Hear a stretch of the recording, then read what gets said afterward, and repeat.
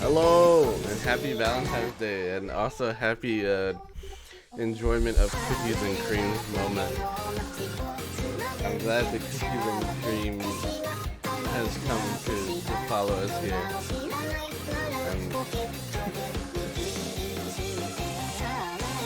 Hello, Mana. Hello. Oh my God.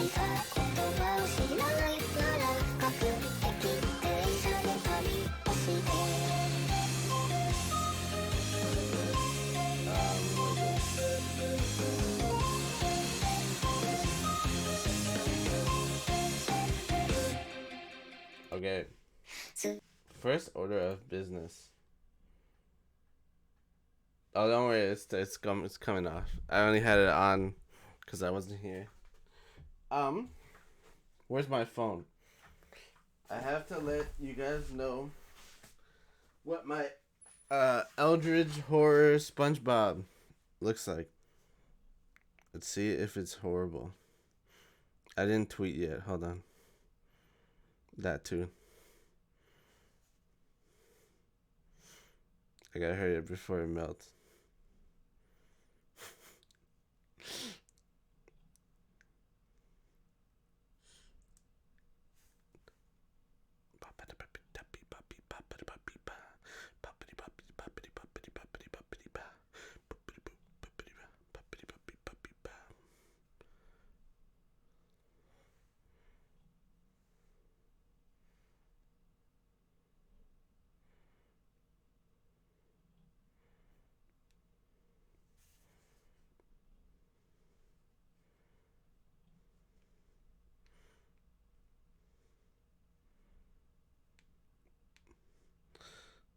Let's fall in love with some monsters and some dads together.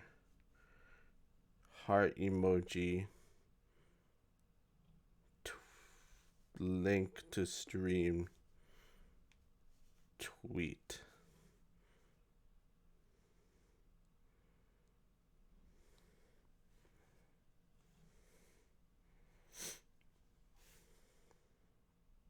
Okay. Eldritch Horror SpongeBob. Let's hope I opened this on the right side, and of course I didn't.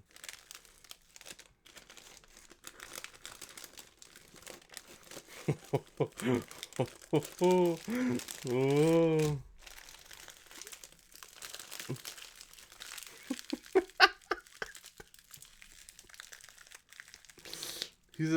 He is definitely a goofy guy.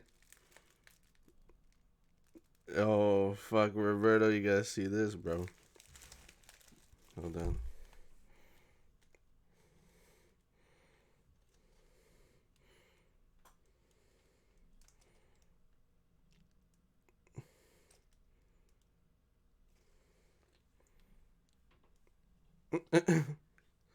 What am I seeing? Hold on, I'm gonna post it in my server so that everyone can see the Eldritch Horror SpongeBob.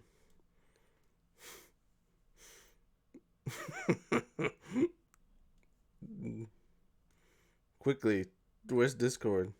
No, I'm logged into the wrong Discord. Hurry up before it melts.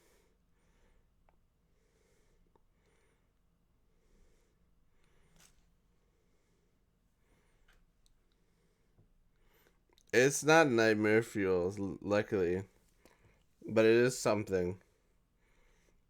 That's for sure.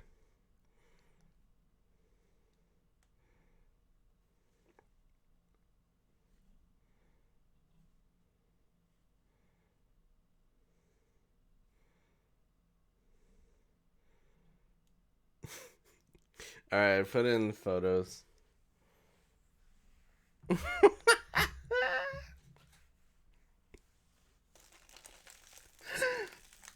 Bro. Man's looking a little cross-eyed.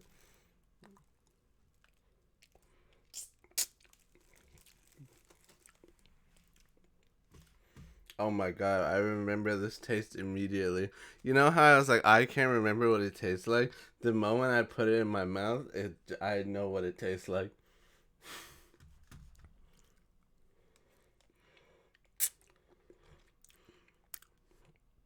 Is that supposed to be fruit punch? Where's the cotton candy bit? Okay, it's the red. Interesting. You still can't get over him having no nose. I guess that's weird. I never really thought about it. I guess if like if you're used to it, then it's not like a big deal. But I can understand why. Are you still laughing at SpongeBob? Spongerius Bob?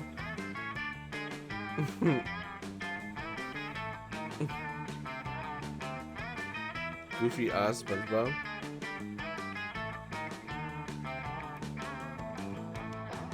I think that's the eyelash. I really hope that was my eyelash in the SpongeBob.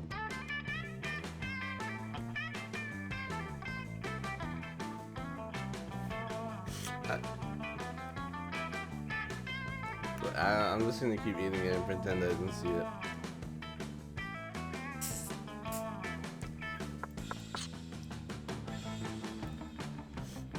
How's the volume? Is it loud? Too loud? Too low? Just right? A little too loud?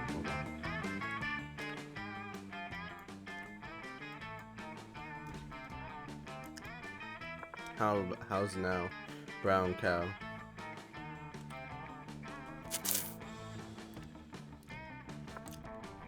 Okay, buggers. I hope the sound of me eating isn't too loud, because I'm gonna have to eat this SpongeBob and then chew on his eyeballs. We're vibing. Okay, good. Make your own voice effects. Let's have some voice effects. Let's go. This is a multiplayer game?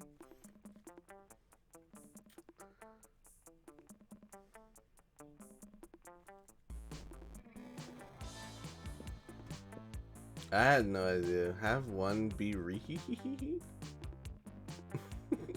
I didn't even know.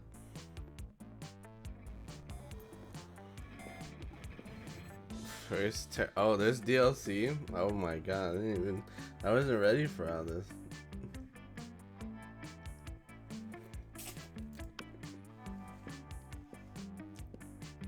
Okay, it's only like 60 minutes. Okay, that's what I thought.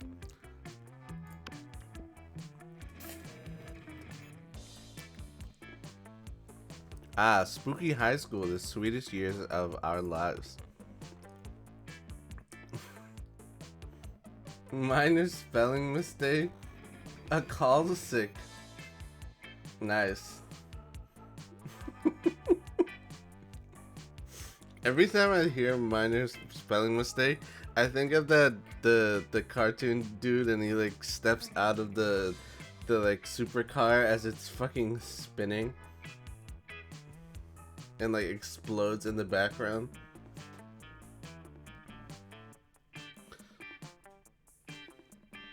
Back then, when we were young and unafraid, sometimes reckless, sometimes brilliant, sometimes just stupid, but always willing to live life to the fullest. We're on a wild journey to discover who we really were. Oh. Who am I?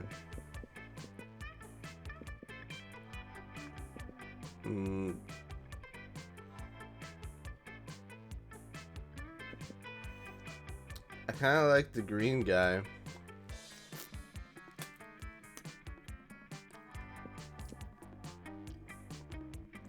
Sometimes stupid? Nah, bro. Always stupid? Yeah. I was gonna say, when he said sometimes a genius, I was like, I don't know what high school he was going to.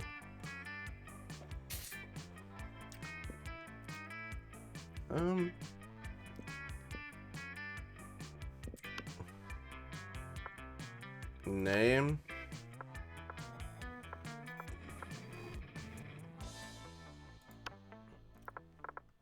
Let's just be me. Actually, hold on. Go back. Go back. Go. Can I not go back?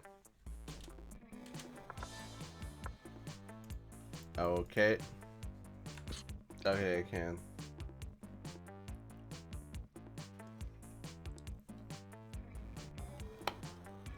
Ow! I just bit down on the gum and it like exploded in my mouth.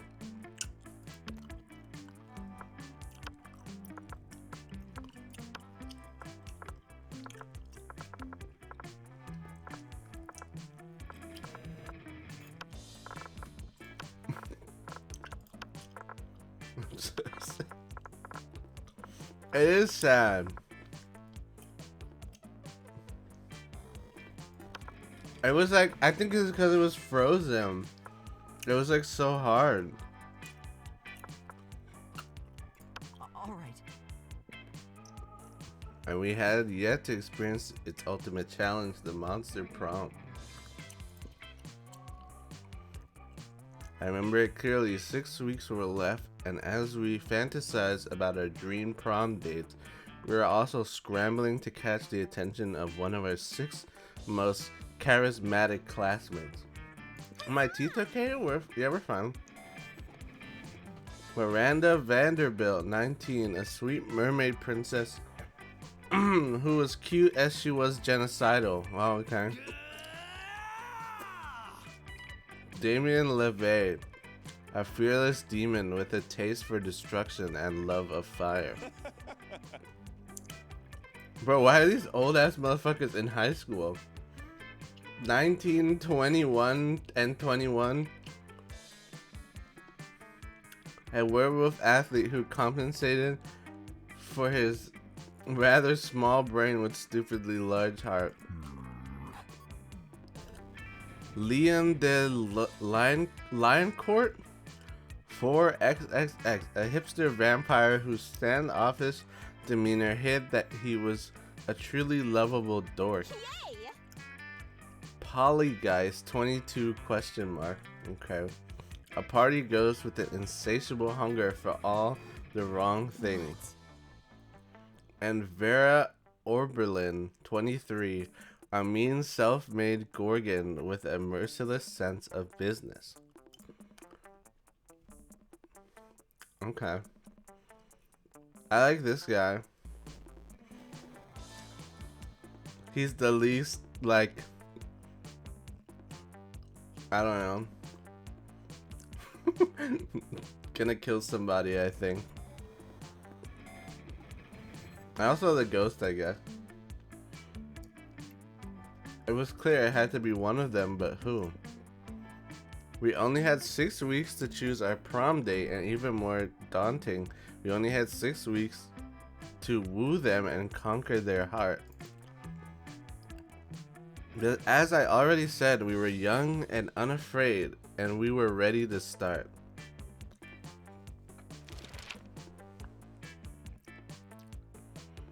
Welcome to Monster Prom's stupidest pop quiz ever.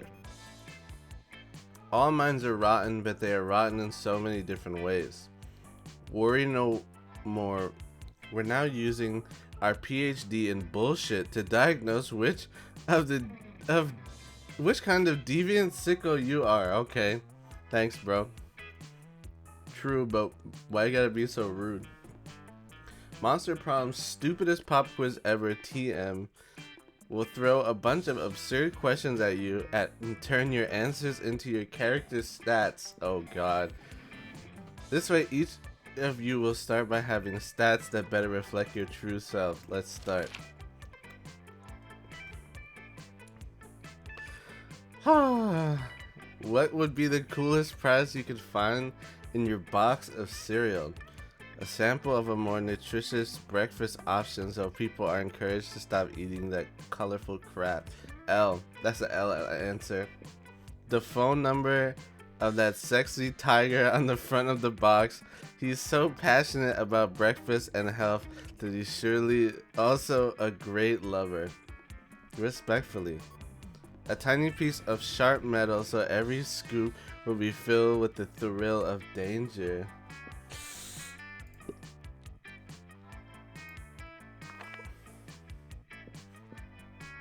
You know I had to do it to him. If you had to have sex with an animal, why? What is this? Which animal would it be? No one can make me fuck an animal. If I fucked an animal, I'd be on my own. It'd be of my own free will. As a matter of fact, I already have fucked an animal, so the joke's on you, pal. Okay. A dolphin? You're the only other animal that fucks just for pleasure, so at least we can both do our best to have a good time, right? Oh my god, a purebred horse! Oh my goodness, at least I can keep his semen and sell it. It's worth a lot. Who said there was no silver lining to bestiality? Okay, I was not expecting this game to go there. Sure, why not? At least I'll make some money out of it. Your partner just gave you a cool gift for your anniversary, but you totally forgot. Quick, come up with an idea for a great gift. The head of their fiercest enemy. A pony, always a pony. Anything capable of leading them to an overdose of some sorts. Anything on fire or a weapon. No, a weapon on fire. A silly toy that makes silly noises. The abstract concept of gratefulness. What?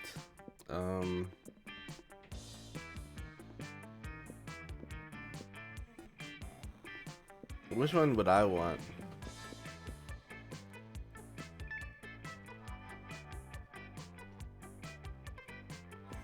Honestly, I kind of would want the silly toy. But I don't know what other people would want.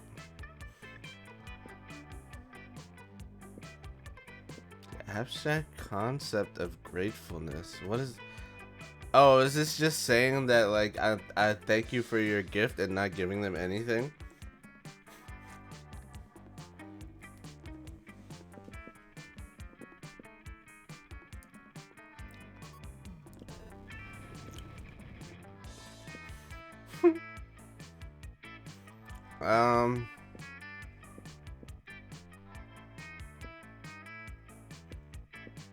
Sure.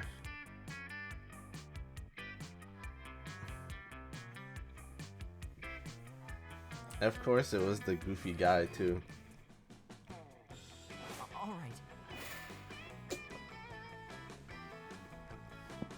7 smarts, 4 boldness, 4 creativity, 7 charm, 4 fun, and 7 money. Alright, pretty well-rounded stats.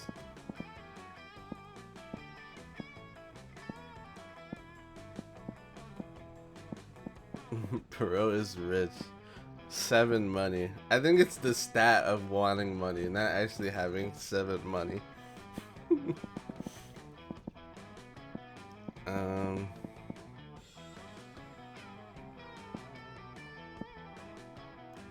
I know that their faces just showed up on the screen, but I wasn't looking.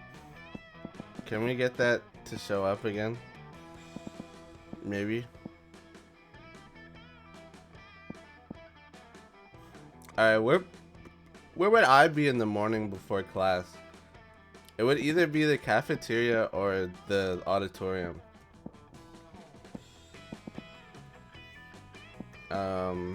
That's usually where we would wait. In my different schools.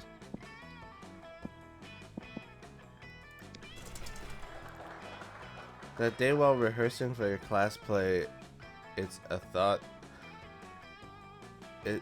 It's as though the muses themselves have descended to give you a figurative blowjob. Excuse me? Your performance is intense and inspiring. It will be remembered for generations, which is pretty rad by high school play standards. You gain 2+ creativity. You see Liam talking to Miranda. Miranda looks confused and Liam looks frustrated. Uh-oh. Yuck!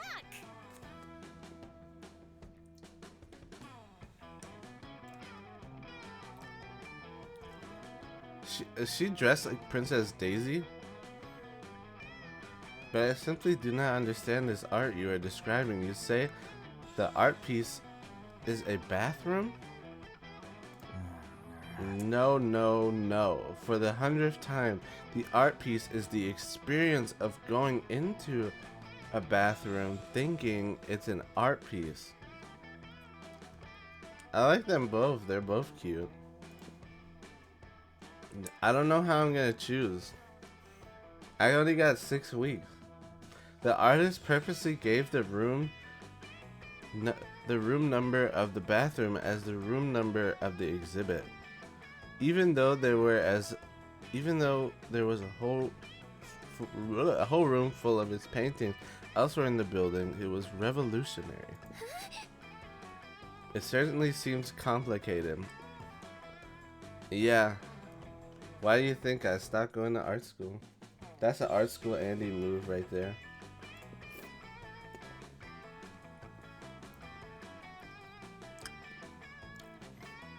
Personally, I prefer the exoplanet sculptures of the Atlantean 5th Dynasty. Atlantean? Okay, there you go.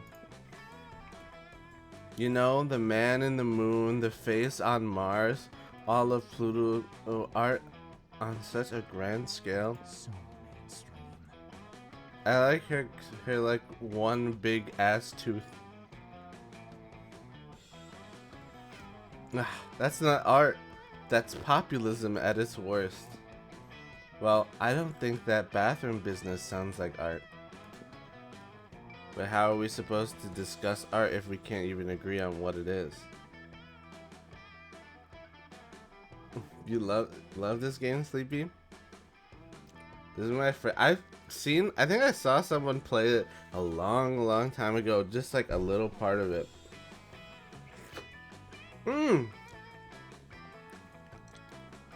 My popsicle made a mess on my hand. Hold on.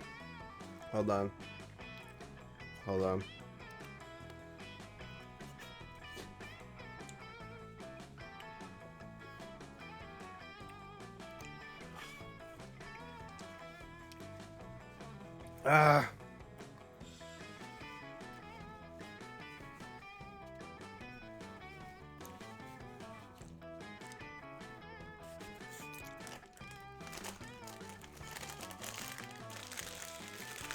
Sorry.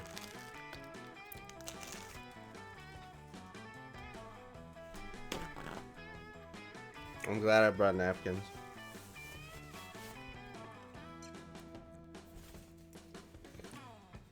Well, at least someone knows what's going on. So if I have questions, I can ask somebody else.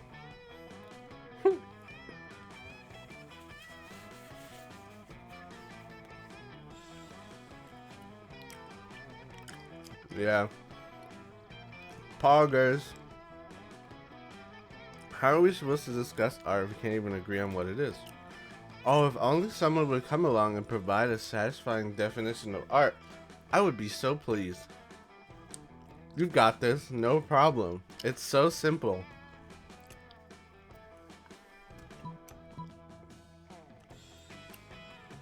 Art is a method for making worthless things into very expensive things. I mean, kinda true. Art isn't art unless it makes you feel bad inside.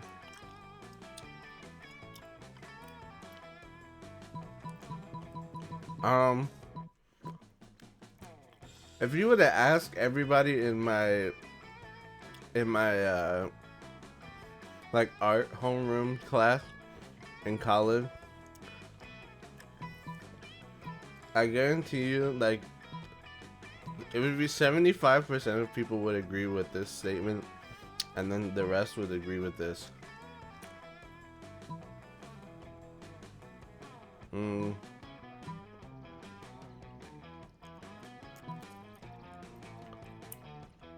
Art is a method for making worthless things. I think this is the answer she's gonna like, but I think this is the right answer. In this occasion, I mean, like, they're both not right. Exactly. Oh, really? I had it all wrong. This is why, for example, George Stewart's A Sunday Afternoon is not art, whereas getting stuck in an elevator for 9 hours is. I don't know about that one, Chief. That sounds like a fucking nightmare. But the face of Mars does not give me bad feelings. Well, then obviously it's not art, Miranda. Try to keep up. If it's not art, then what is it? A mean thing your ancestors did to the Martians with primitive nuclear weapons.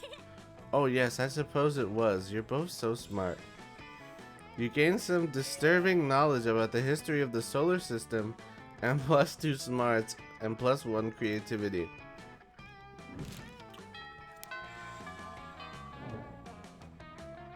All right. Who was that? That wasn't one of the options. Who was this? Are those DLC? DLC Andes? My eyeball.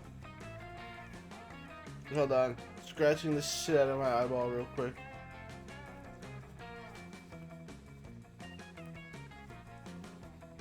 Oh, fuck. Okay, there we go. Let's go with the furry. Give me your money. Oh, wait, is this a shop? Hold on. Welcome to my little shop. Buy some shit. I have shit that will boost your stats, shit that will lead you into stupid new adventures, even some shit that might be much needed at some very specific moments, so take a look.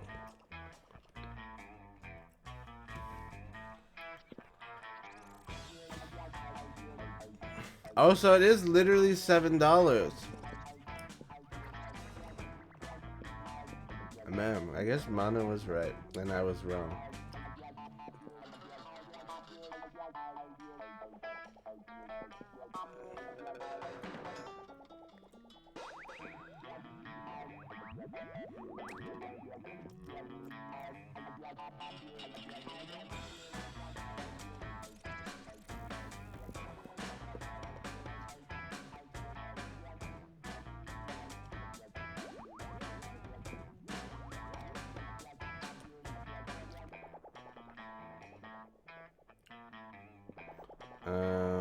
Literally just a white blanket with eye holes in it. You'd be an idiot to mistake this for a ghost costume, but most of our classmates are idiots. Yeah, I'm selling a corpse like it's like some kind of fashion accessory. It is not as if I'm trying to dispose of it. Interesting. A little murder?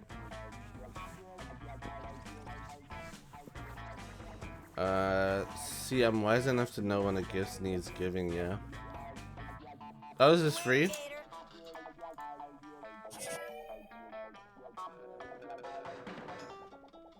It itches as fuck, but it's form over function, bitch. Oh, I can't talk to her no more? That was free! Oh. All right.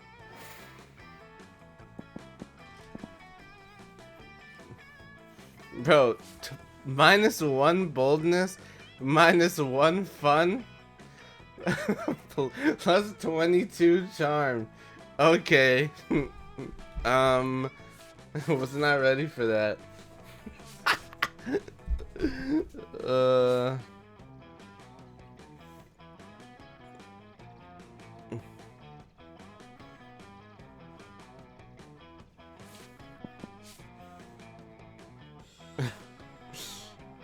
Um, let's go to class. Oh, fuck, man. That day you listened to your elders and learned valuable lessons. Sometimes, after all the monster nonsense and the dating gimmicks, you forget that attending class is supposed to be the primary activity at this high school. You gain +2 smarts. Against the expected, you spot Scott and Liam engaged in what it seems to be an intense conversation. They seem so into it that you can't resist the urge to ask them what's going on. Oh shit. Werewolf activity. Drama. We're discussing the recent novel, Two Lights.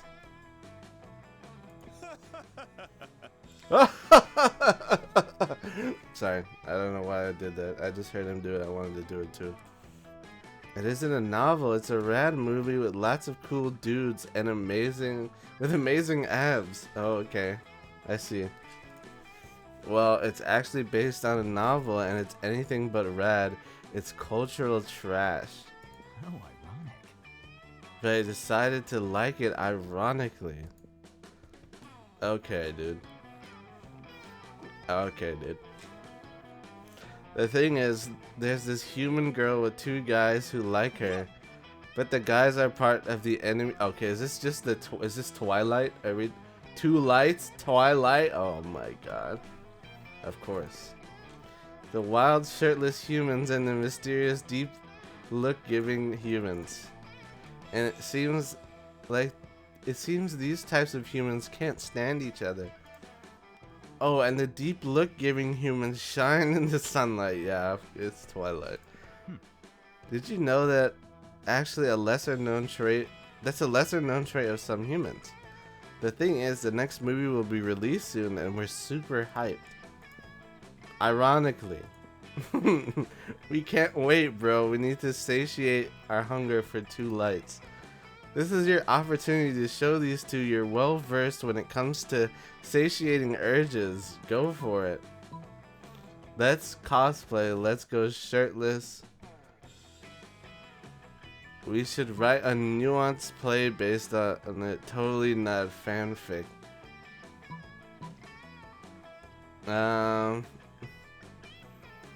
I want to choose this one, but I know this is probably his answer.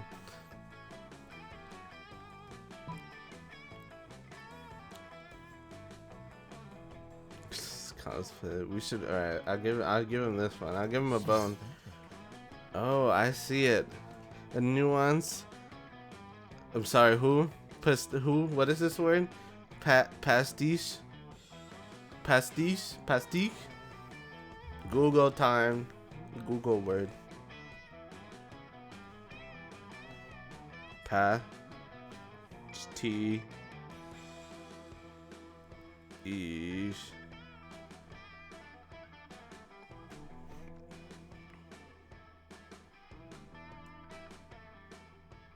Pastiche. Pastiche. An artistic work in the style that imitates the another artwork, artist, or period. Google time is good time. Google expands small brain. Thank you, Google.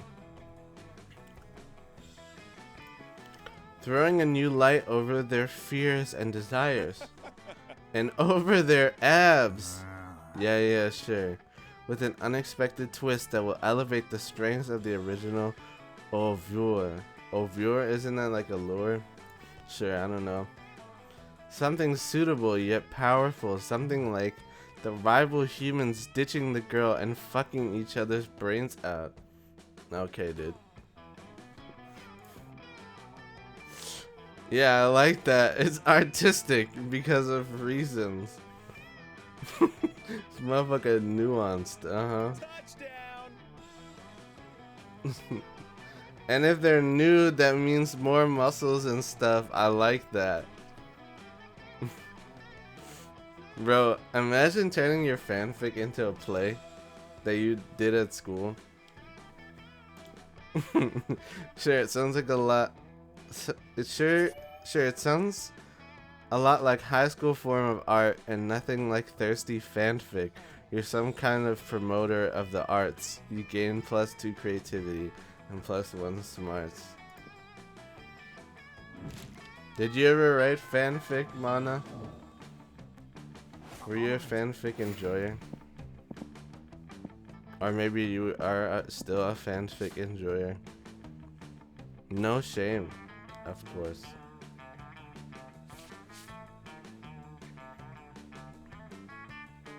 No comment? Okay, understandable.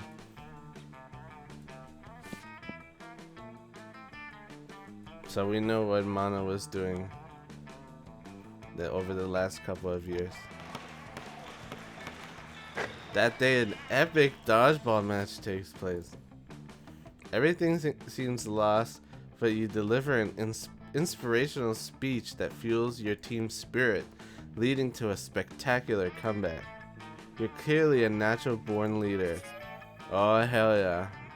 Dude, my charm is fucking through the roof. But Leon isn't paying any attention to any of that. He's concerned.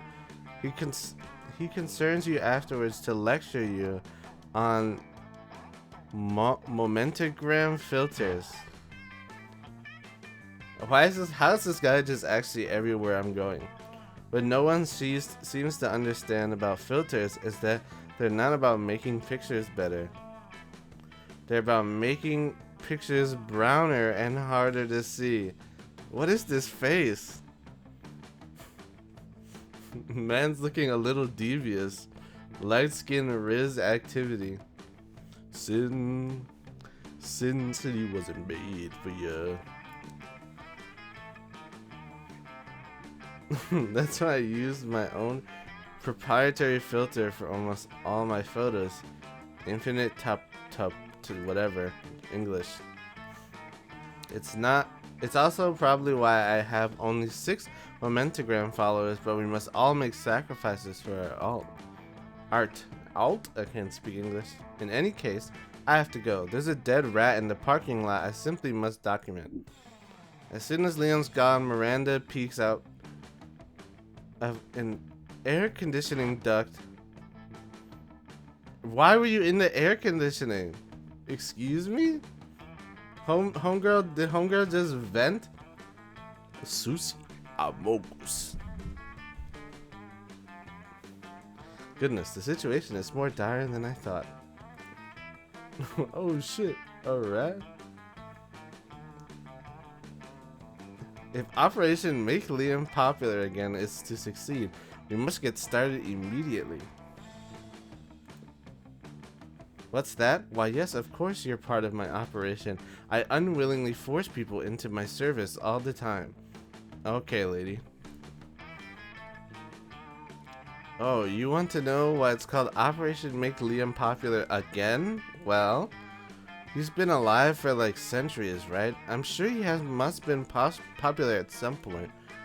I'll check the history books later. There's no time now. Phase 1 is getting Leon more momentagram followers. I took the liberty of having my royal spies discover the password to his account so we can give it a total makeover. Okay, that's totally not an invasion of privacy at all. But what to do? Use this account to post a bunch of porn and bomb recipes. Okay. Pay 1 million homeless people to follow Liam on momentagram.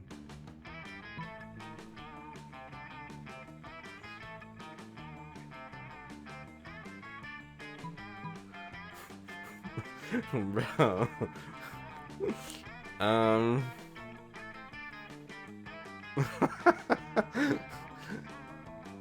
I kind of just want to see what happens.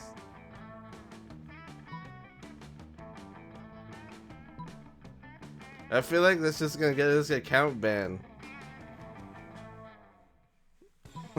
You know, never mind. I don't want to get him banned, and also I'll send like the government after him. So maybe we shouldn't post bomb recipes. Pay okay, how about that? Ah, yes, just as father pays millions to vote for him in our fair and democratic elections. Okay. You're actually the terrible person, lady. In fact, I think I can cut costs by paying one of father's clone smiths to simply replicate the same 1,000 people 1,000 times.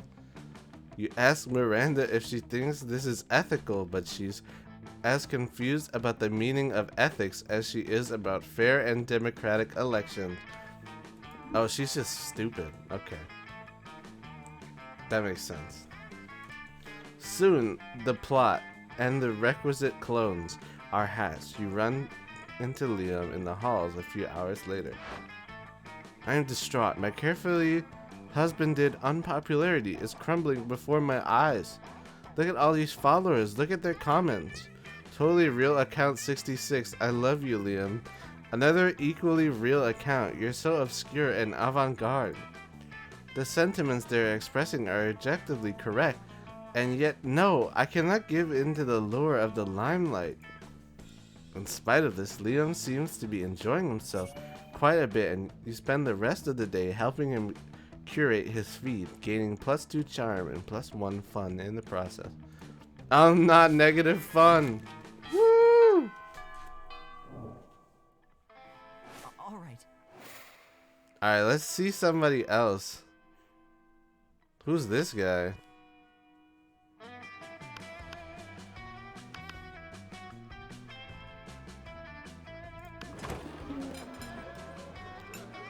You're enjoying a quiet meal by yourself when a wound opens in the fabric of space, revealing the interdimensional prince. Greetings, my love. Excuse me, my brother? Greetings, hero. I have a task for which no hands are fit but yours. He reminds me of, oh my god. From Undertale. What the fuck is his name? The robot? That's the robot's name from Undertale?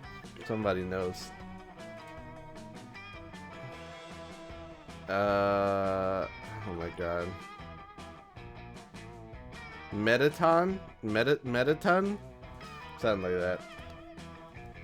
A portal was sealed against me, which I have not the strength enough to open. Please help me break the seal. On this jar of kosher dill pickles.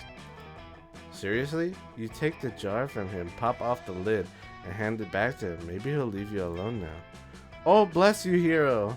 Your noble deeds deserve a noble title. Yes, I will give you one free noble title, redeemable now.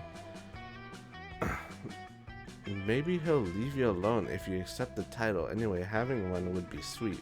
You check his phone to see your options. Foreign minister in charge of extreme handsomeness. Most unscrupulous treasurer.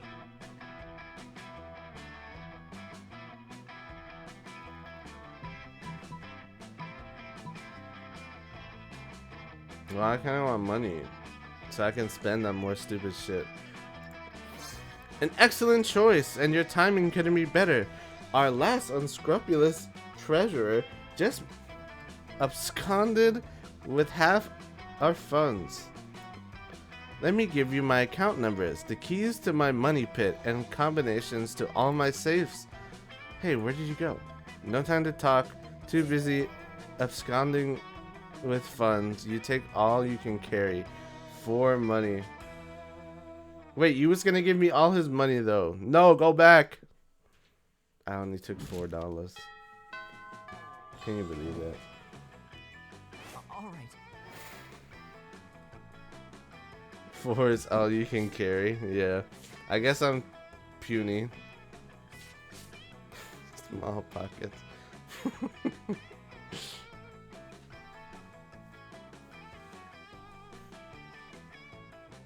Evening. I want to go back here. That day during recess. Who has recess in high school? You start a half-hour rave that goes full crazy. You have no idea how it escalates so much, but at one point there are like 300 people. Someone summons demons from a nightmare dimension. The consequences might distort the fabric of reality itself, but who cares? It's a rad party. My fun goes up. Bro, is Liam just gonna be everywhere? I have not seen like half the characters in this game. Liam, I think you're cool, but like, can someone else be here? You're walking with Liam later when suddenly a holy crossbow bolt slams into the wall next to you. It's the Slayer. Prepare to die. Excuse me, my brother. You flee with Liam and manage to get out of sight. Now's the perfect time for you to hide while Liam turns into a bat. But he's not transforming. You're asking why the hell he's just standing there instead of changing. Liam likes you? I guess so. Maybe that's what it is. Maybe I've already given him too much points. Because I think I've chosen every Liam option as well. The one that he likes. Also, yeah, look at my smarts. It just seems a little cliche, doesn't a vampire turning into a bat? Honestly, I'm over it. Dude, this is accurate to real life. This stat. Just put all of my money funds into maybe my creative, and then we'd be accurate. If I could turn into, for example, the concept of a bat, now that would be exchange worth making. You don't even know what that means, but if you can't get Liam to turn into something soon, he'll get both of you caught. You quickly tell him to change into a hot dog stand.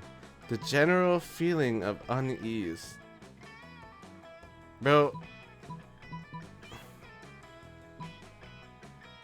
What? I feel like if I choose this, it's the answer he's gonna like, but it's the answer that doesn't make any sense. What does that mean? I guess we'll find out. So authentic. Magnificent. Magnificent. The perfect balance of abstraction and practicality. I admit I have a difficulty imagining the concept of a bat, but the general feeling of unease, why I experience that many times a day. Liam disappears in a poof of purple smoke. You don't know where he's gone, but you don't feel good about it. What's the matter? Do you have your shirt on inside out? Have all your friends just been pretending to like you? Suddenly, the Slayer bursts in. She takes one step towards you and then stops. Why do I feel like I left my stove on when I left the house this morning? Shit! The Slayer flees to check on her stove. Liam turns back into a vampire and you immediately feel better. Well, that worked, I guess. The general feeling of unease. Though, I feel like I would be freaking out if I thought I left the stove on. Because that means by the time I get back, and even if I flick the light on, my house is gonna blow up. Oh man, my soul has never felt so tormented. I have to do that more often. Bro, let me... I don't know if you ever heard the Germa rant of him ranting about stoves, but I cannot agree with him more. Stoves are fucking terrifying. I don't want a gas stove. If I ever own a house, I'm doing full electric stove, full electric everything, because, bro, gas is fucking scary. Like, I live in the basement and there's literally a boiler. The boiler room is opposite my room, so if it ever blew up, I'm gone. Yeah, we have gas stoves too, but if I'm just, gas is fucking terrifying. Like, that shit, could so easily just blow up. It's so scary. I have to do that more often. No more gas. You hope he decides to do it when you're not around, but he's But you're glad he's happy. You gain +2 smarts and +1 creativity.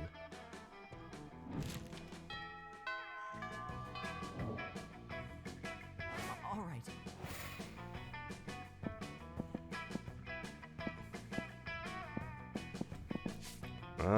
Where haven't we been? We haven't been to the bathrooms. Hey, stranger. Shouldn't you be out there trying to romance a classmate or something? Always welcome. Is that a bloody tampon?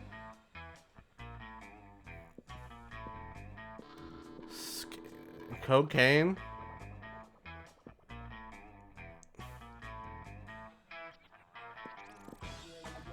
Okay, dude.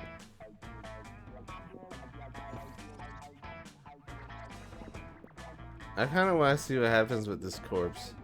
No refunds. You know what? All profits made are donated to a good cause. Spoiler alert, the good cause is buying me a new phone. Sweet.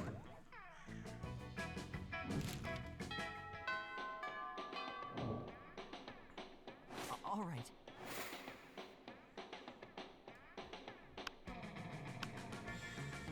I want to meet the ghost lady. These two I have yet to meet. You arrive at your chosen table and find Diamond dejectedly hefting a ball of mashed potatoes, while Polly sadly passes her hand through the same. Seriously, what do we have to do to get a food fight started in the cafeteria? Are we literally like in the 60s? I honestly do not know. I tried throwing potatoes at people and yelling food fight, but I think everyone is too scared of me to fight back. I'm losing my voice.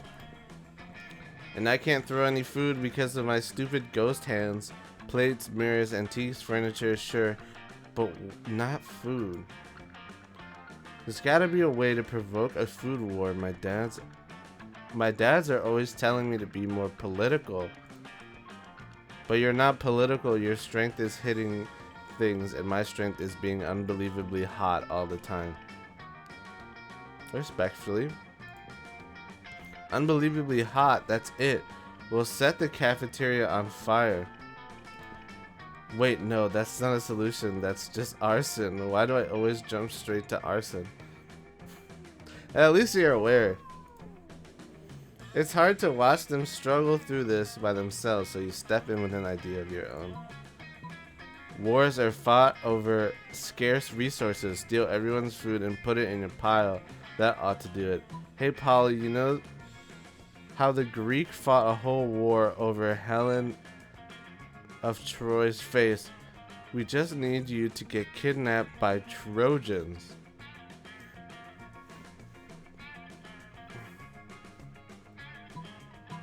I haven't thought about that type of shit in so long.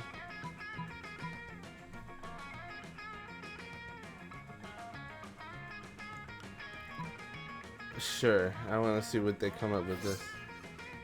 I like where your head is at, but I'm not super into being kidnapped and shit. What if we just skip some steps with some good old flashing? Okay. I did not think that's where this was going. Polly floats up onto the table and in a practice motion whips her top off. What school is this? Okay, Mana. Have fun doing whatever you are doing. I hope it is poggers. To the victors. This is a high school cafeteria. Polly's rash action upsets the rolling cauldron of hormones, sets it on fire, and tap dances on the ruins. Soon the air is thick with sausage and gravy. Potato crisps fly everywhere like flavored shrapnel. Polly puts her shirt back on now that everyone's too busy fighting to remember what they're fighting about. Looks like mine really were the tits that launched 1,000 chips. Okay, dude. The view you just got makes that pun worth it.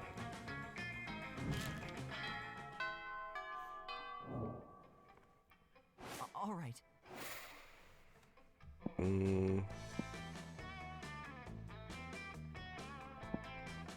I forgot I got a drink. Also, I gotta turn on my heater.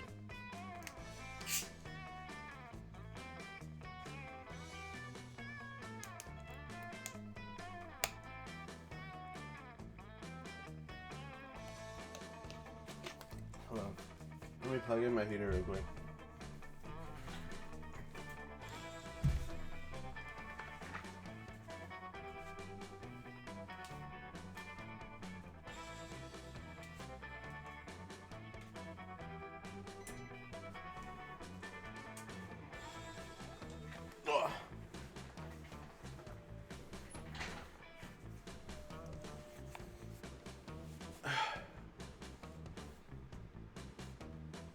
Okay, we're good.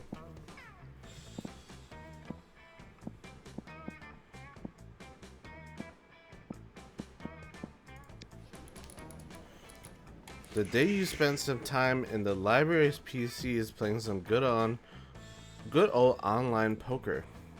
Gambling seems like a stupid and dangerous decision, but who cares? The time is paid off, so fuck it. Damn, I actually gambled and won. While doing all that, you've been carrying your newly acquired course as if it was totally normal thing to do, but some people seem to think otherwise. Oh no, it's the four most hateful people in school. Ugh. Why are you carrying a corpse, idiot? What a shameful display of distaste. Yeah, what a noob. Carrying around corpse is for noobs. Oh, of course, I love courses. I'm also super drunk. Okay, the three most hateful people in school and Polly. As a school social elite, we disapprove of this. I'm the head of the hierarchy and I can't condone such stupidity under our domain. Bro. Liam, you saw me holding this corpse earlier. In the taste of the hierarchy... I'm the taste of the hierarchy and I don't appreciate such puerile use of a corpse. Pure... I don't even know if that's an R or a V. Use of a corpse. That's an R. Puerile, whatever. That's a word. Also, lesser known fact about corpses, they smell. I'm the fist of the hierarchy and I want to punch you because punching people is what I do. I'm Polly. I'm also like super drunk, so whatever Vera says.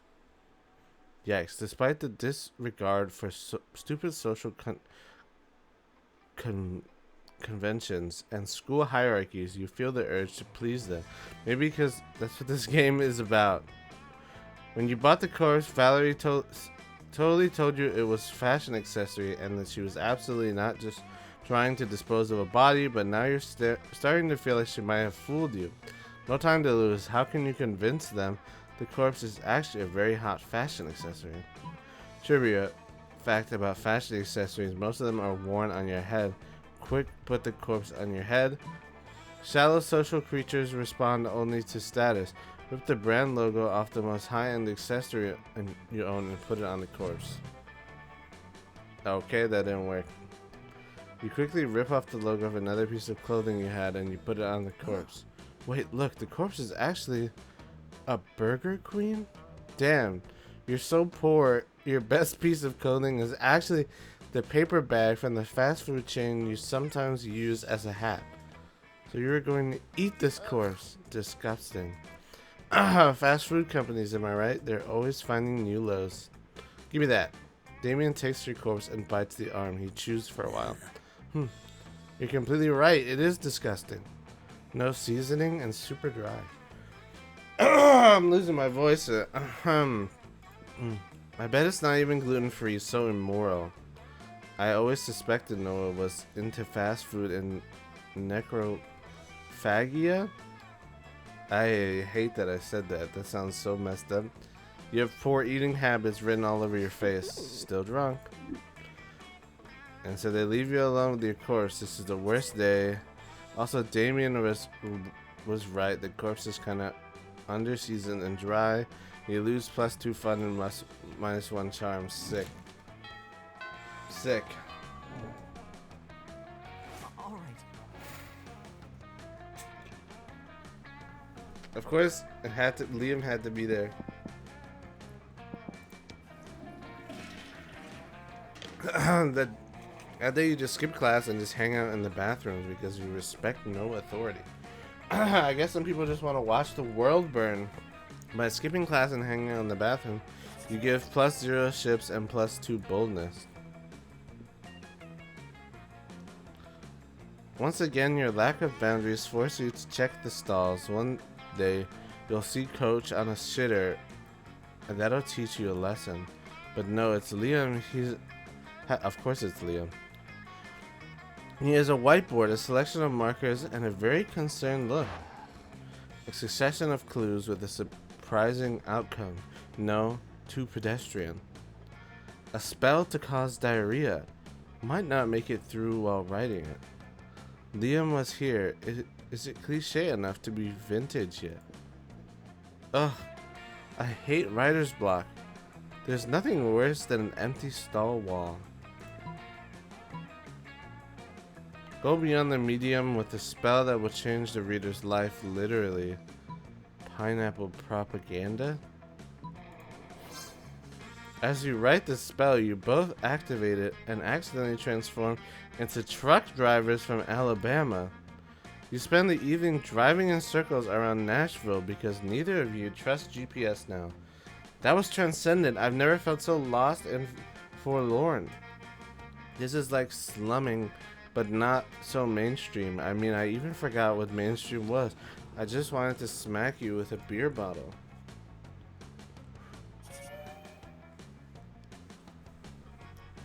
That was totally worth getting on an APB in Franklin. That was some sick shit. Get +2 boldness and +1 smart.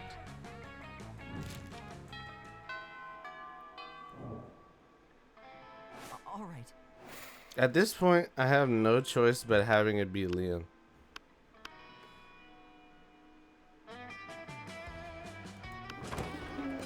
Liam and Polly aren't alone at their table. They're flanked by 2 beefy hobgoblins in the school security uniforms. What do these 2 have bodyguards now? They aren't bodyguards, they're food guards. Principal Giant Spider, find out. Principal Giant Spider. Okay. Cool. Giant enemy spider. Found out we weren't eating during lunch, so he assigned guards to us because he thinks we have an eating disorder. And we do have an eating disorder. It's called being dead. Except it's not an eating disorder, it's an identity and a lifestyle. Death style. Whatever. The point is they won't let us leave until we finish eating our food. Which will be never. And I have a meeting of the Smug Superiority Club to conduct next period. I can't be late. If you could just figure out a way around these food guards for us, I'd be super grateful, like in a sexy way. Well, you can't say no to that. Time to enact your fiendishly clever plan.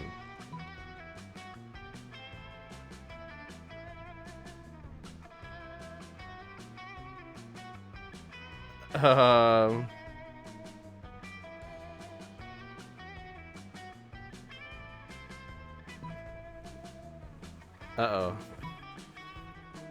I like Polly though, but I don't think I have a chance with anyone else but Liam. So,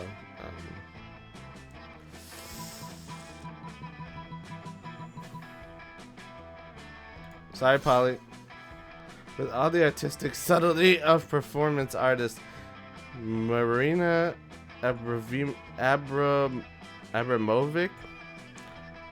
you pour Liam's food onto Polly's plate and through her lap. No, this is literally. Oh my god, hold on. I'm dying.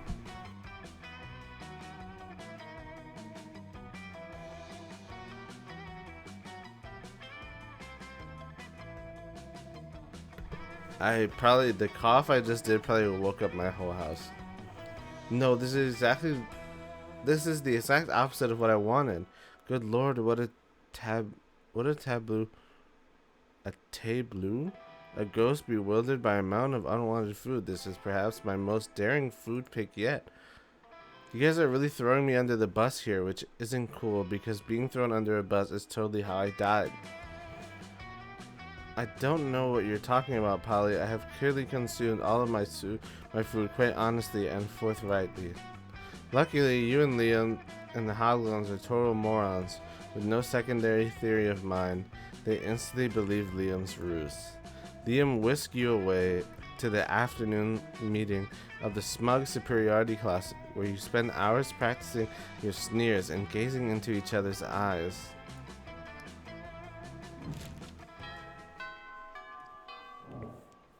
I guess I'm just going whole hog on Liam. I have no choice at this point.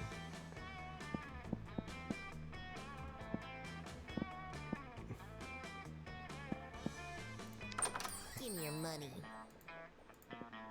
I want to buy something else. Too poor for this.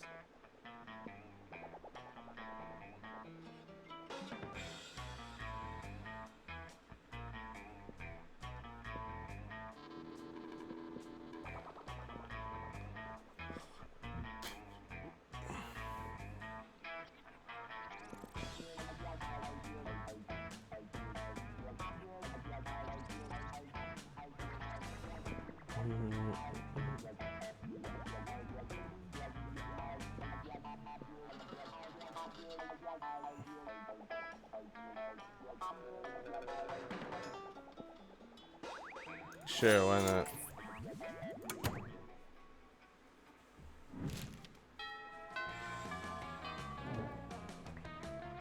All right.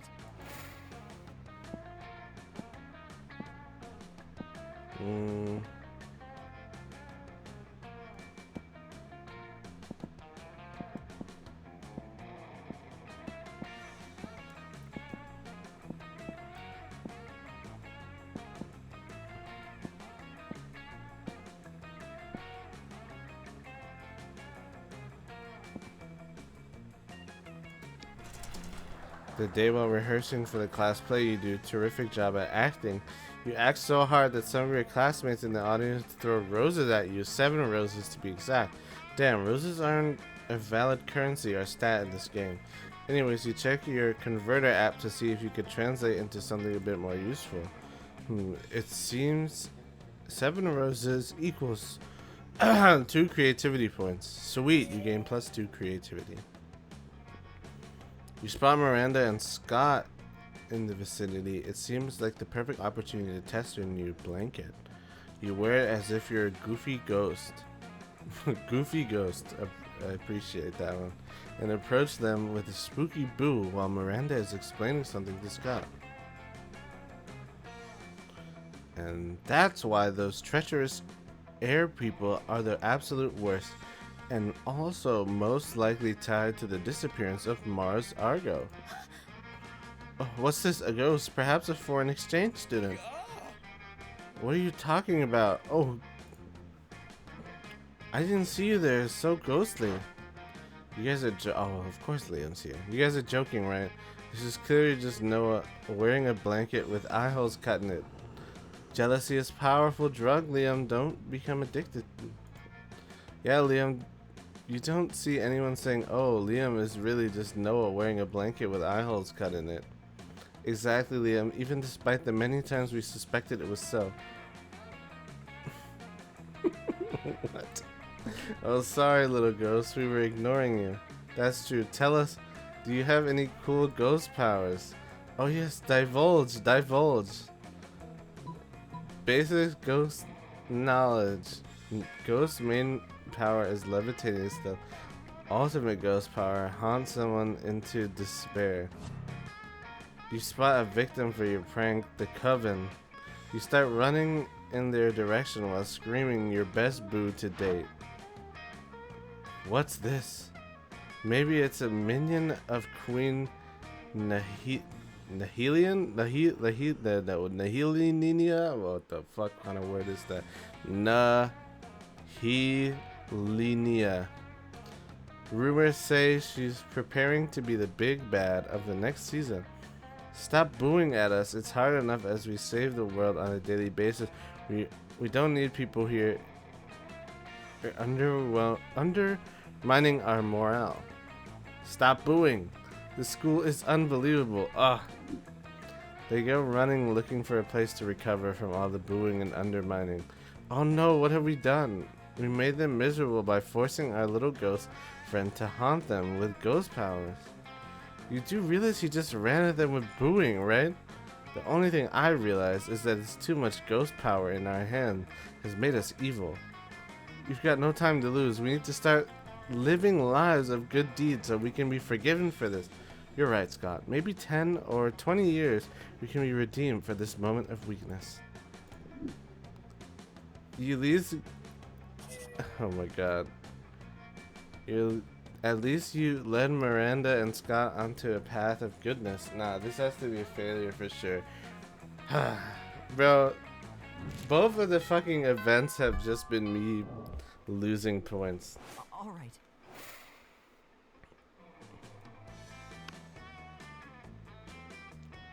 Who is this guy?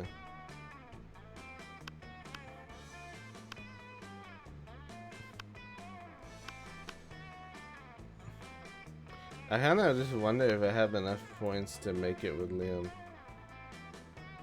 Sorry, I just had to click on center real quick. Oopsie.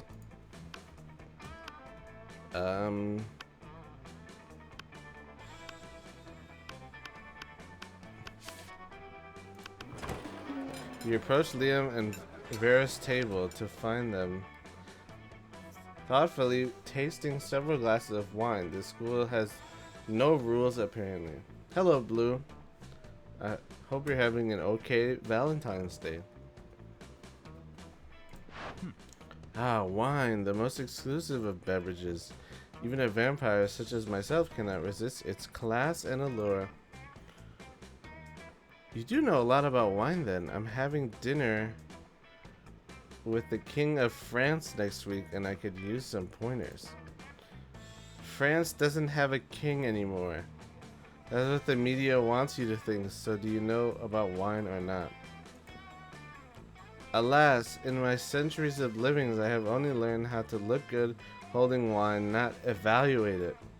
All I know is I'm not drinking another glass of that one. Vera points at the bottle. Polly's toilet wine, written in permanent marker. Excuse me? What I wouldn't give for an experienced sommelier to help us judge the wine, which wine is best. You know nothing about wine, but you're pretty sure most sommeliers just make stuff up anyways. You suavely recommend the sangria. It pairs well with seafood and blood. The tannins in this robust Mont Blanc are an elegant way to mask the taste of poison. Perfect for a diplomatic mission.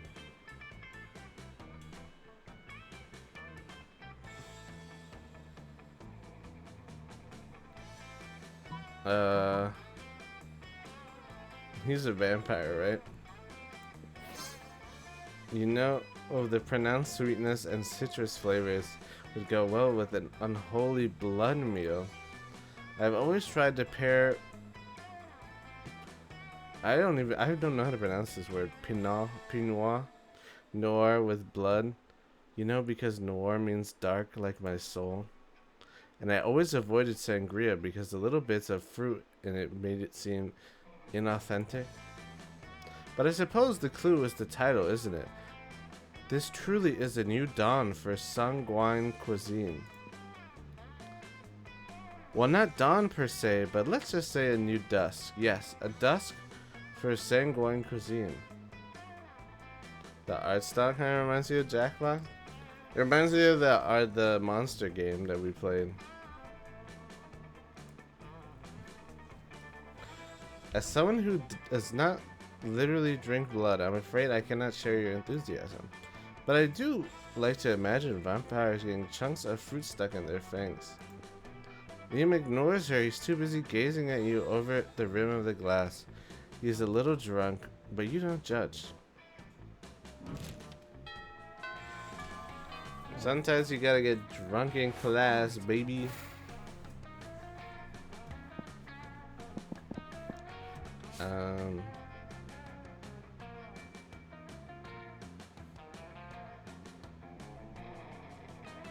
Well, I have a bunch of charm stats, so I might as well go to the gym.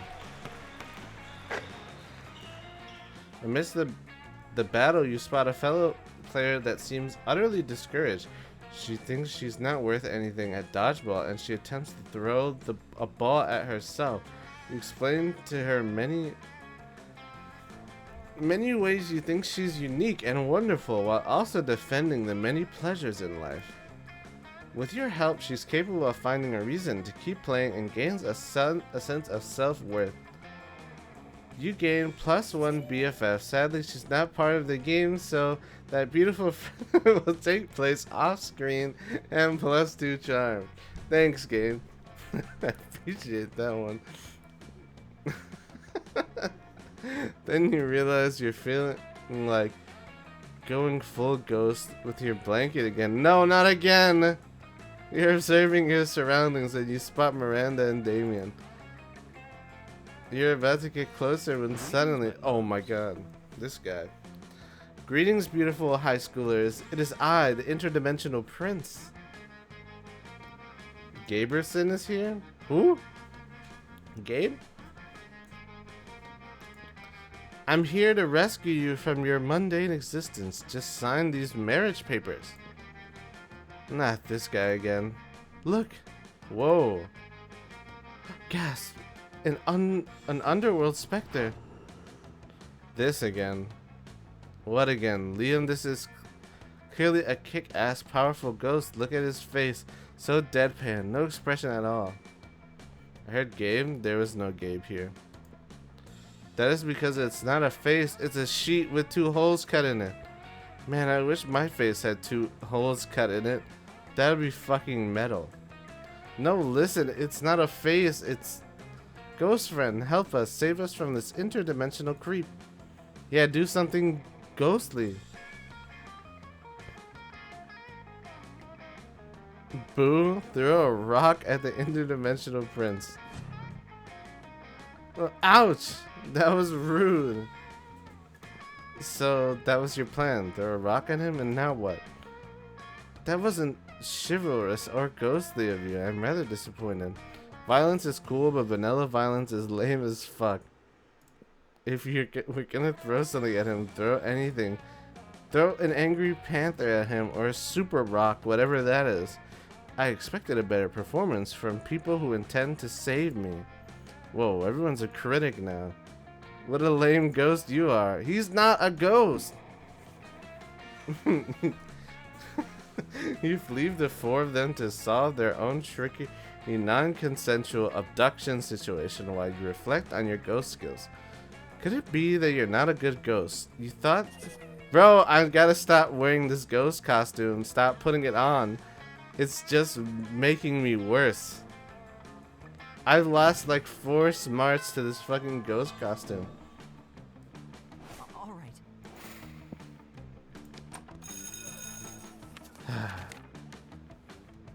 That day, the teacher is just tired of teaching, so he recurs to the classic technique of not giving a shit and putting on some kind of historical TV show for you to watch. That's a pog day at school in my book. What you don't expect is it's super effective. God bless the... What? My voice is just fucking voice crack. God bless the golden era of television. The show is compelling thanks to the ridiculous amount of nudity and bloodshed, but at the same time you actually learn a lot about history. You gain +2 smarts. You're packing your stuff after class when suddenly, Coach burst in with Vera and Liam under his arms. Oh, it's Tony the Tiger!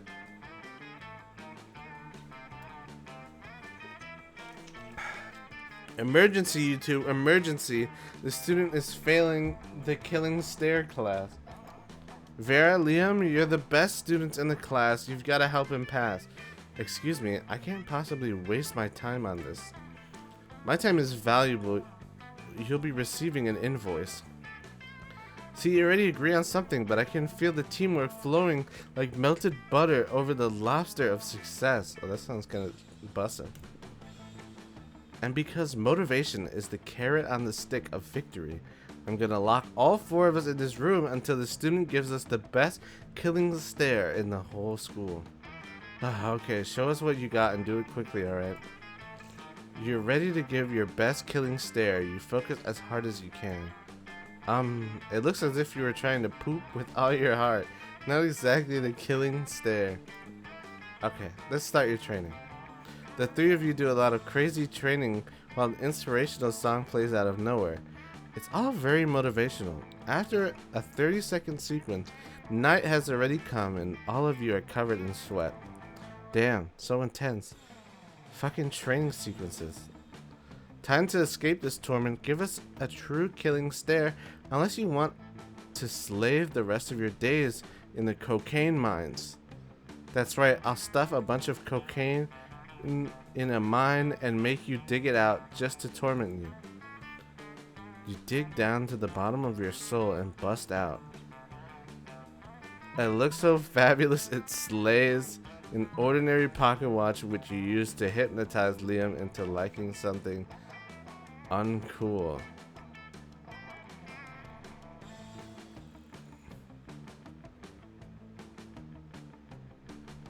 Fuck it. Oh my god, dude. Why did I lose all those smart points, man? You lock eyes with Liam still, your mind tense, your muscles, and whisper, Nickelback is rad. You engage in desperate battle of wills. Unfortunately for you, though, Liam is a vampire, whereas you are an idiot. Were you trying to hypnotize me into liking Nickelback? Why would you attempt such an atrocity? Is Nickelback paying you? Do you actually like Nickelback? Oh dear lord, you do like Nickelback, don't you? You love them so much you use hypnosis to convert helpless victims into mindless fans. You know, I admire your deviousness. If it weren't for the fact you're so bad at it, you loser. You're better off hypnotizing a wall into liking Nickelback. Walls don't have ears. You lose. Oh my god. It's spiraling out of control. It's just getting worse and worse. All right.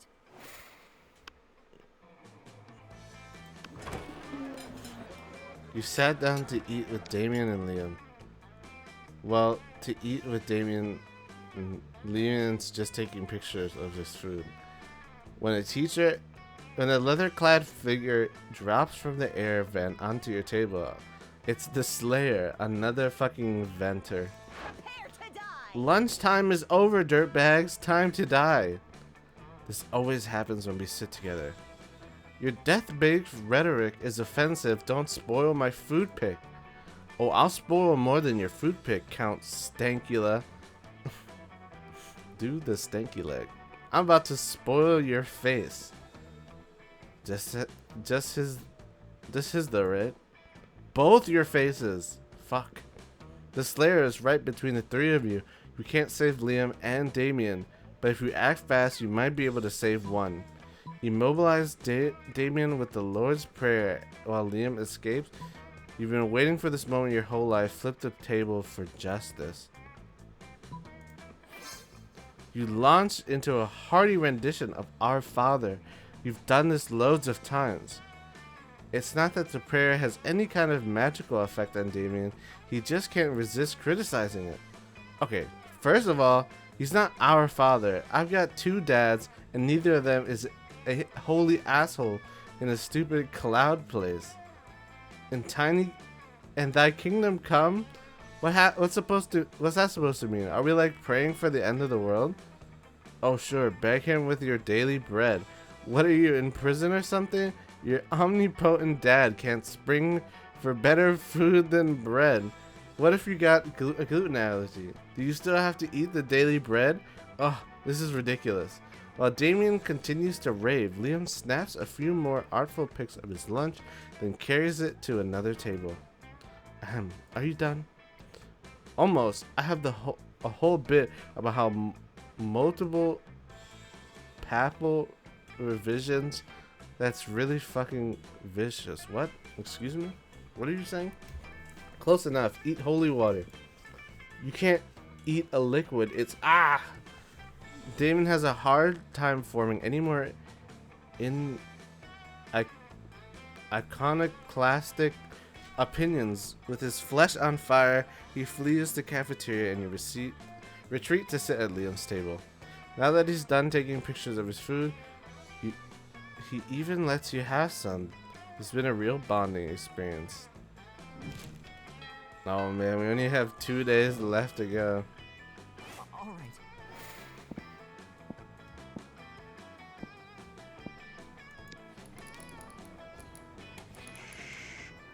Hey there, cutie pie. I found your profile. Let's chat. The day you spend some time in the library's PCs sending malicious spam emails in the hope of stealing other people's money. It doesn't sound very nice, but who's really the one to blame if they respond to such blatant scams? You lose -10 karma, which isn't a stat in this game, so who cares, and +2 money. You could start doing something productive, or you could put a blanket on and no more ghosts! You're oh my god. You're looking for someone, but you run into the person that might finally see through your ghostly deception. Apart from boring Liam. Hiya. Wait. What's this? Another ghost? No, I can't believe this. Finally, someone else notices this is clearly just Noah wearing a... I can't believe it because it's just too cool to be true. Come on, it's not cool nor true. Shh, Liam, I can't hear you over our cool new ghost friend, over all your jealousy. So tell me, how'd you die? We have to share so much ghost gossip, or ghost dip, as I like to call it. Good question. Time to improve a lie with... good question. Time to improv a lie with another bigger lie. I was offered...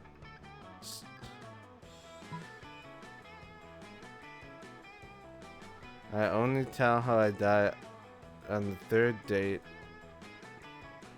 Ghost wink. Whoa, so enticing. I mean, to me, 3rd date is always the hardcore stuff. Shibari? I don't even know what that is. Highly dangerous sex toys or meeting their parents. So that means you died in some awesome and stupid fashion. Probably something involving sharks or bath salts. Or none, since he's just Noah wearing a blanket. For God's sakes, Liam, why don't you wear a blanket somewhere else?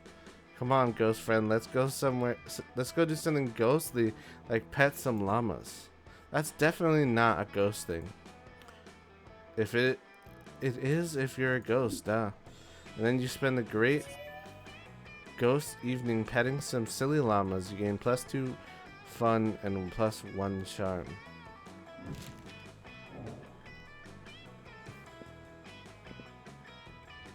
Well, I have no choice. Liam, will you come to the prom with me, big head ass? All right. Are you kidding me? You made my life miserable on a daily basis with this ghost thing. What do I look like, you? A masochist? No way. Go haunt someone else. Are you serious? Prom night sucks. Why did you decide to ask anyone to prom wearing a blanket? Oh my god, the ghost thing really fucked me over. You pretended to be a ghost, yet they're the one haunted by the ghost of your failures. Boo.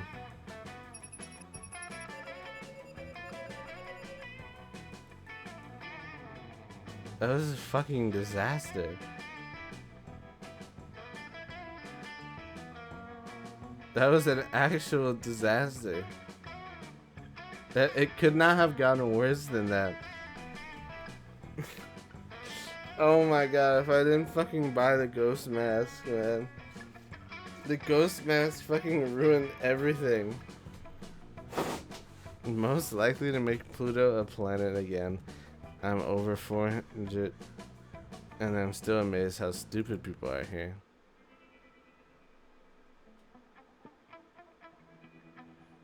Those 6 weeks were maybe the most epic and absurd weeks of our lives. After Monster Prom, we kept on living our lives, falling in love, battling for friendship, and learning about who we were and who we could be. You know what? Like it always does, life happened, and that was wonderful. Liam and Scott co-wrote a weird, cheesy fanfic of two lights that became unexpectedly popular to the point it turned into a well-known novel of its own.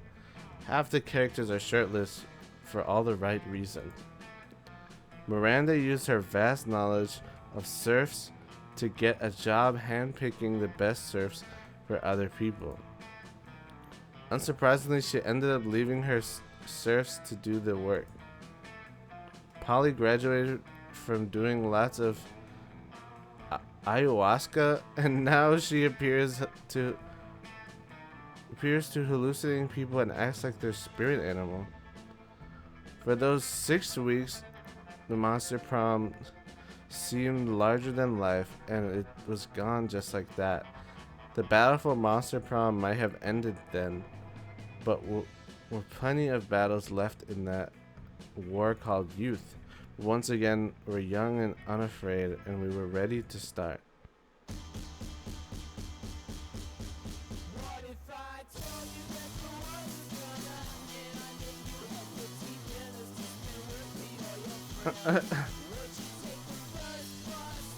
Oh my god. Is that Slender Man?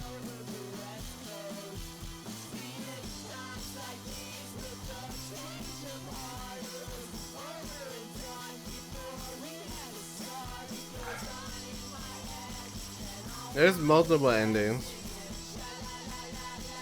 That's not really the end. The game goes by pretty quick.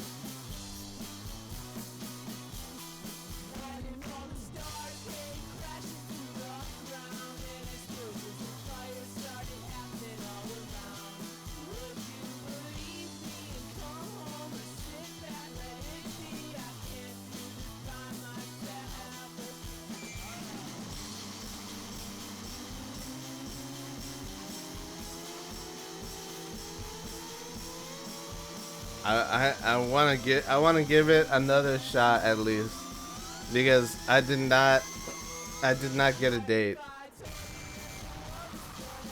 I got denied.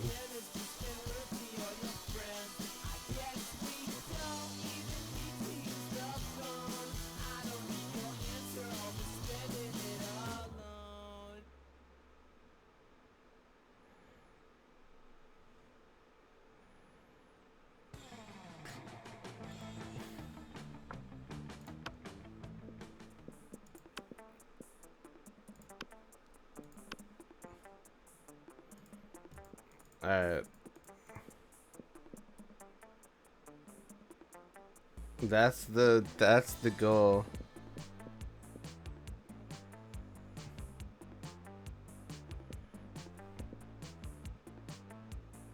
You know, let's be someone else.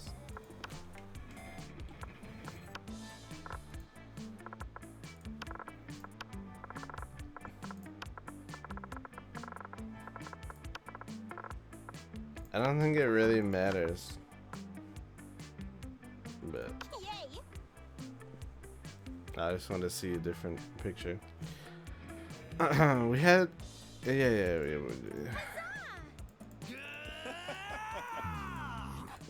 We did all this already.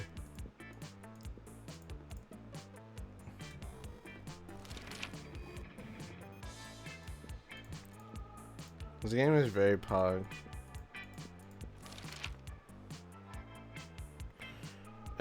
Which inanimate object do you think would make the best girlfriend or boyfriend, provided you went criminally insane?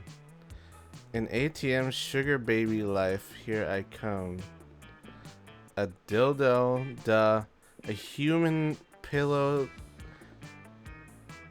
depicting a character created by myself.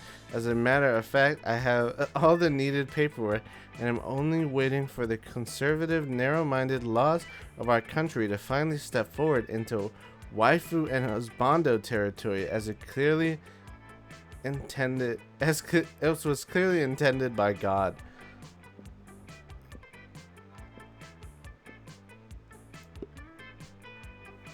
You know I had to do it to him. What would be the coolest prize you could find in a box of cereal? Oh, we answered this question last time. And I said the phone number of that sexy tiger on the front of the box. What would be the most appealing in a love partner?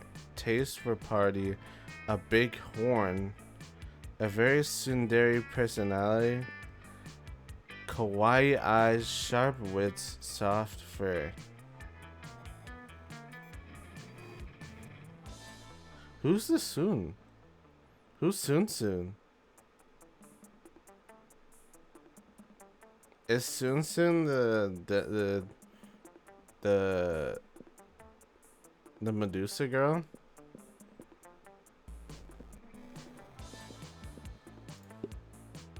Yeah.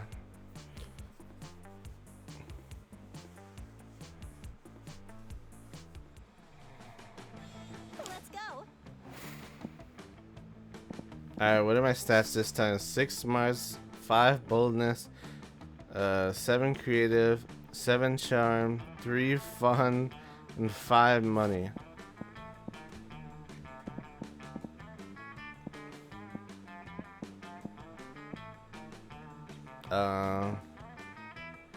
Let's start at the auditorium.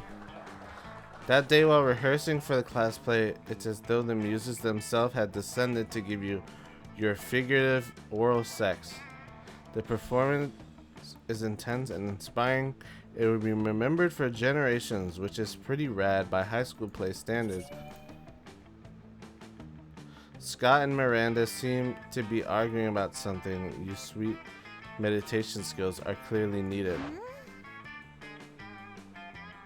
No, I know our football team is called the Spooky High Spooky Monsters who spook, but who also plays sports. But who's our mascot? Okay, our mascot. Oh dang, you're right. We don't have one. What about Misha the mermaid? Mermaids are monsters. No way, too girly. Try this. Wally the werewolf. Why has it gotta be a werewolf? We're the monsters, not the werewolves. Yeah, well, we're not the mermaids either. Maybe the problem is that the team name is trying to cover a huge diverse group of people with a single label. No, coach is never wrong. We're just not thinking hard enough. Think. Hey you look like a hard thinker. Bro's the thinker.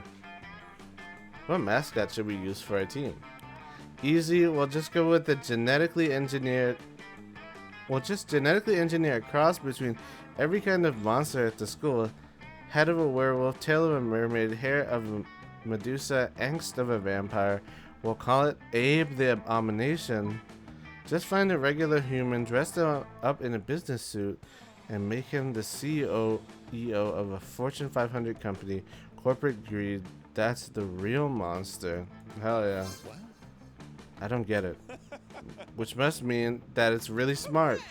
Corporate greed, that's the real monster. Yeah, hooray. We can even make it rain dollar bills on the audience. They'll love him. I love him. Fuck rich people. Yay. Hey, look at you, full of innovative and clever ideas. We should give you a ribbon or something. Meanwhile, you gain +2 smarts and +1 creativity. What can I say? I'm something of a creative myself. I'm not buying anything from this lady ever again. She fucked my whole life up.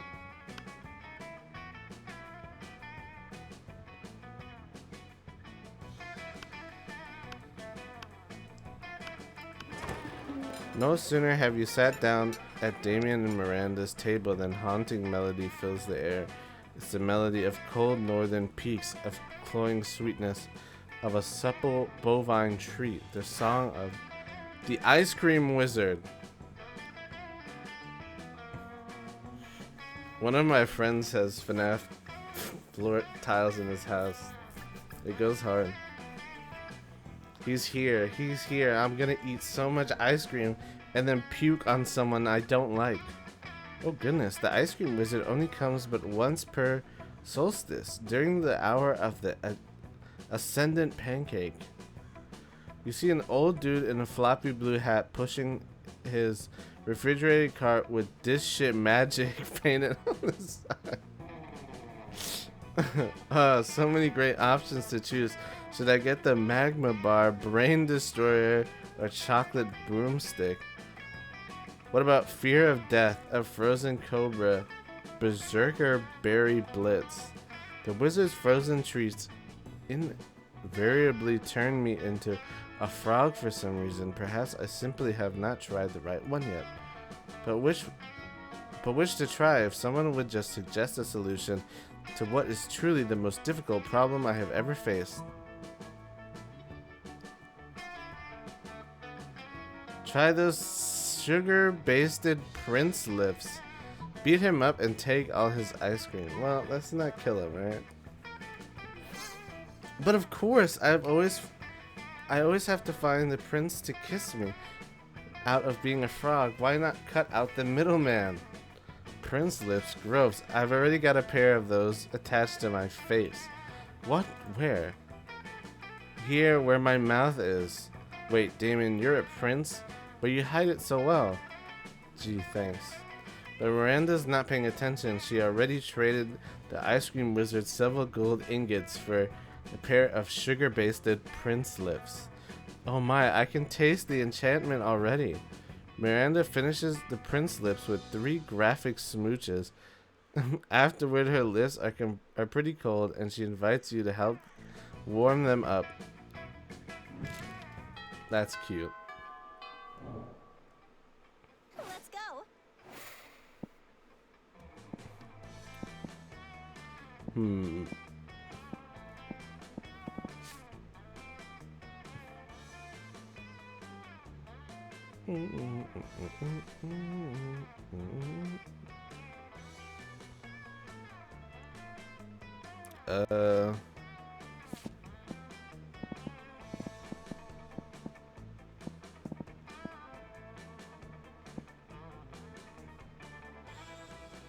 I have no fun skills.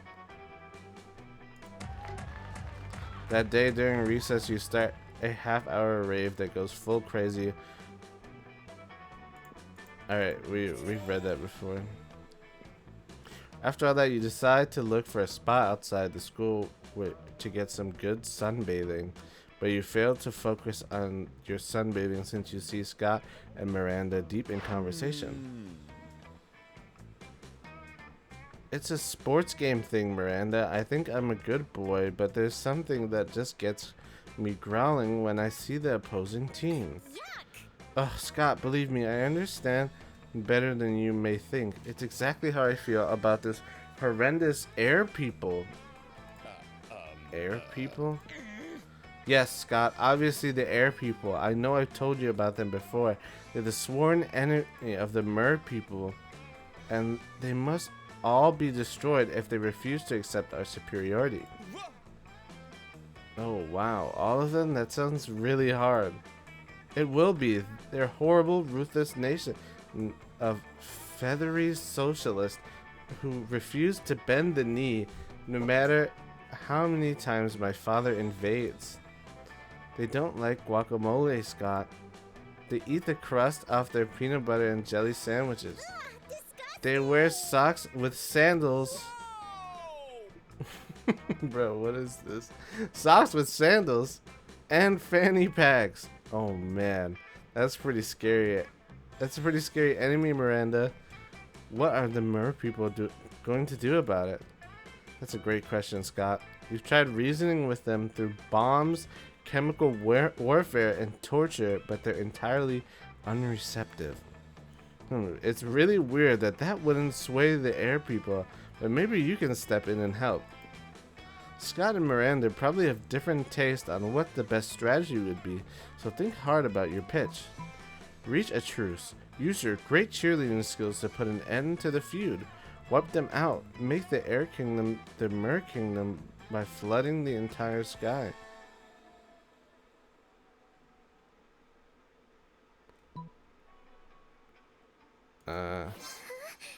What? Touchdown! Yeah, you're a genius. Cheerleading is always the answer. Scott, as much as I appreciate you, peace isn't the answer with those hideous air people. Also, how do you plan to put an end to a feud that has existed for centuries just by cheerleading? Like this. 1, 2, 3, 4. Hey, air people, just end this war. Poggers. 5, 6, 7, 8. Reaching peace would be really great. 9, 10, 11, 12, 13. Remember to always use sunscreen. You decided not point out he forgot 11, but just missing one number is quite good by a lovely Scott standard. Disgraceful. Scott, this is useless. You trying to negotiate with air people is never an option. But then a slip of paper falls from the sky. Miranda picks it up and reads it. Dear Scott, I really like your cheerleading. Keep being cheerful. Sincerely, the sun. Hooray! This has nothing to do with our feud, Scott. I guess I should seek war advice from someone else. Have a nice day. She might be right, but I won't ever stop cheerleading. Thanks, Noel. Thanks, son. Hooray. I'm the best cheerleader? That was the most goofiest shit. But then you spot something. Good one, Polly. He totally thinks he's friends with the sun now. We can mess with his head big time. Right. Also, I didn't want that big guy to feel like cheerleading was useless. As annoying as it can be sometimes, he doesn't deserve to be sad. You know what? I agree. Oh, it's Vera and Polly once again messing with people's heads.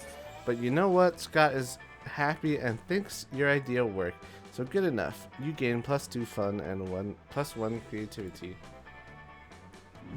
That was cute. Let's go. I've been trying to gain points with Miranda, but every time I pick the option that she doesn't like. I might have to pivot. But I'll try again. Where would Miranda be? That day, an epic dodgeball match takes place. Alright.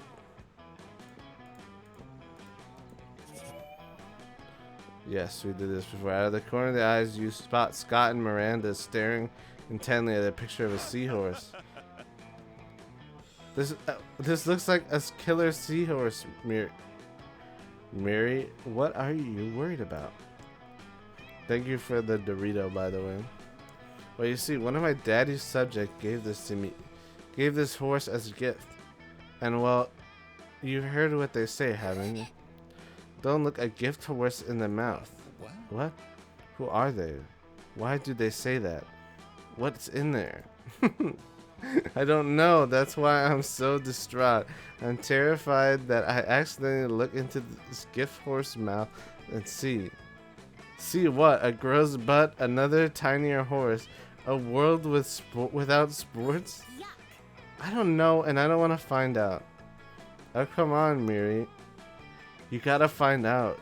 You gotta find out for what's this thing Miss Feruta is always talking about? Science? Yeah, for science. You gotta, right? You realize Scott's looking to you for your opinion. They both are. What do you think Miranda should do? Don't you ever look that gift horse in the mouth. In fact, breed it with some sea urchins to produce gift horses with tiny mouths. Look that gift horse right in its damn mouth. They only say not to because they don't want you finding all of the delicious mouth candy. What the fuck? Miranda is clearly pleased with your suggestion. When you run into her the next day, all her previous anxiety seems to have gone. My knight in shiny armor. I took your marvelous suggestion to the logical next level and had my father's genetic wizards combine my gift horse with the sea urchin. Whatever horrible thing was lurking between those horse lips, they're now too tiny for me to see it. The horse is a little bit spiny now, but I think that just adds to this charm. I was not expecting that. Thank you for your singing, lady. It's so cute. I can tell he loves it because of the deeply painted pained expression on his tiny, watery eyes. Okay, well, that worked. Also, you wonder why you don't solve all your problems with genetic manipulation. You gain +2 creativity and +1 smarts.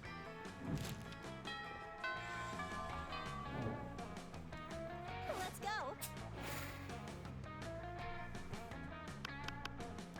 Oh, I want to speak to the interdimensional prince. Greetings, my love. Greeting heroes, I have a task for which no hands are fit but yours. Is this the pickle jar? Yeah. Yeah, we got this one last time. I'll try this one this time. As a most appropriate title indeed, you shall be in charge of exporting handsomeness from my dimension into yours. Here, I have a month's supply of handsomeness, just to get you started. You're a bit offended that the prince thinks you need him to supply you with handsomeness, but this is really good stuff. Your eyes twinkle with youthful vitality, and your teeth cause lens flare when you smile. Everyone in the cafeteria is stunned by your sudden beauty. Maybe you won't bother exporting any of this handsomeness after all. You gain +4 charm. Man, there's something on my glasses that I keep seeing, and it's gonna drive me insane.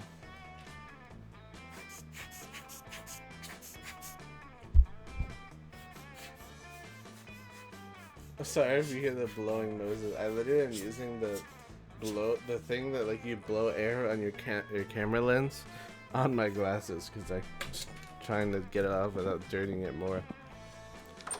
Show me that money. If I don't, okay. Is this gonna be the same gift? Because I want to know. Oh, it's a different gift. Believe it or not, this is a very religious thing.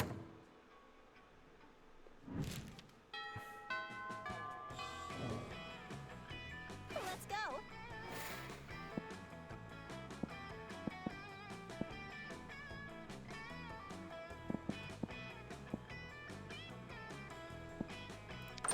Hey, stranger. Oops, I didn't know you were here.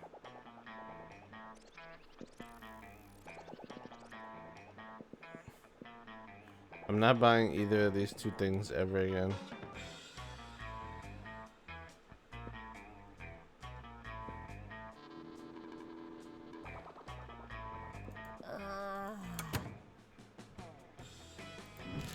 Okay, that was bad. I wish I could rewind. I just basically missed out on a day for no reason. How's the game going? Well, let's just say this is the second playthrough because I did not get, I got no maidens or mandins the first time. Let's just say I failed. The table you choose is quite crowded. Liam sits across from Miranda, who is flanked by two well-dressed servants. I bought the ghost costume, and it fucked me up. It was the only reason Liam didn't like me. I got so many points with Liam, but because I kept doing the ghost thing, I did it like 3 times, and it was not in my choice. He just didn't like that, and he said, "Get out of my face." One of the servants cuts a slice of Salisbury steak and feeds it to the other. Seriously, Miranda, you have servants to chew your food for you? Disgusting. What? Of course not. That would be barbaric. It looks so cute. Listen, it's sad, but there's nothing I can do about it. The servant happily swallows the Salisbury steak. I have servants eat for me. They're called eating serfs. Don't you have any? First of all, I don't eat food. Second of all, that totally defeats the purpose of eating. Aren't you worried about starving? Why would I be? My serfs get all the calories I need to stay fit and healthy. Bro, what? I have no objective reason to care about this, but suddenly it's all I care about. Someone convinced Miranda to stop this madness. That's so true. That what he just said speaks so many volumes when anyone tells me they're not eating or not taking care of themselves. It's like, bro, I didn't really care before. Like, I didn't think to ask you this, but the moment I find out that someone's not eating or taking care of themselves, it's like the only thing in the front of my mind. And I'm like, bro, fucking eat, you goofy ass guy. Or whatever, shit like that. Maybe you should start this madness, Liam. I imagine all the food you could take pictures of without having to eat any of it. But Miranda, look at the contented smile on that servant's face. You think he's eating for you, but secretly he's eating for himself.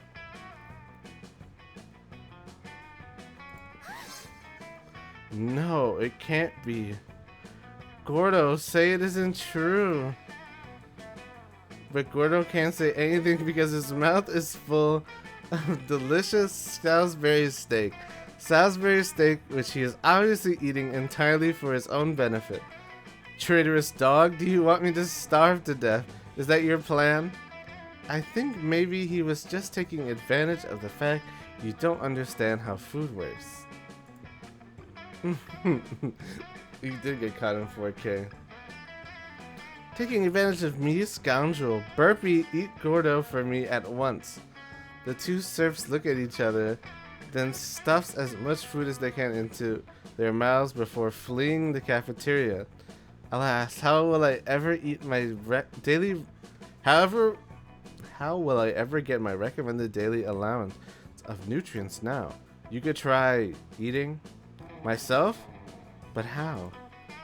You and Liam have a ton of fun laughing at Miranda as she learns how to eat food for apparently the first time in her life. Bro, how you live this long? Let's go. Poor Miranda.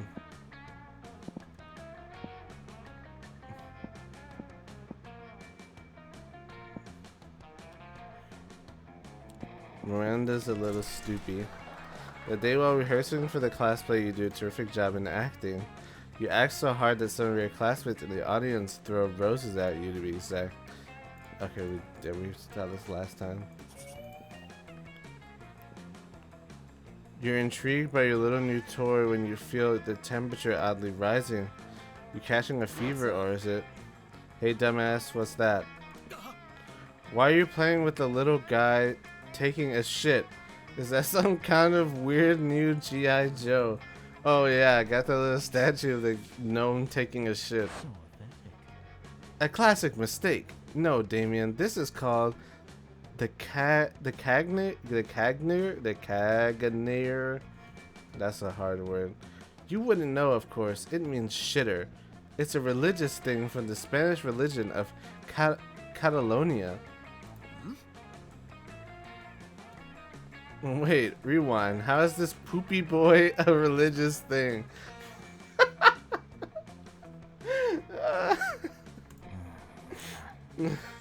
Well, you know about the nativity scene, right? Catholic people reenacting Jesus' birth and all during Christmas. Lame. Shut up. This things in Catalonia. Christians build the nativity scene for Christmas with Mary, baby Jesus, the animals, and of course with this random guy taking a shit nearby behind a bush or something. Is that some kind of prank or something? Oh no, it's a very serious thing amongst Catalans. If you want to make the nativity scene, you better include the Cagnear. It's culturally respected thing to do. That's crazy. Huh. Respectful to whom? God damn it, this is priceless. The Cagnear. Love it. The ultimate action figure. I mean, it fucking beats the lameness out of Christianity and everything. One could say that, I guess. But why did these Catalan people decide to put this guy taking a shit next to the birth of Jesus Christ? Good question. Nobody knows. It's a tradition that has been there for centuries, but no one knows its origins. Catalan people just go for it because it has been done like this since forever. Nobody knows why they put the shitter next to Jesus, yet they've done it for centuries. I must know. The intrigue is killing me. Wow, it really looks as if it was about to kill him by giving him a seizure. Maybe you can help them solve the mystery. Catch a real shitter and interrogate them about it. Get into the mind of the shitter by reenacting the scene. Okay, we're gonna reenact the shitting scene. Before Damien's head implodes, you take both him and Liam into your car. Just to be clear, by your car, I mean just a car, but fuck the concept of ownership, am I right? You drive to a nearby hospital and start looking for the place where pregnant women give birth to, usually babies. What are we doing again? Dunno, seems like another Noel's foolproof plans. Sure. You finally find a room with someone giving birth to a new someone, but a nurse blocks you from entering. You tell her you want to go in for a legitimate reason and really sell it by assuring her you absolutely won't be taking a shit in The nurse thinks and then replies, "Well, not taking a shit is one of the things we appreciate from people inside hospital rooms." You make a point. Well, lucky you, there's not only a woman giving birth to the baby in that room, but there's also an oddly placed bush just next to them. Who would have guessed? The woman is in the middle of labor, but you can see your presence is not calming her at all. What the fuck is this? Relax. We're here because of science. We are not. Damien ignores Liam and focuses on relaxing the soon-to-be mother by patting her gently on the head and giving her what you guess is the best attempt at small talk. So having a baby, huh? I can relate. I mean, I was once a baby, you know. What about you? Did you used to be a baby too? The woman is very confused, but at least she's not staring at you, which gives you some sense of intimacy to start pooping in the bush while looking at her during labor. Oh my god, what is this scene? You know what? I refuse to describe this scene. You're the worst nightmare of any narrator, really? So flash forward, you three are grabbing a bite in the hospital cafeteria. That was unnecessary. Liam, shut up. The miracle of life, plus a rando taking a shit nearby, which probably is not the miracle of life. Maybe the byproduct of it. Who knows? Anyway, Noah, I can't with the suspense. Have you cracked the mystery on the Cagnier? What came to mind when reenacting the whole thing? You reveal it was just plain weird. Well, not plain weird, more like over the top weird. That's a shame. But it's not your fault. Your plan was brilliant. You're like the ultimate mastermind or something. But this seems to be the fucking mother of all mysteries. I think we have a long way ahead. Get ready to buy some snacks. I feel like I will regret following you two into this. You bet you will, Liam. You win +2 smarts for witnessing the miracle of life and +2 fun for taking such a good poop while you were at it. I cannot believe that I just witnessed that. That's the best scene yet. The nurse that was like, "Oh, dude, I love the fact that you were totally not taking poop in here. Here, why don't you come in?" That got me. I don't know why the nurse just being like, "Oh, we love when people don't poop in the hospital rooms."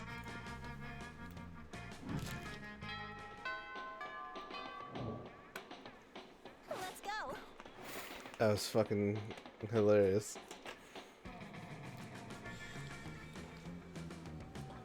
Oh my god.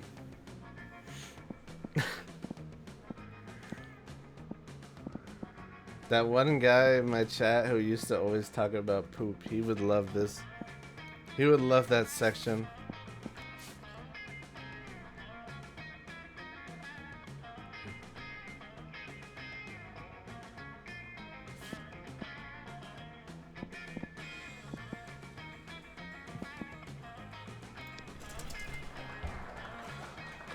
That day while rehearsing for the class play, you can't help but feel that you're not as good as the role requires you to be. There doesn't seem to be any ordinary way of getting yourself there, but there might be an extraordinary way. You summon the devil, one of many, and make a deal to enhance your creativity. Just a bit.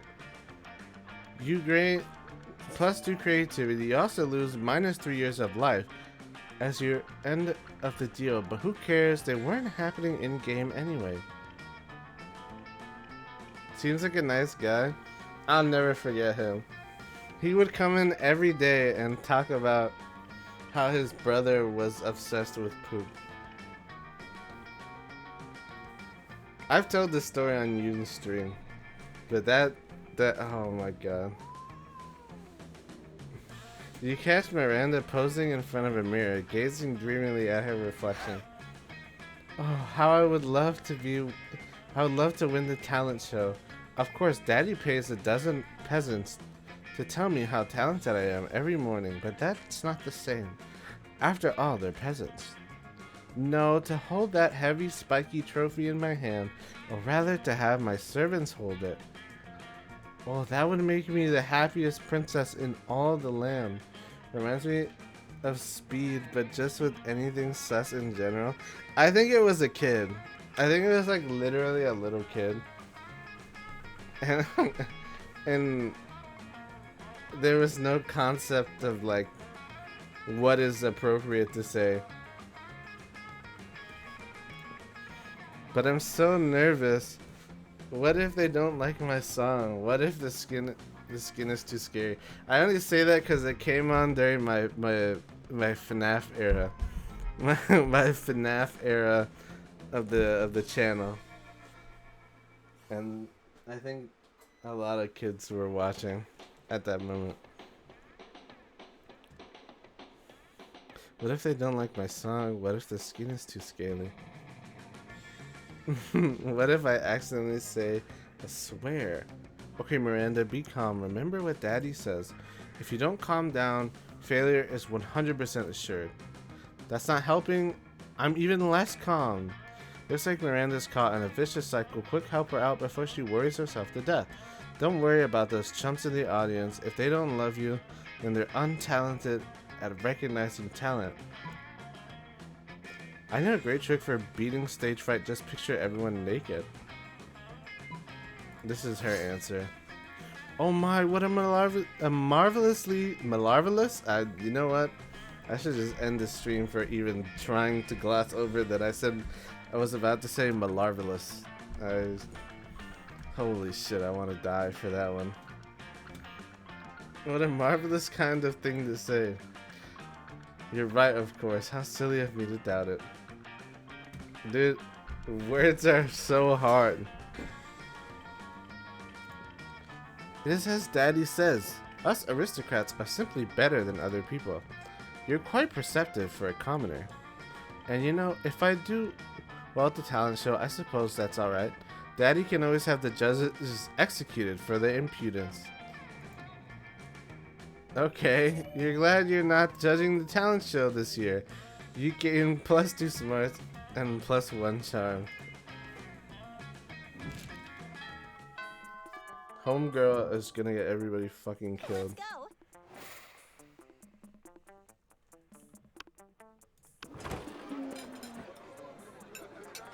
You come upon Damien staring at Miranda's elaborate silverware spread while her eating serfs chow down obediently at her. Dude, didn't she learn from last time? I still don't get why you collect all these stupid forks and spoons and shit. I mean, even the knives don't really look that deadly. Silly boy, this silverware is not for killing. Things can be for stuff other than killing? That's lame as hell. It's basically useless. It means you don't even eat. Your serfs do it for you. Miranda is very smart. Yes. Well, of course they do. But they're not using any of your silverware. Naturally, they aren't. Serfs must eat with their hands as benefits. The lower class. So you're saying this silverware collection has no practical purpose? Things have practical purposes? Oh my god. I can save her.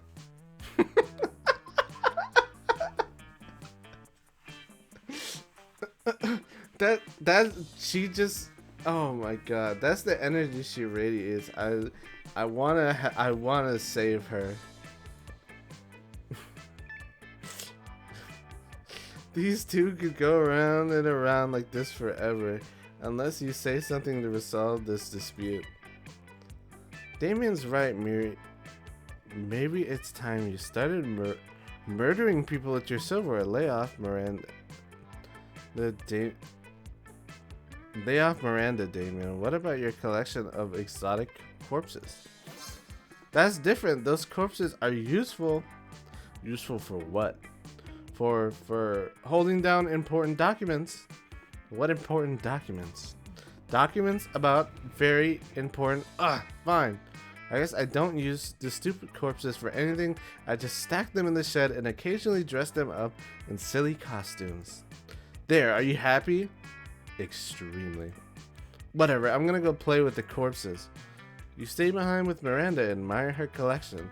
She even teaches you how to use the romance fork. Smooth. No, if I don't get Miranda this time around, I'm gonna lose my mind. If I fail again, I'm gonna be so sad.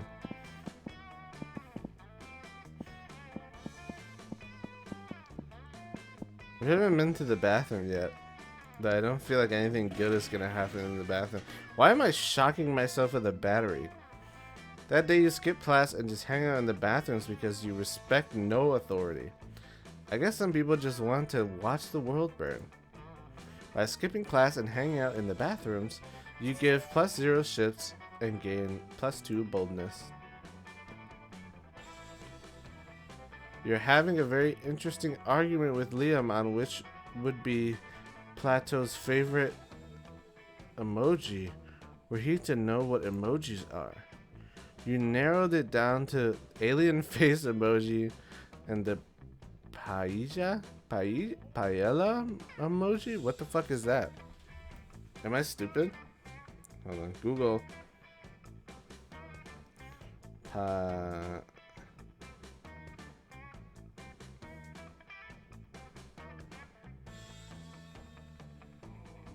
Is that a thing? That's food. That is paella. There's an actually paella emoji?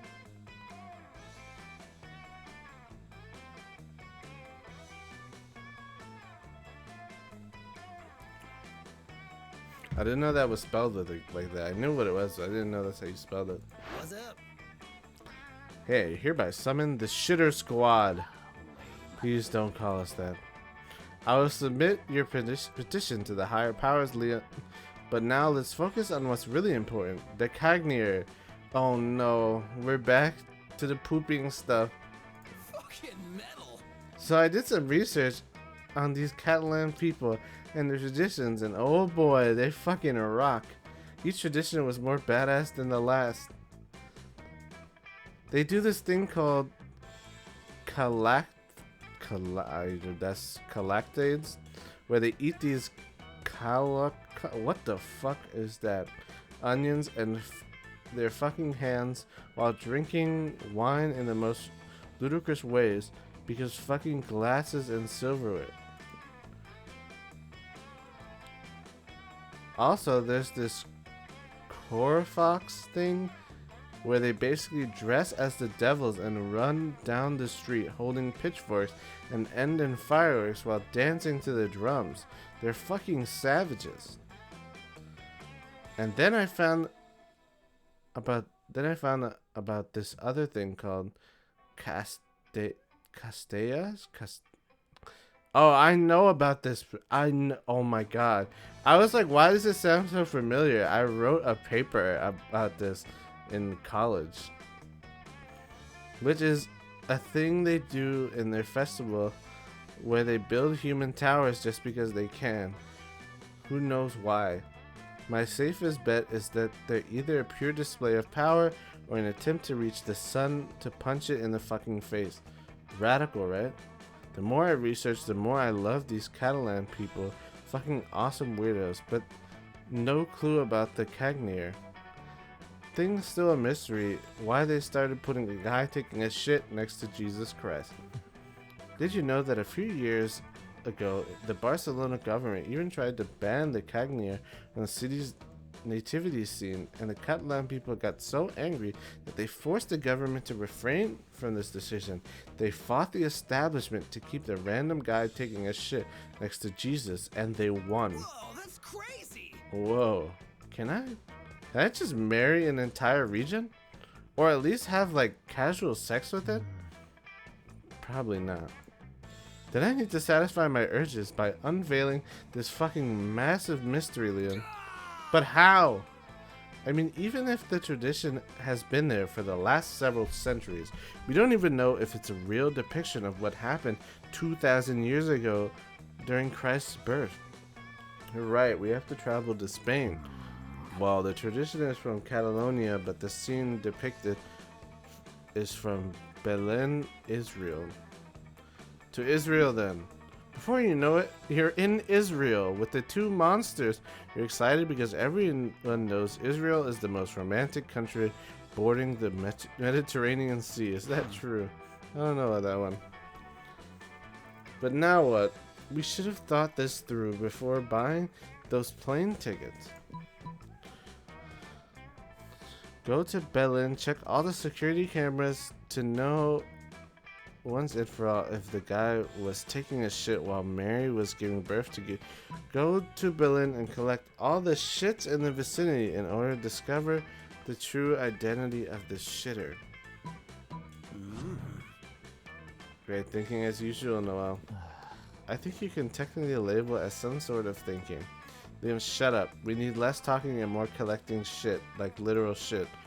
Why is this my life? Yes, you go collect shit together in the middle of Israel because this is your life now, too. Okay, I think this is enough shit, guys. You guys start... But you're startled by a loud scream. What are you doing, you rascal? Leave my shit. A very angry farmer raises his pitchfork at you. Don't you dare steal my shit. That's my shit for my children. And for my children, and for the children of my children, my grandkids will one day go to university thanks to that shit. Oh no, grab as much shit as you can and run. I hate you. I hate all of you. You three start frantically running from the angry farmer who keeps chasing you while demanding you return his shit. You're grabbing as much poop as you can while running through running like your life depends on it. It's always the same with you rascals, trespassing on old Yosef's property and stealing his fine shit. Not this time, not under my watch. It takes you 4 hours of intense running while grabbing poop, but you manage to lose the angry farmer. Whew, I thought we were done there, guys, but we did it. Look at the shit we grabbed with ourselves. We can be hella proud. I'm in a place far away from the semblance of pride, Damien. Whatever, let's bring this shit somewhere we can analyze it. Surprisingly, you found a lab specializing in analyzing shit for a reasonable price. After a montage of scientists do very scientific things like looking at a microscope and mixing weird-looking liquids, they return with the final shit analysis. Let me see. Joseph Kaplan. This is that farmer. Oh no, it seems that we stole literally his shit. No, what have we done? We've ruined poor Yosef's lives, and for no good reason. We're the lowest of low, guys. Also, we've come all this way to Israel just to grab some poop with our hands and run from a farmer for hours. This is for sure not my finest hour. Damien is for once desolated by the consequences of his acts, and Liam is massively annoyed. The trip to Israel has been, what you call it, worth it. You lose -2 fun and what? God damn it.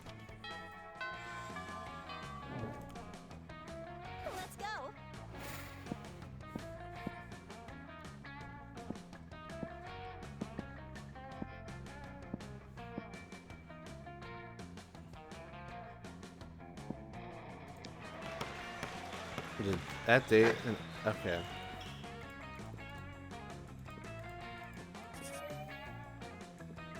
You notice Polly bent over her phone while Miranda tries to peek over her shoulder. Something really interesting must be going on Polly's phone. When you get closer, though, you see that Polly's just on horny dating app again, swiping on everybody. Miranda seems entranced, though, and a little worried. What? What did you say this was called again? An app for finding true love?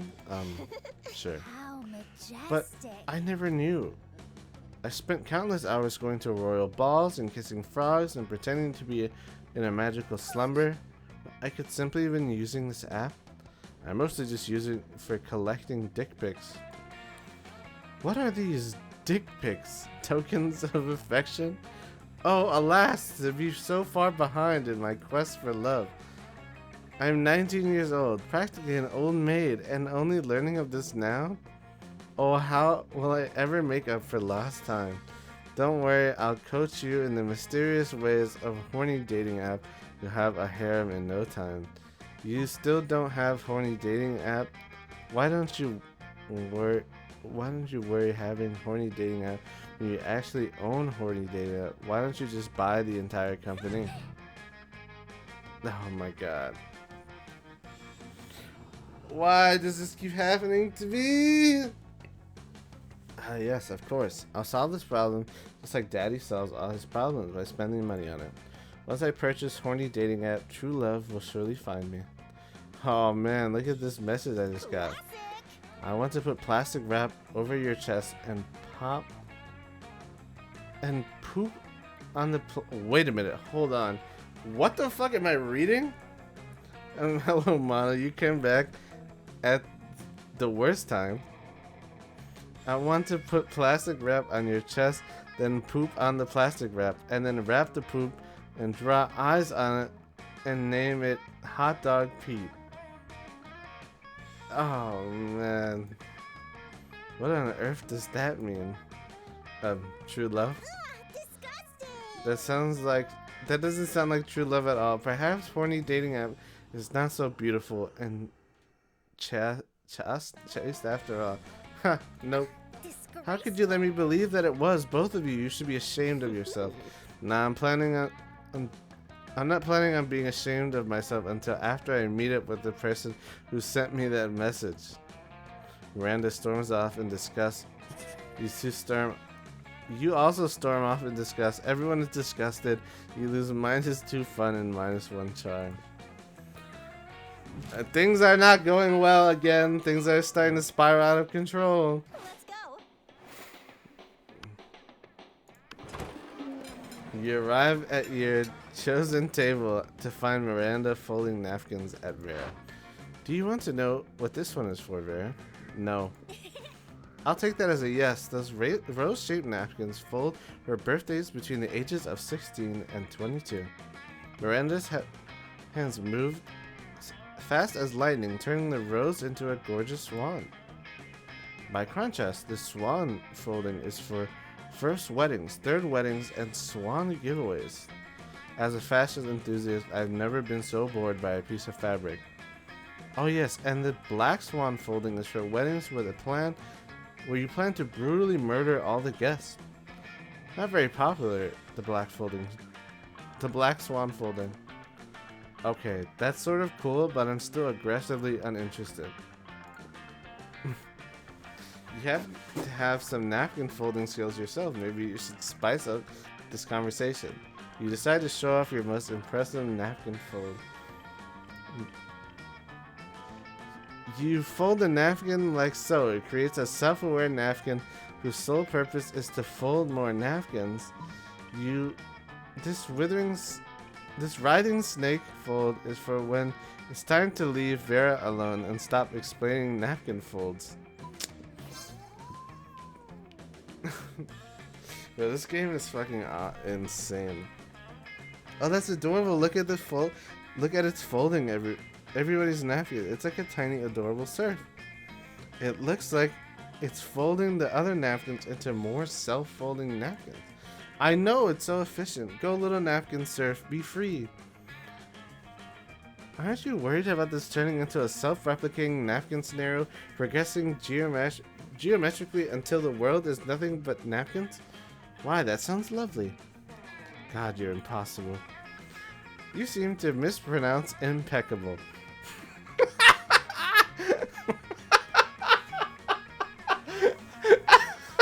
I don't know why.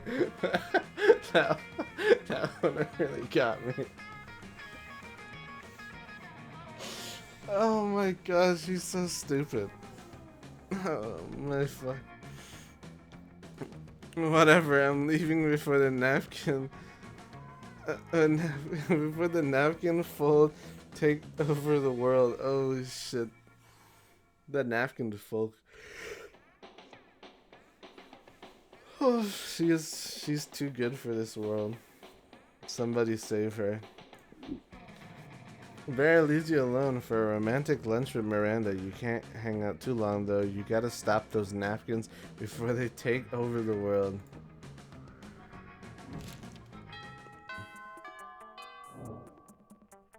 Let's go.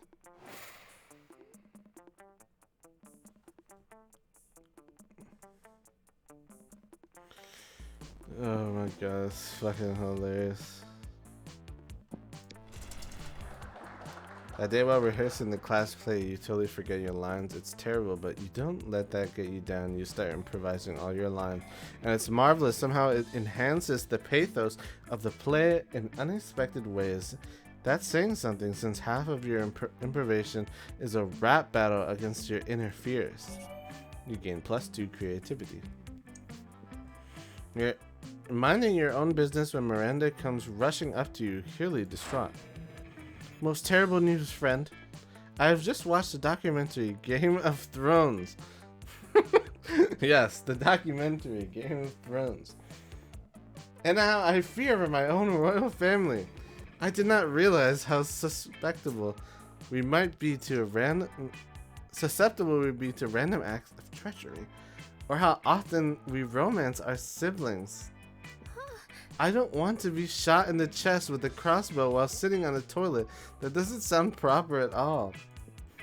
Please help me, please help put my poor mind at ease. How can I possibly identify potential traitors in my court?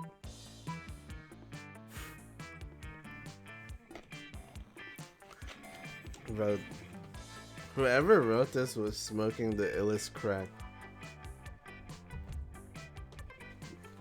They were off the goop when they wrote this. Just keep an eye out for the classic eyes. Classic signs. Shifty eyes, black hooded cloaks, ordering knives in bulk. Pretty much everybody's a traitor. Just spin a bottle and whoever it points at, kill them. Oh my god. No! An excellent idea. I shall enact it at once. You try to tell her she should wait till she gets back to the castle, but she's already spun the bottle and is pointing at me. I'm the traitor? Alas, I am my own worst enemy. How could I bring myself to betray myself? Miranda immediately arrests herself of suspicion of treason and you for consorting with a traitor. She's acquitted because she's literally the princess, but you don't have that luxury. You're sentenced to be publicly pelted with sea cucumbers and lose -2 charge and -1 fun. Dude, it's like a back and forth with her. It's like one day you gain points and one day she doesn't like you.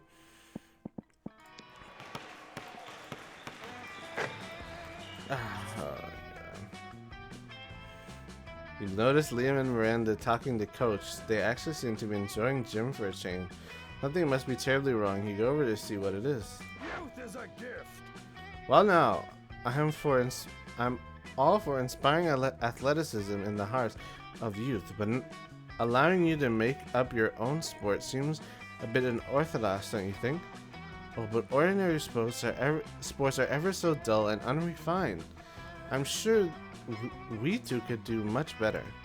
I already got an idea actually. I've had an idea for sports since before there were even sports. I call it art. No teams, no rules, just pure creative expression. I'll be the quarterback, of course. art, brilliant. We will play it with watercolors and sequins, and there shall be a sports bard and a goalie. Larat, I don't even know what that word is. And it's so good to see kids getting enthusiastic about wholesome physical exercise. But I gotta say, art doesn't really sound like a sport. Why it doesn't have the word ball anywhere in it. That's easily solved. We'll call it art ball. Oh, well, yes, obviously that's much better. But let me ask you this. How do you score points in art ball, huh? Liam and Miranda both look at each other totally stumped. Their dreams hang in the balance. Time to step in. Obviously, the sports bard assigned inspiration kicks to the metaphysical linebacker who scores 11 points for each poem he successfully publishes in the Atlantic. Didn't you read the rulebook? Don't you see, the points were inside of us all along. Dude! Ah! Well, yeah, we all know that, but I tell the kids that all the time. The question is, how do we get those points out of you and onto the scoreboard? I'm gonna have to do this again. Oh my god. Sports is the lemon juicer, and you're the lemon buddy. Let's make lemonade. But you can't make lemonade without the little sugar, which stands for the sweetness of victory. Can't we? You also need water to make lemonade, otherwise it's too intense. That's why hydration is important. What were we talking about again? Who cares? Let's just do some push-ups. If nothing brings together like push-ups. You strongly disagree, but Coach won't hear any arguments. Oh my god, dude. Oh my god. Help me. As usual, Miranda sits before her immaculate array of carefully arranged silverware. Damien predictably is examining her biggest knife. So this is the one for killing people, right? What? Good heavens, no.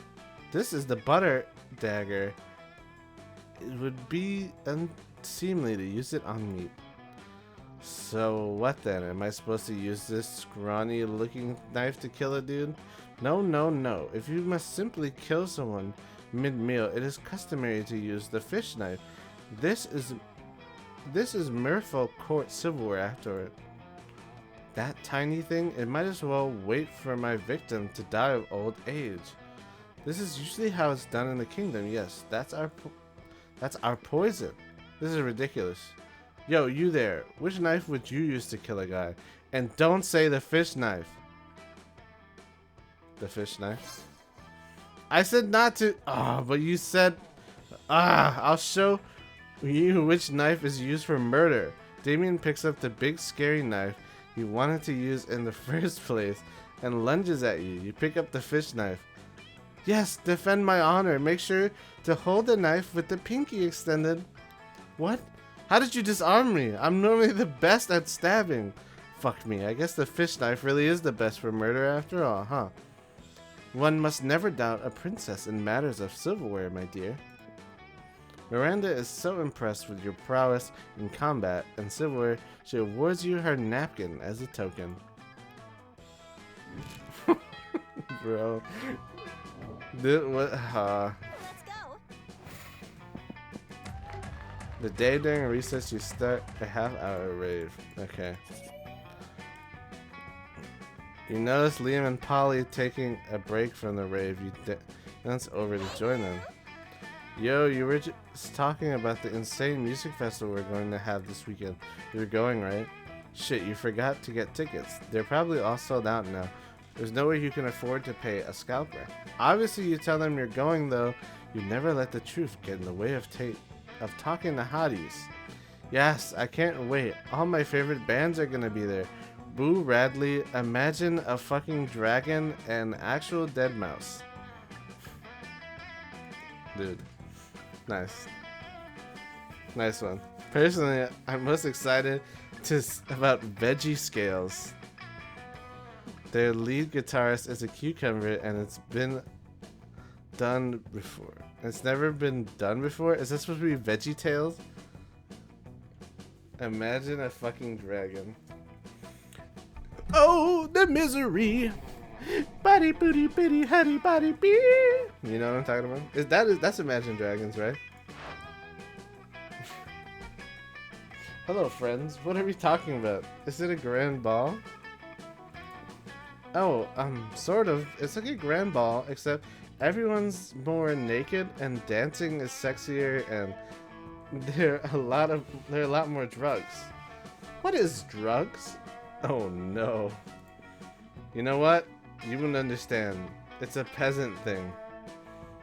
No, wait, this is perfect. If you can convince Liam and Polly to invite Miranda to the music festival, maybe she'll cover your ticket too. If a party happens in the forest and there are no party virgins to be bewildered by, is it really a party? You know, guys, if we bring Miranda, her royal status will get a diplomatic immunity.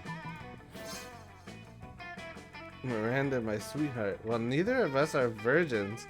Nah, being a virgin is so last century. You know what that means, Liam. We should hope being a virgin doesn't become cool again, since we would have to come up with a way to re-virgin ourselves. What? No, it means we're taking Miranda to the festival.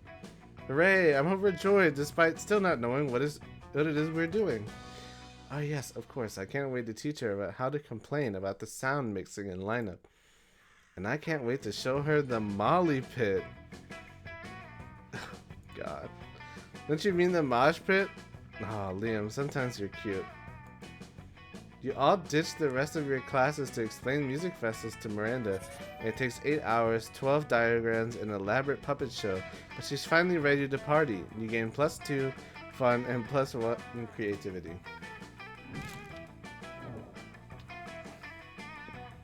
Oh my god, this doesn't work. I'm gonna lose my mind.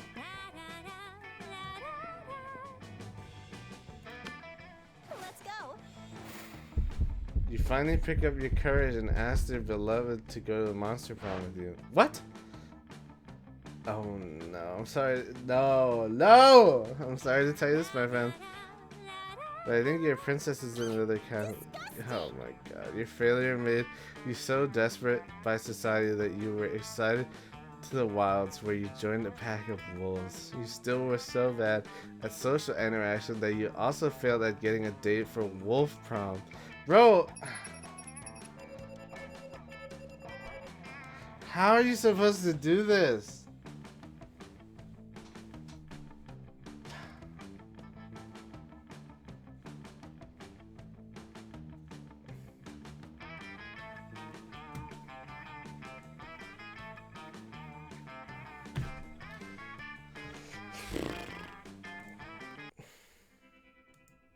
Oh my god, dude.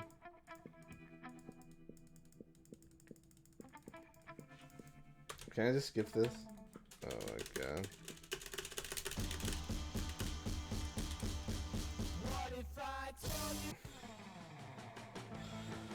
You've unlocked an erotic fanfic about dragons.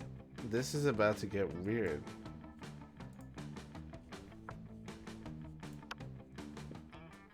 Oh my god, dude.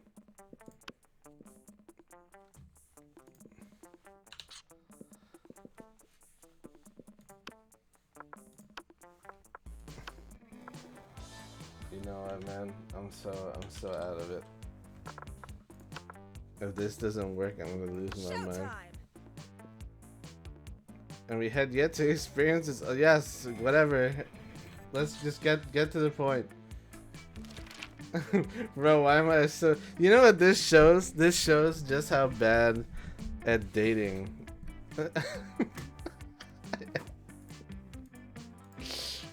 Oh, man.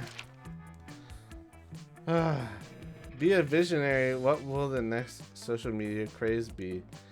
Greek Agorias, like the Greek Agorias reinstated in our cities. Please, places with philosophy and arts are discussed by the greater minds. The social media I want to log into. Bullshit. It's your regular social media network, but each time someone shares news, it's supported by real facts. They're taxed, and the money goes to people exposed to that bullshit. Rupert? From now on, socially awkward guy named Robert will do everything he's commanded to do the app by its users. I kind of like that one.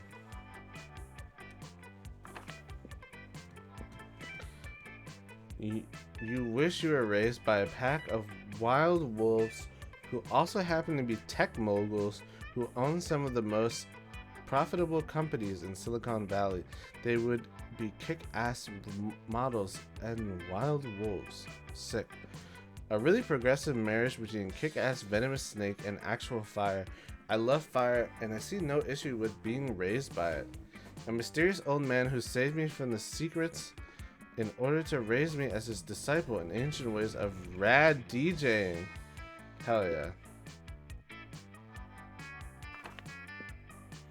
What would be a killer accessory? A fabulous purse made from the skin of your worst enemy, coolness itself. A necklace with your own name in case you forget. Fancy brass knuckles. Shining armor. Sunglasses at night.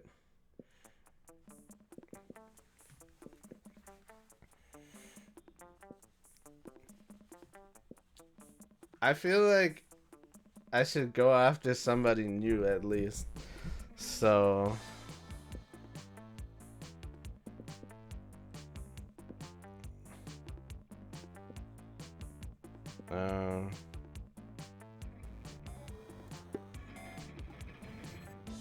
that's not what I was thinking.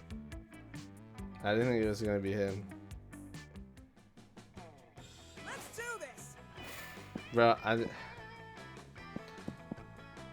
I'm just gonna go so hard into murder then.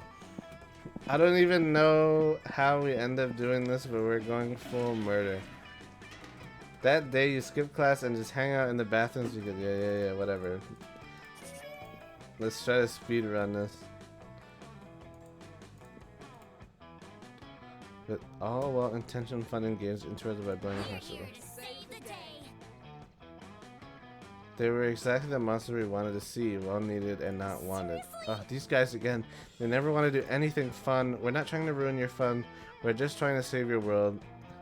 Univertica is planning an attack. So boring. Why am I even subjecting my ears to this bullshit? I'm going back to hell. Well, that's what we need. Our partner on this mission, Rabaru, died right before discovering Univertica's weakness. We need someone to speak to her spirit. Not it, damn it. I said it almost at the same time. But I'm allergic to helping. This is a serious health issue. But I'm prettier, so I wouldn't have to do anything ever.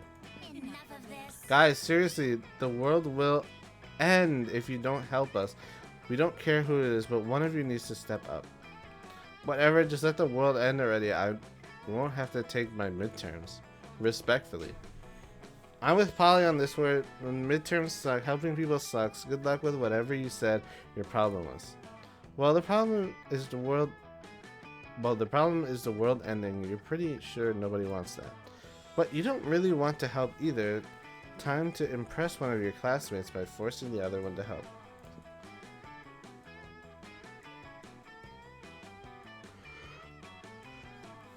Or maybe I should go for Polly. I feel like Polly would be easy. Because Polly just wants to fuck.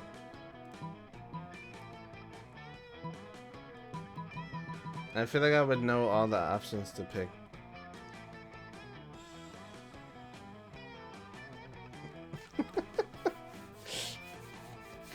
I just gotta fleece this game. I gotta fleece this game. What's the matter, Damien? Are you scared? Are you a spicy red baby? I'm not spicy. I'm not a spicy red baby. I'm a spicy red adult. I'm just busy, okay? I've got way too much to do without worrying about whatever the thing you're talking about. Always the same with you. The end of the world. What are we talking about is the end of the world. What is wrong with you people? Damn, well, if the world ends, I can't really beat the shit out of people or set things on fire. You win this round, Polly. He still doesn't look super thrilled about it, but he bounces down to the underworld to search for the Coven's lost alley. After a while, he returns. Found your pal. She says Univertica is allergic to penicillin. Hope that helps, because it took a full 20 minutes out of my day. Penicillin, of course, we should have known. Save the world. Thank you for this, Damien. You saved the world. Truly, you are a hero. Bye. Yeah, sure, whatever. Bounce off so I can get back to rating butts on this butt rating app I just downloaded. You're out. That sounds like a Pog app. Truly, you are the worst. Here's hoping the universe stays safe a while longer so we don't have to deal with you all again. In a flash of light, the Covenant's gone, leaving you, Damien, and Polly in peace to not worry about all that stupid world-saving stuff. Hey Joe, thanks for covering for me. That was pretty spicy yourself. Well, yeah, it was. The most important thing is you impressed Polly, but also the world didn't end, which is cool too. You gain +2 boldness, +1 charm.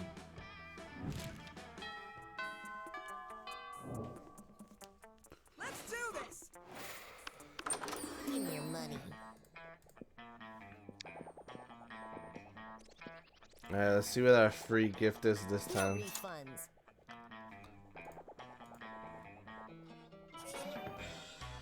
Whoa!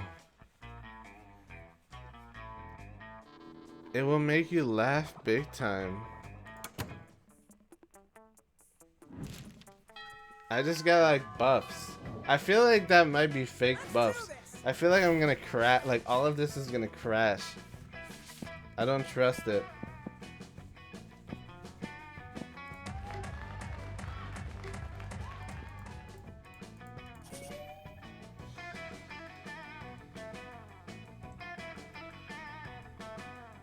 Way too sus, yeah. Later, you're minding your own business when you see Polly floating down the hallway texting, just as you're about to approach her.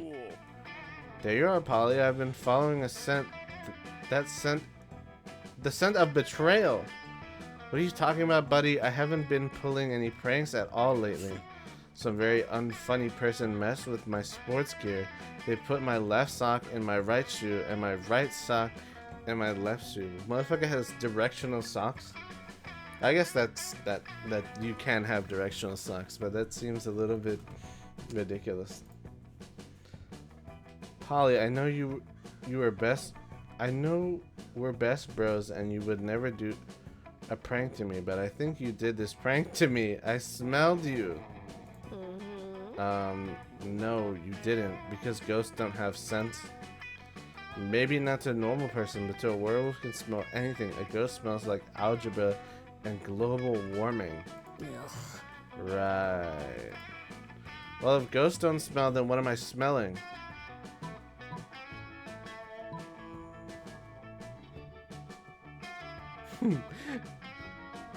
It sure is a mystery. Hop in my van and we'll solve it, Scoob. Of course, ghost smell. It's like ecstasy, spiked rose, wine, and Victoria's seance lingerie.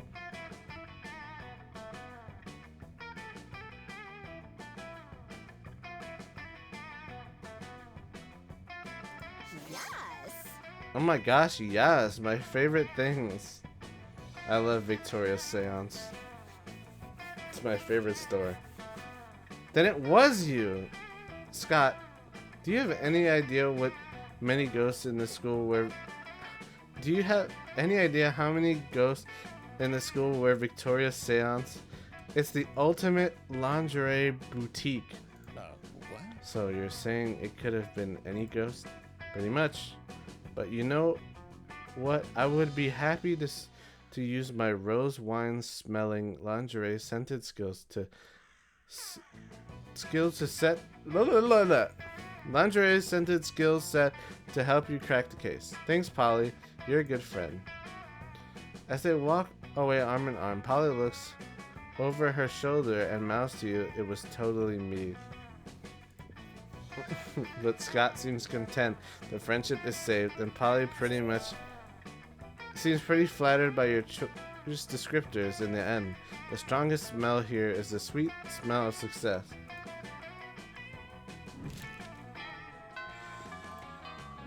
Okay, we're doing something.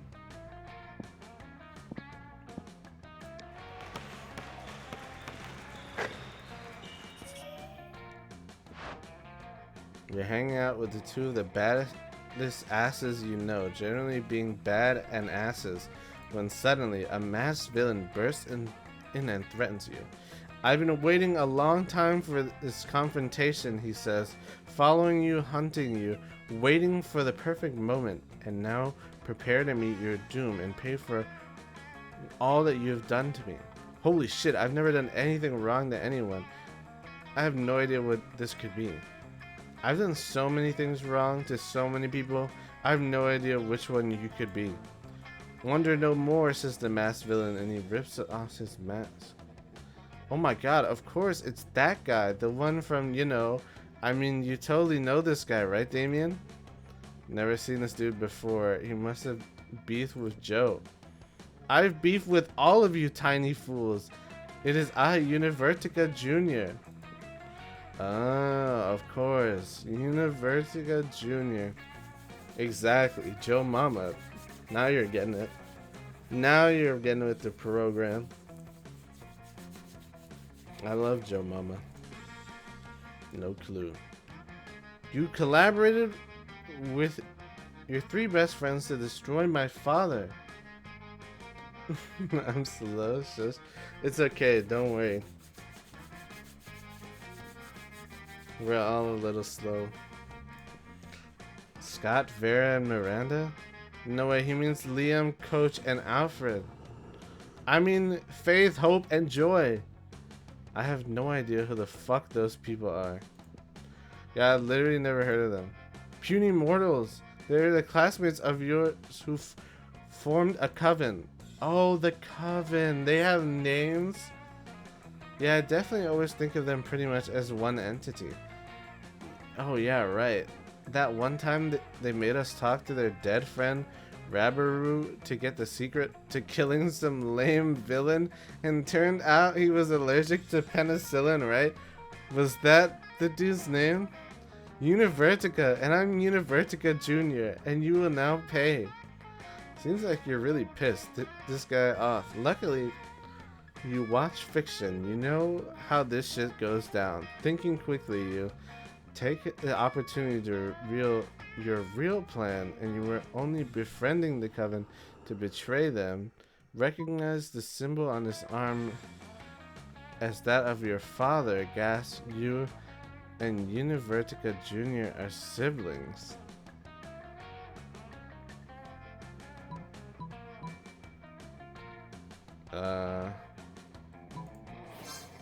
Univertica Jr. Gas. I had always heard that I had a lost sibling, but Joe, I never would have guessed.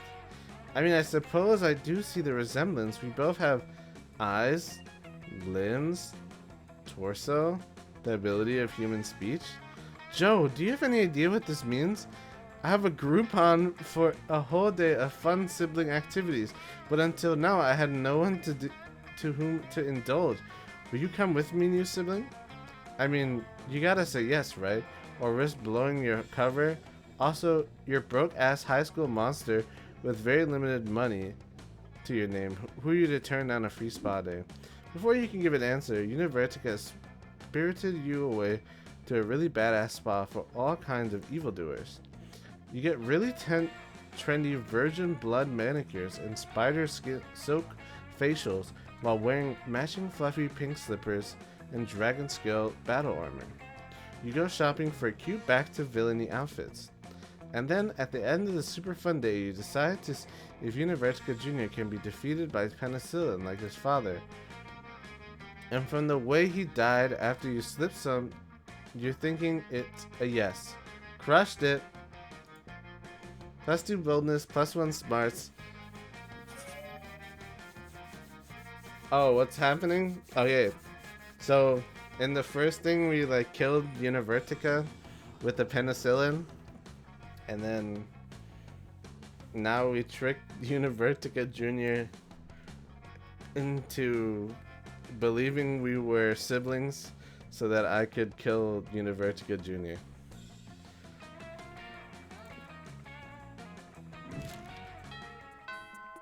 It worked. Let's do this. Well, Univertica Jr. was like gonna kill the world or something like that. Alright, I'm trying to comprehend your request. What is there to comprehend? It's real simple, Miranda. Take my cell phone, snap a pic of my face planting take a picture of me face planting in my food with my eyes closed and tongue out. But wherefore? Yeah, it was definitely deserved. Right here, Miranda,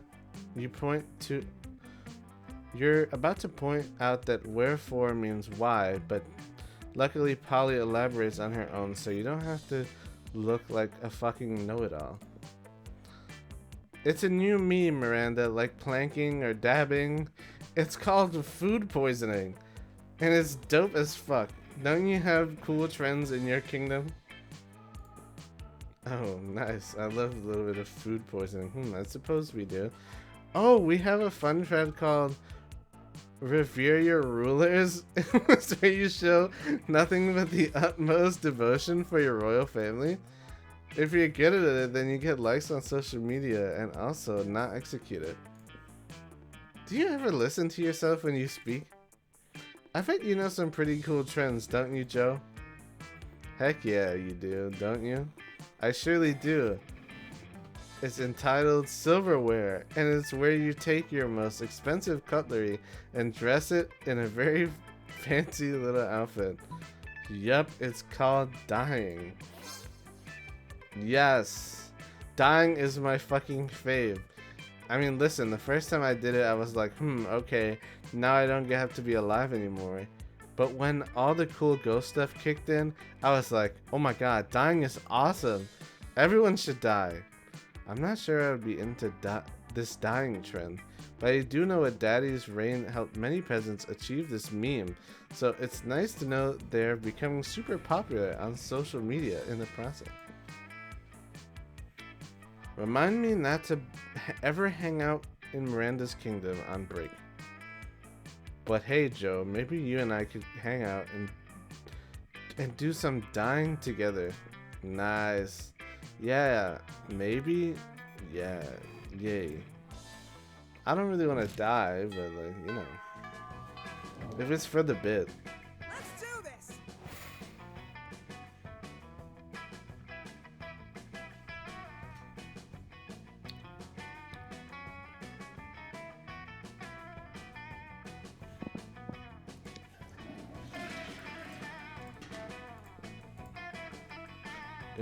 Anyway. Suddenly you see Polly vomit ectoplasm all over her cell phone. You rush to help. Oh, I just got my 97th hey as an opening line on Hoarding dating app. I just had to puke out of pure boredom. Hey, what am I supposed to do with hey? Whatever happened to reaching out to someone with a fierce dick pic? People are just copy pasting hey and sending it to every monster that looks halfway interesting. What about you? Are you a hey person too? I hope not. If you read the horny dating app profile of a fun-loving spectral delight such as myself, what would you say to me? You're beautiful. Are you drugs? Because I want to do you all night long. Hell yeah, drugs. See, this is what dude, this is way easier. Just pick the drugs option. Hell yeah, drugs. That's a great opening line. Also, let's do drugs. You wake up an indiscriminate amount of time later feeling like shit, but happy about it. So like unicorn shit where it's rainbow or something. When you run into Polly later, she's grinding like a lunatic, and it's clear something went down. Maybe one up. Hey there, cutie patootie. I had the best time the other night. We should really do that again sometime, and I mean all of it, even the zoo animal style stuff. I'm sorry, what? You left a couple of things at my place. I put them outside of your locker. With that, Polly disappears, leaving you to wonder exactly what transpired between you and that article of clothing you left behind. But when you open the box marked Joe, all you see are a pair of handcuffs and the last surviving Bresky pigeon.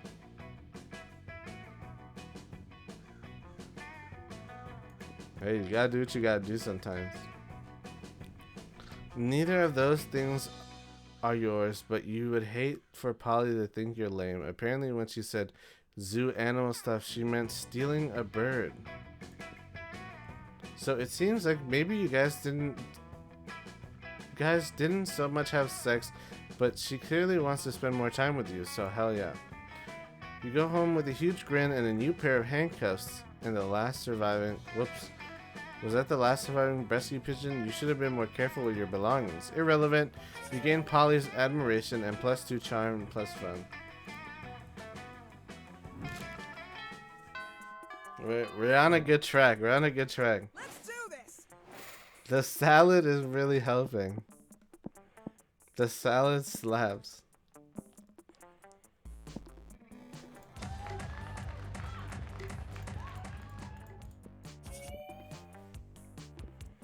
Polly grabs you by the arm so the two of you can talk, but of course she doesn't stop dancing for even a second. Yo, this party was super crazy. But like the first 15 minutes, now it's just a regular crazy. But I want to take it to the next level, you know? I want this party to be criminally insane. I want it to be a danger to itself and others. I want psychiatrists to prescribe medication to this party, and then I want to take that medication. Are you with me? Obviously you're with me. I'm hot, and hot people are always right. So how do we kick this party up a notch, huh? Most normal parties only exist in 4 dimensions, but I made a machine that will let us party in the 5th dimension. Let's steal a bunch of helicopters, stretch a net between them, and party on that.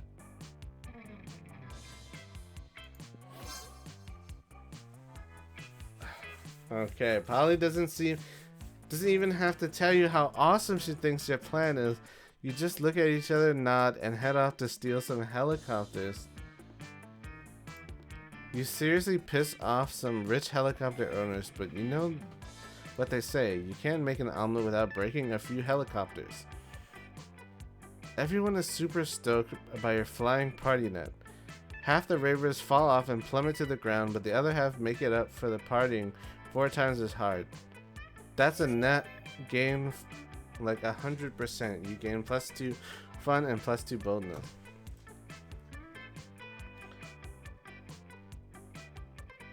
Bro, I don't think I know who Sarah Lynn is. I'm not gonna tell you a lie. I don't know names. I wouldn't be surprised if I knew who they were and just didn't know the name, but I don't know who that is. I don't think.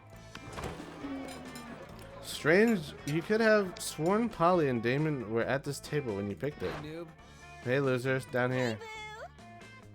It's us, Polly and Damien, hiding under the table for totally innocent reasons. A fierce roar sounds from the door of the cafeteria. Crazy Martin, the werebear janitor, is here and he's looking for someone. Oh shit, he's here. Sarah Lynn is from BoJack Horseman. Oh, I have not seen BoJack Horseman. While he's after us, I think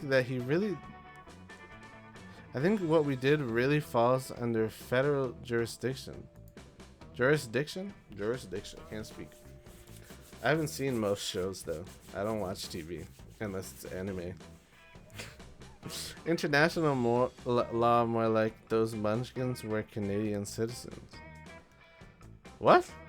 Now that you mention it, I think we might actually have to face a war crime tribunal. Worth it though, right? Oh yeah, totally. As long as we can get away from Buzzkill the bear over there. Just hide in the ghost zone, you know, the spectral alternate dimension only ghosts can use. Hide behind diplomatic immunity. I mean, you're both princes of hell, right? But I can't hide in the ghost zone. I'm not a ghost. I guess you should have thought of that before you spent all the time being alive, huh? Being alive isn't a choice. Well, okay, I don't have to sit here and argue pro-life or pro-choice with you, my dude. See you in the ghost zone. No, you won't. You can't follow Polly into the ghost zone, but from the way she winks at you before crossing over, it looks like you're one step closer to the bone zone.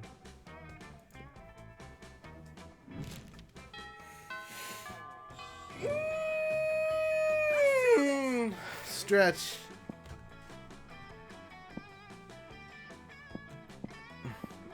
Just don't be born, forehead.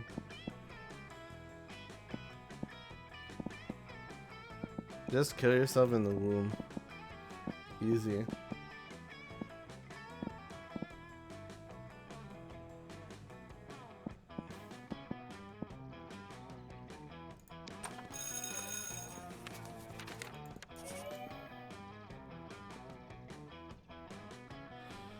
You're hard at work recognizing your collection of magic stickers when you're interrupted by Polly. Hi, can you help me with my homework? I have to write an essay on the perks of being a ghost. Well, I am a ghost, you know, so I never stop to wonder what the best perks are. Now I have to examine my life, and it's kind of launching me into an existential crisis. What is the true nature of the self? Is the mind separate from the body?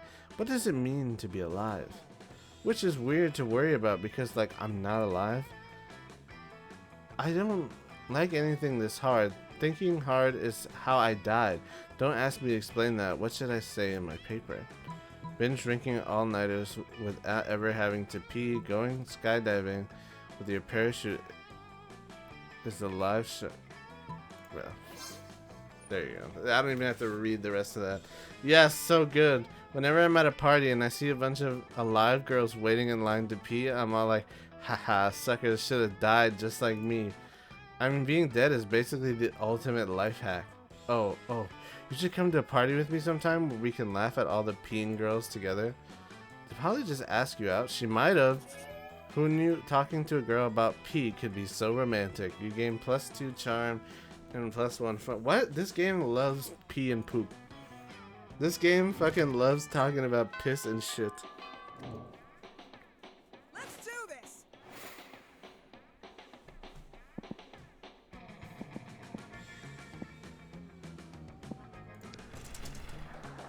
The day while rehearsing for the class play, it's thought that the muses themselves have descended to give you the figurative oral sex. Your performance is intense and it's okay. Why do I keep reading that shit? You're just getting ready to leave when you get a text from Polly. Hey babe, let's party. How can you refuse such a formal missive? You tracked her down immediately. Hey, you got my text. That's good because I need some brainstorming. I'm going to a party tonight, but I'm pretty sure it's going to be lame and that needs to change. See, it's a costume party, you know, where everyone dresses up as their favorite humans. I'm going as a sexy tax attorney, but I'm not sure even the sexiest tax attorney can rescue this party from the depths of lamitude. So, got any ideas to help spice things up? We got some ideas, and they're the spiciest. Spike the punch with mandrake root. It turns monsters into actual humans. Okay, you go as the sexy tax attorney. I'll go as the sexy tax evader. Later that night. Halt, tax evader. Polly cracks her standard issue tax attorney whip, knocking over the stack of solo cups and upturning the punch bowl. You stand accused of violating Article 69 of the Penal Code. Nice. The fine is 1,000 human dollars, payable in spankings. You're more than happy to do the time for your delinquency. The rest of the party goers get into spirit, and soon they're all confessing to unpaid taxes. Paying for your crimes never felt so good. You gain +2 fun and +1 charm.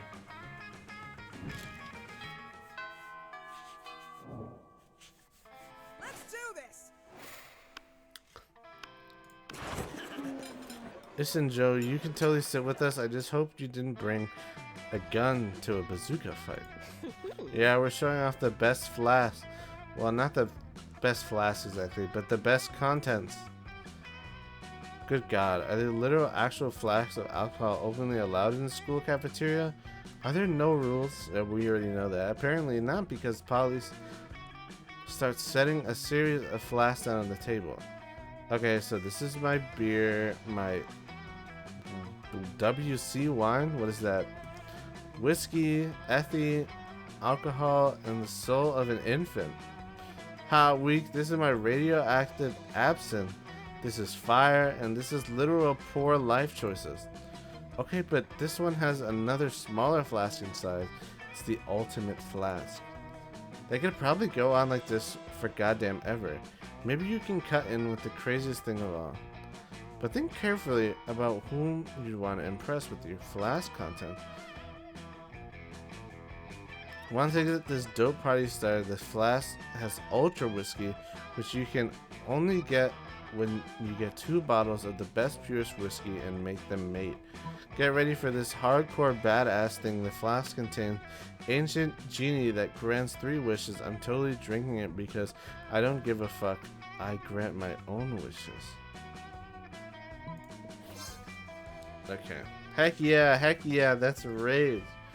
I always wanted to make ultra whiskey, but I couldn't not get my whiskey bottles to fuck.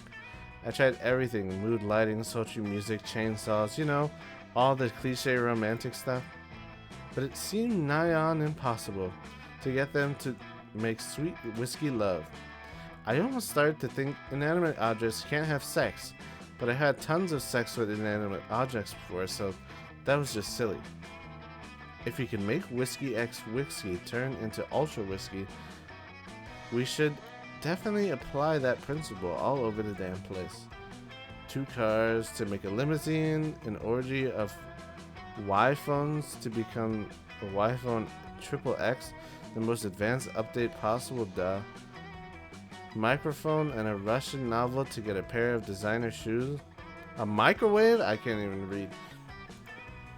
Can't wait to create doper stuff than the world can even handle, probably. Well, the world probably doesn't need to worry about handling it because there's no way you can pull that off. But yay for plans with Polly. This is going so well. I'm waiting for this to blow up in my face. Let's do this!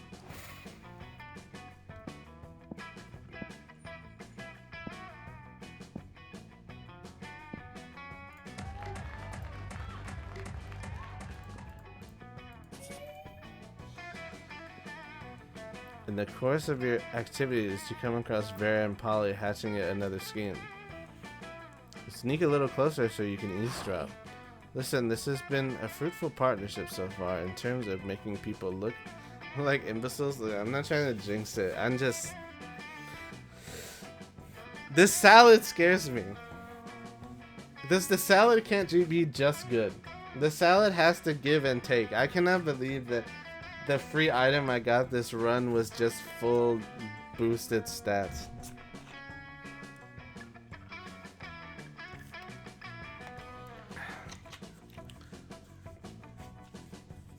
In terms of making people look like imbeciles, but I think it's time we monetize. Sick burns, don't buy fresh outfits.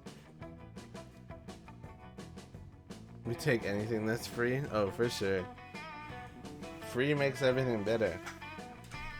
That's why I'm playing the Amazon Prime version of this game. I got it from Twitch Prime for free.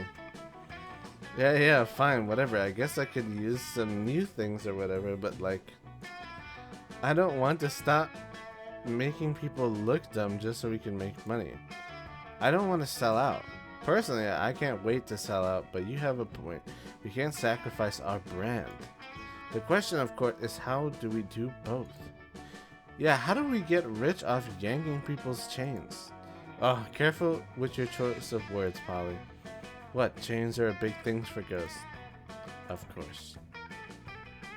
They don't seem to have any immediate ideas. Maybe you can offer a solution. Why don't you make phony workout craze? It's called Frank Pilates. The inverter of Pilates? Oh man, I have a great prank for you. I call stealing. What? I don't even know who would like this.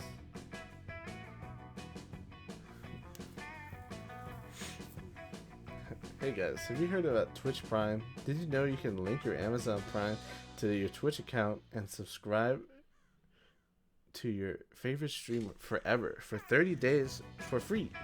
Yeah, you use your Twitch Prime on me. If you got your Twitch Primes and you're forgetting about them, hand me a Twitch Prime. I'm broke. Twitch Prime endorsement.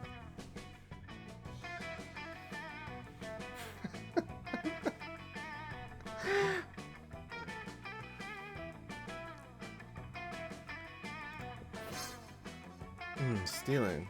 I like where your head's at, but it could use a catchier name like, what about humping? Humping is already a thing. Yeah, but it's awesome. Fair point. But we need something classier, something that says this is cool and also illegal. Oh, theft. Warmer. What about finance? That's already a thing. Fine. How about ambush finance? Oh, yes, that's hot. You leave them to discuss whether they can trademark stealing. You know what? You guess +2 creativity and +1 boldness. Ambush finance. Let's do this. I'm afraid to buy anything because I feel like I'm gonna ruin the run.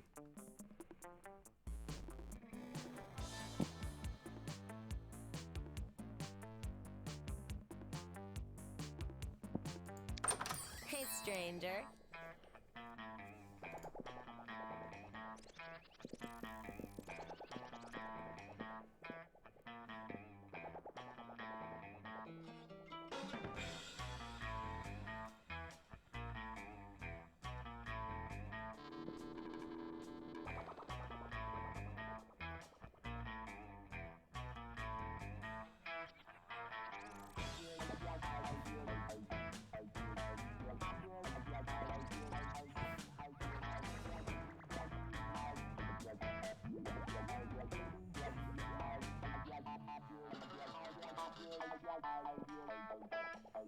How to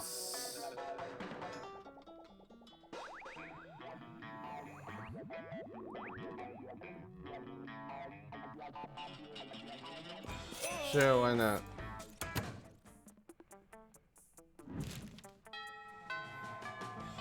I'm just so worried that something's gonna fuck this up, man. I don't even think I should have bought that. But I was already there. You arrive at your chosen table and find Damien dejectedly hefting a ball of oh, we did this already.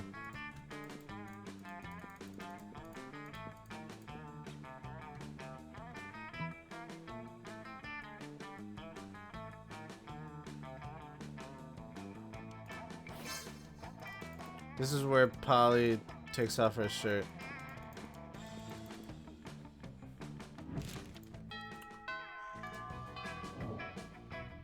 Let's do this.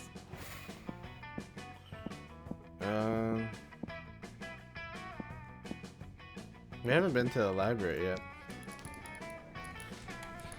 That day you spend your time at the library's PC managing your start kicker. Nice. You decided lots of people with sensationalist videos and impossible promises. Nice.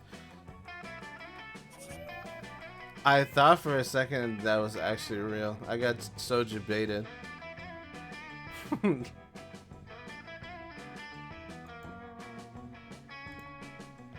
your way out, you spot Polly still wearing the lab coat she stole from that human party the other night. She takes it off and throws it at you to get your attention. Yo, that human party convinced me I want to be a scientist, but not just any kind of a party scientist. What's a party scientist, you ask? Well, just a scientist who's dedicated to discovering the secrets of the raddest party. Through a series of extremely scientific experiments, I aim to discover what exactly makes a good party, so I can distill whatever it is into a vial and drink it. Or, you know, just like have really dope parties all the time. Anyway, I'm going to the bar mitzvah. Yeah, I'm going to a bar mitzvah tonight, and I need your scientific advice.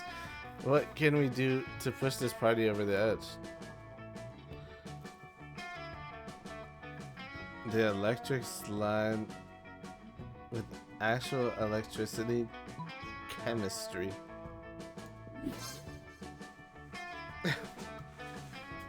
Chemistry. I don't think she knows what a bar mitzvah is. I'm afraid of what's gonna happen. Later that night. Yes, I've done it. I had to tear the heart out of an atomic bomb, but I've done it. Oh my goodness. I've isolated the element partyrium, the life of the party. Now to slip the solution into the bar mitzvah's watery supply. The effects are instantaneous. All around you, boys are becoming men, and men are becoming party animals. And not just all around the bar mitzvah, all around the city. The bar mitzvah's water supply was also the city's water supply. You party so hard you cause serious damage to the local infrastructure. Mayor Grim Reaper declares the next day National Hangover Day. Whoa, what just happened? Oh wait, I remember. Science. Chemical warfare has never been so fun. You gain +2 fun and +1 smart. Man, we're almost there. We're almost there. Let's do this. This is the last day.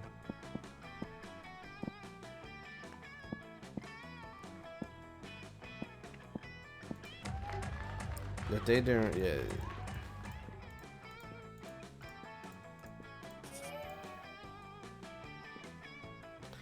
You're minding your own business when Vera grabs you by the collar and yanks you into a huddle with her and Polly. You're in big trouble, asshole, and it's your fault. Yeah, Ambush Finance has been a huge success. Too huge. They want us to write a book about it. But we don't know how to write a book. And we already accepted the advance. So I took a bunch of Adderall and wrote 270 pages of garbage about stealing. But of course the publishing house won't accept it. They say it's missing a big reveal at the end, some kind of ultimate secret to Ambush Finance success. That's where you come in. Yeah, you come up with the idea in the first place, for which we owe you absolutely no royalties, by the way. So we figured you could help us come up with the big secret at the end of the book. What do you say? Keep in mind that if you say so, I will have you skinned. The ultimate secret to Ambush Finance is that there's no secret and you're all suckers for buying this book. The ultimate secret to Ambush Finance was inside organs. Yes, we're stealing organs. Oh, that's very good. I was thinking it was time to branch out from muggings into petty larceny. Organ theft will make a perfect addition to our crime portfolio. I know a Middle Eastern spleen baron who will pay top dollar for the fresh product. Oh man, what a good prank too. Can you imagine going to bed and wake up, boom, no lungs? You can imagine it, and it doesn't sound good to you at all. Still, it sounds good to them, and that's what's important. You gain +2 boldness and +1 creativity.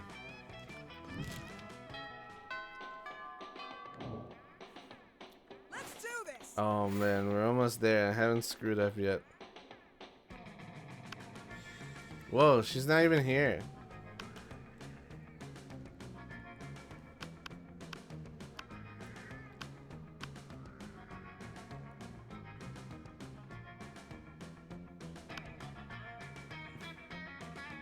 I so badly don't want to even mess it up that I'm just coming in here. Even if this does nothing, I'm just gonna buy it. Gator, Gator.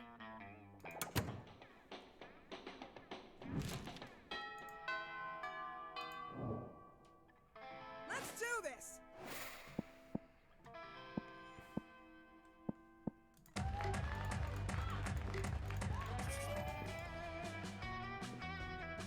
None of this matters. You're late to meet Polly for more parties, but Blue? can't help but spend them bucks. Hey, I got $1 to my name. Alright, our research is progressing well so far, but we've got very limited sample size. I need to know what we can... that we can make any party the best, not just some parties. So tomorrow morning we're gonna crash a funeral. If we can make that fun, we can make anything fun. So brainstorm time, how can we put the fun back in funeral? Possess the body of the deceased, bringing them back for one last party. Later that night. Ooh, that was awesome. I was totally inside that dude. And then when they were like, does anyone want to say a few words? I was like, oh, me. They were totally freaked out. Then I was like, let's turn this funeral into a wedding. And I got married to like 11 people who are all widows now because I left the dude in a heap on the dance floor. But whatever, weddings rule.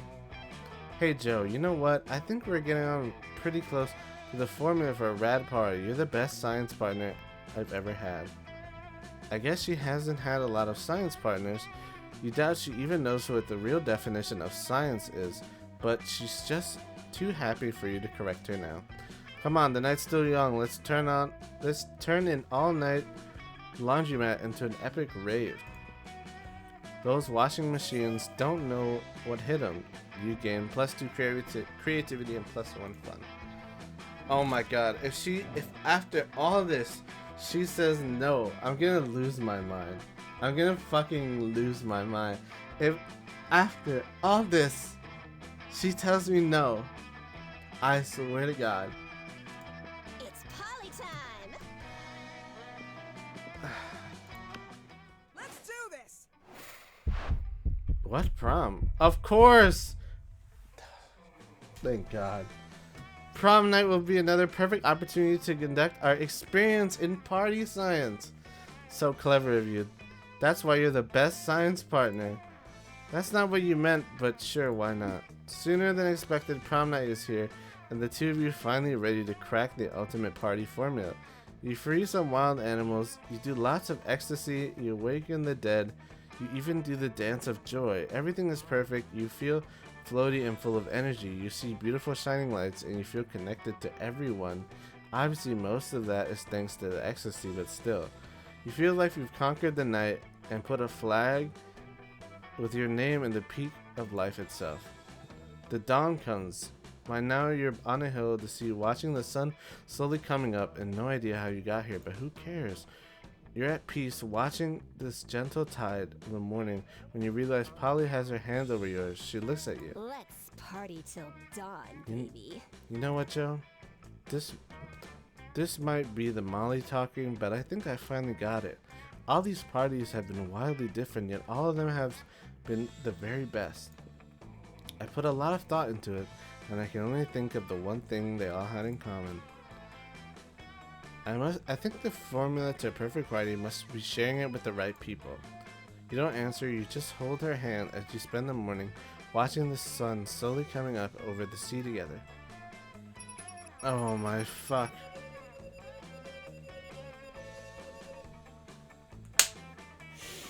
Oh.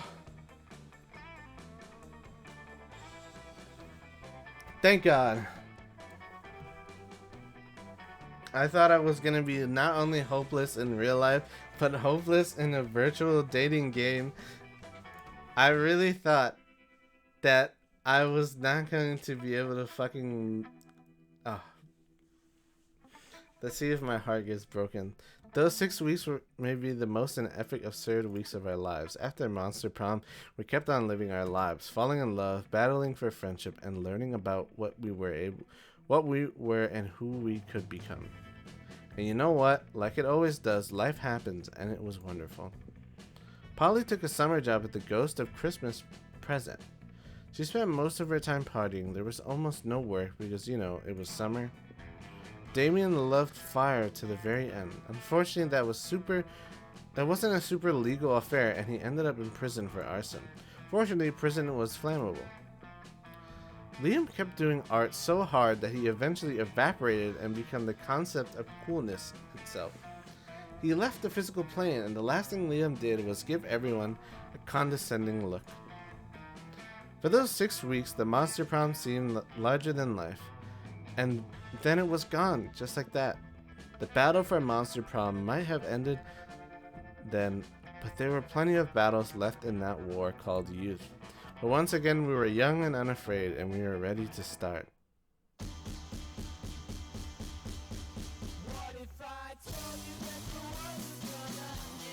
Ugh.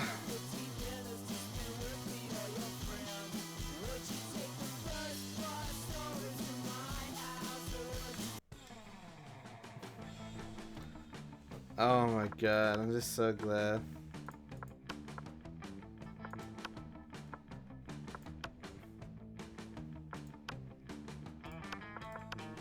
Oh, that's cute.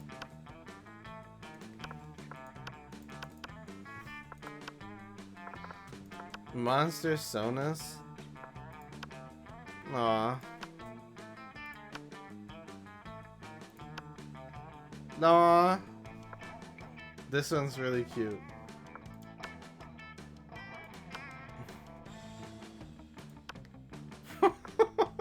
Oh, oh no, no, no.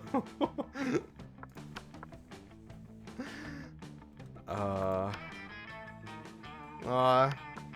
This is really sweet.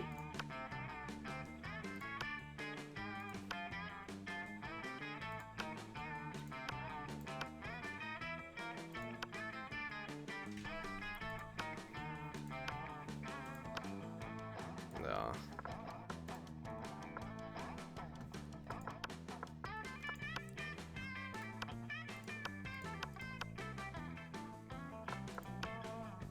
Okay.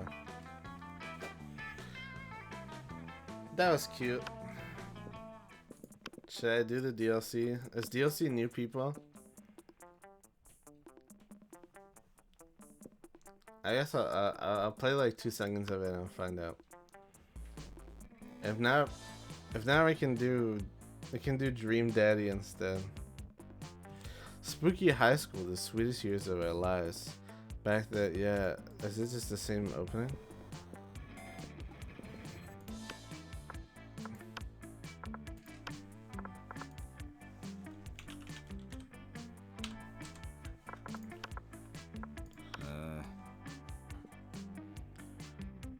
We had yet to experience its ultimate challenge, the Monster Prom.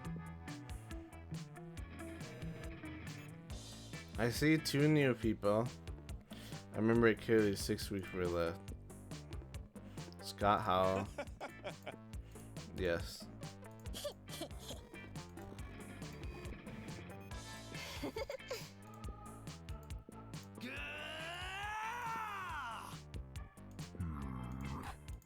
Alright, let's see the new people.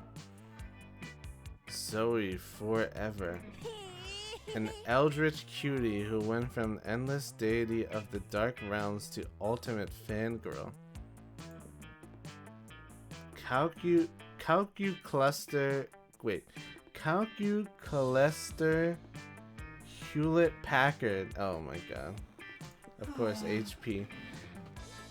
A library computer who had become a sentient robot ready to experience life to its fullest.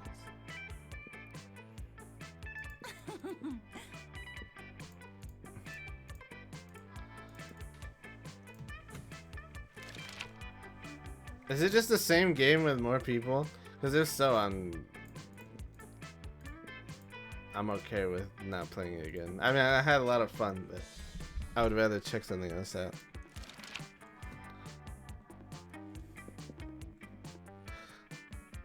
It's your chance to fix global warming. Go ahead. Now the world is doomed, but I'll start investing in ships and start a profitable business with the soon to be covered by water world. It's time to be a real hero. I'll lead a mission to the sun in order to invite the sun to the party of its life.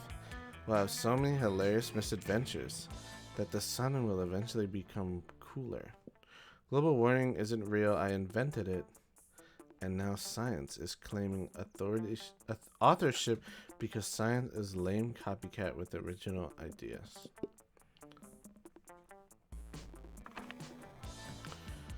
You get the chance to produce a movie. It's based on 2 cool guys walking away from rad explosions. They don't look at the explosions. They don't give a fuck. Bro, is that just a Lonely Island song? Cool guys don't look at explosions. It seems the same, yeah.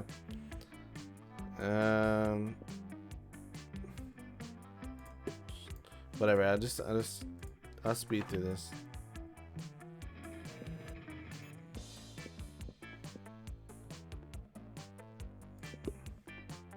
Yeah, because even these don't have.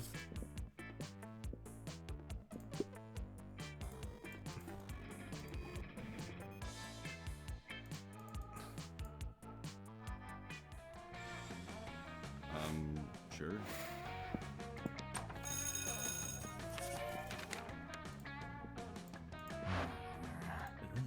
Okay, it just seems like the same game. I'm okay. We're good. I really appreciated that. I had a lot of fun with that game, especially the poop talks. The endless poop talks.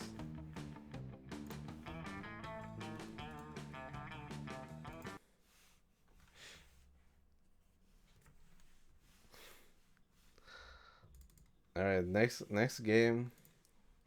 Next game is also an Amazon Prime game.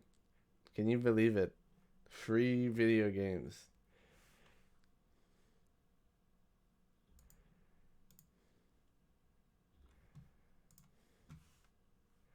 Oh, I forgot this game was made by the Game Grumps. Yeah, I remember watching the Game Grumps.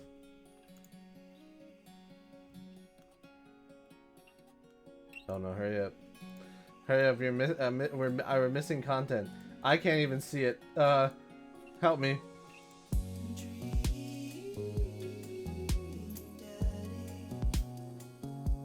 Oh, someone help me.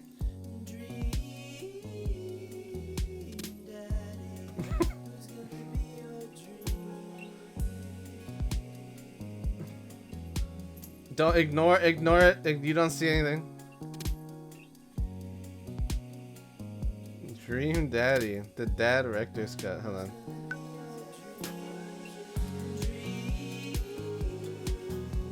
Removes content, copyright flaggable material from the game. Man, I'm not. We can get copyrighted. I don't care. This game is really loud.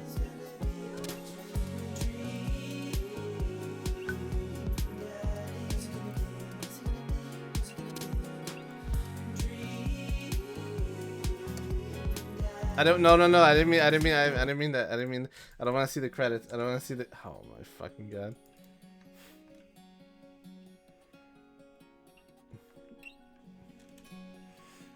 Professional streamer, by the way.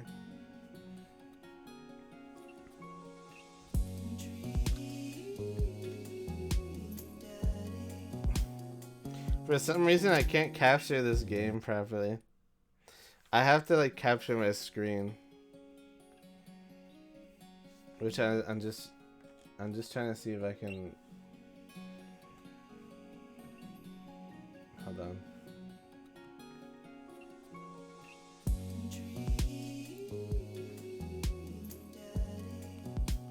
Hold on, I'm gonna close the game. Give me 1 second.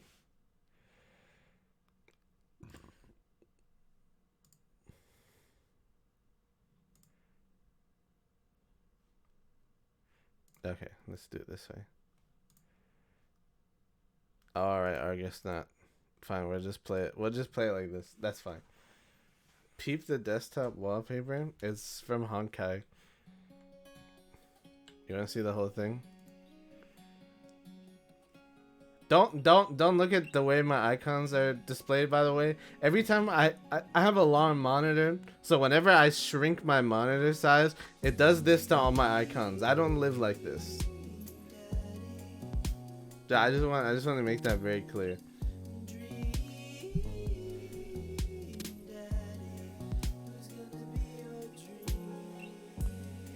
It is very cute. I really like that wallpaper. Alright, let me change the game.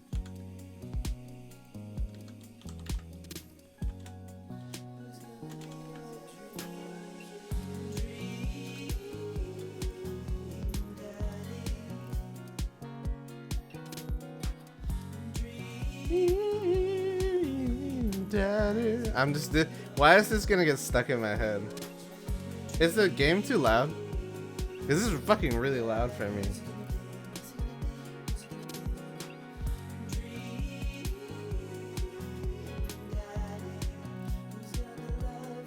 A little bit. Let me just. I know, but it's just like in my head. Dream, Daddy. I think that's also Dan from Game Grumps. I'll make it stop. No, we'll start the game. Dream, Daddy. Oh yeah, you already know. I played a little bit. I think I said that. I played a little bit on the Asia servers. It was something else.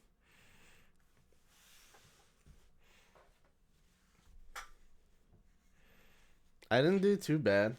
I didn't go negative. So that was but then again, I was like level 1 Andes.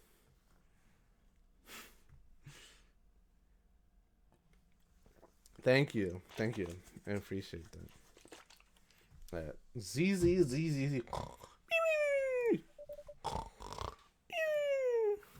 Dad, wake up. Wake up, pretend to be dead. 5 more minutes. 5 more minutes? You said that 5 minutes ago. You also said 10 minutes ago.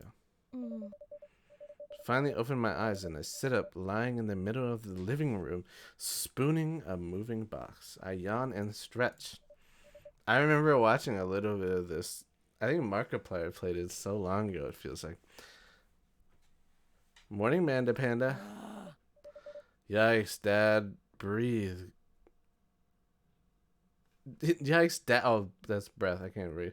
Yikes, Dad breath. Go brush your teeth. Respectfully. I can respect that. Build that dad. I was not expecting that. That kind of caught me off guard.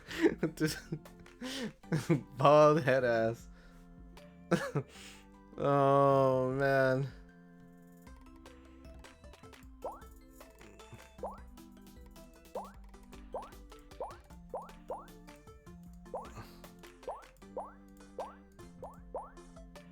Young Dr. Eggman.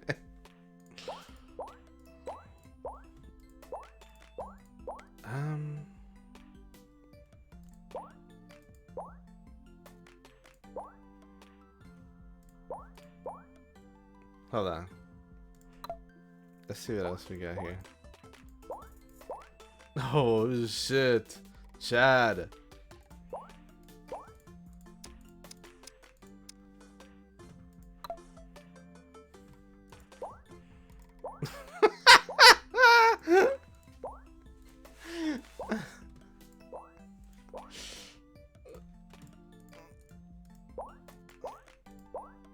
Oh, fuck me, dude. Oh shit, Dragon Ball eyes. This is kind of funny. I didn't know this was in this game. Could you build your dad in the first version of the game?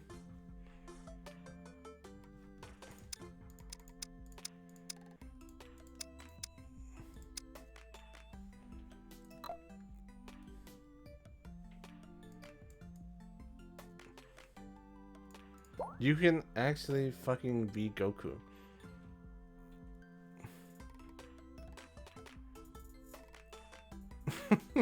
Bro.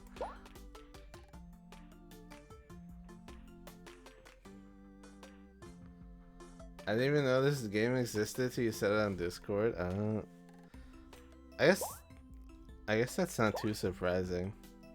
If you like didn't watch like Markiplier and like Game Grumps and stuff, I could totally see how this game would escape your vision.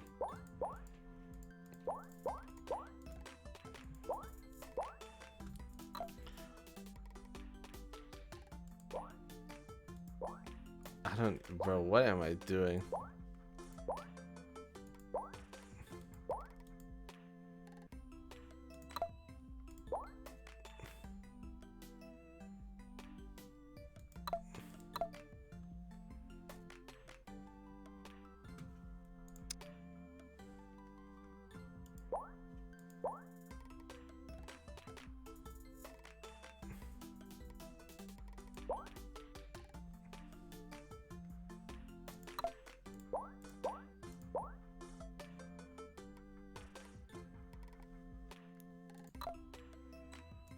I guess I should just make me, right?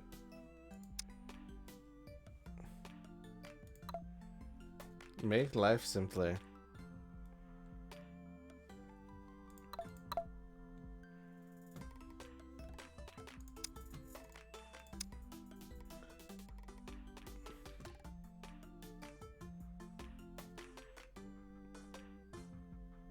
Alright. Have a good rest of your day or night. If you're gotta go to bed or whatever, have a good sleepy schlumpity dumptity. And take care of yourself, of course.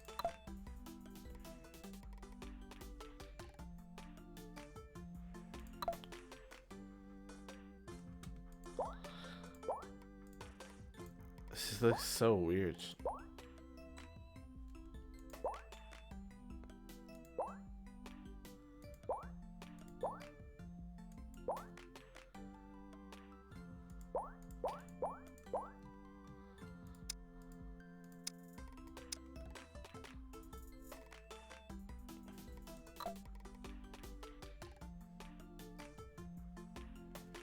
Do I have eyebrows? Yeah, I do.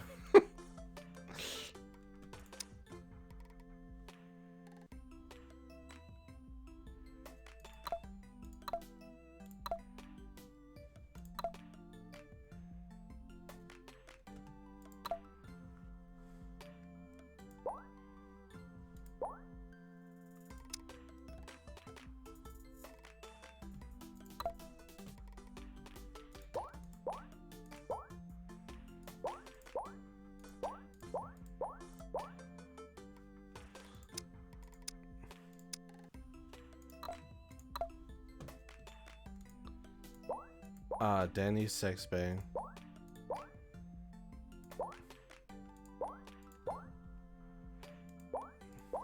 What do they even call it? Danny clothes? Okay.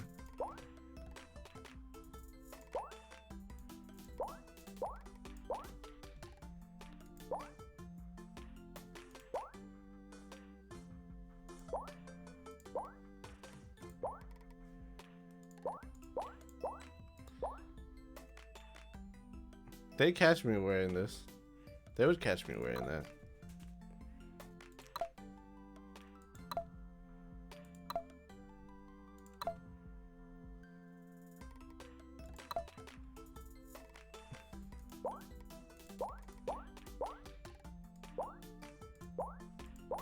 Huh, I need to take off the glasses so I can see the brows.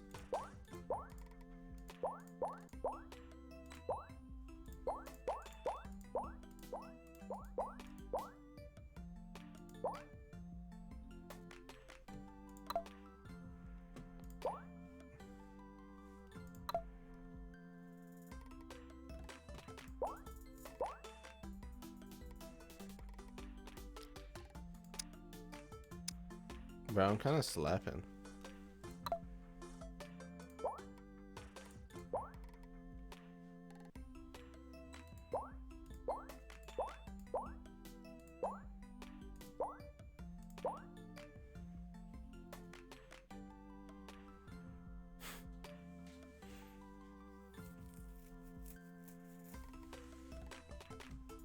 Sure.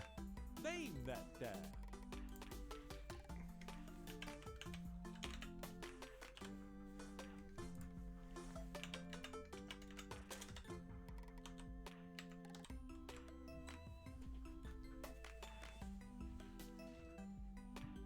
Hang on, that. Be that dad.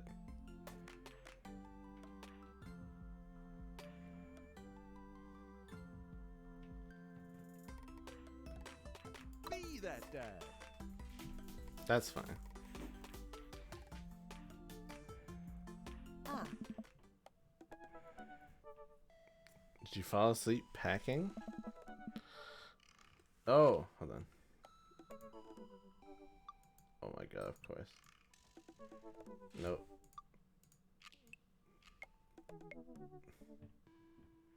I want to block my own face.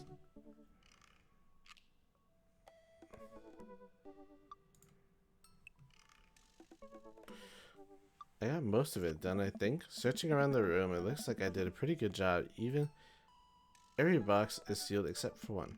Wait, straggler. What's in it? Looking into the box, I see a bunch of old photos in little photo albums. Whoa, I haven't seen these in years. I pull out one of the dusty albums from the top of the pile and begin looking through it. That's the coolest baby I've ever seen. The only way your father and I, the only way your mother and I, the only way your mother and I could get you to stop crying was to put the sunglasses on you. But whenever we tried to take them off, you'd start crying again. You spent the first 2 years of life with sunglasses on. Nice. Halloween when you were maybe 4?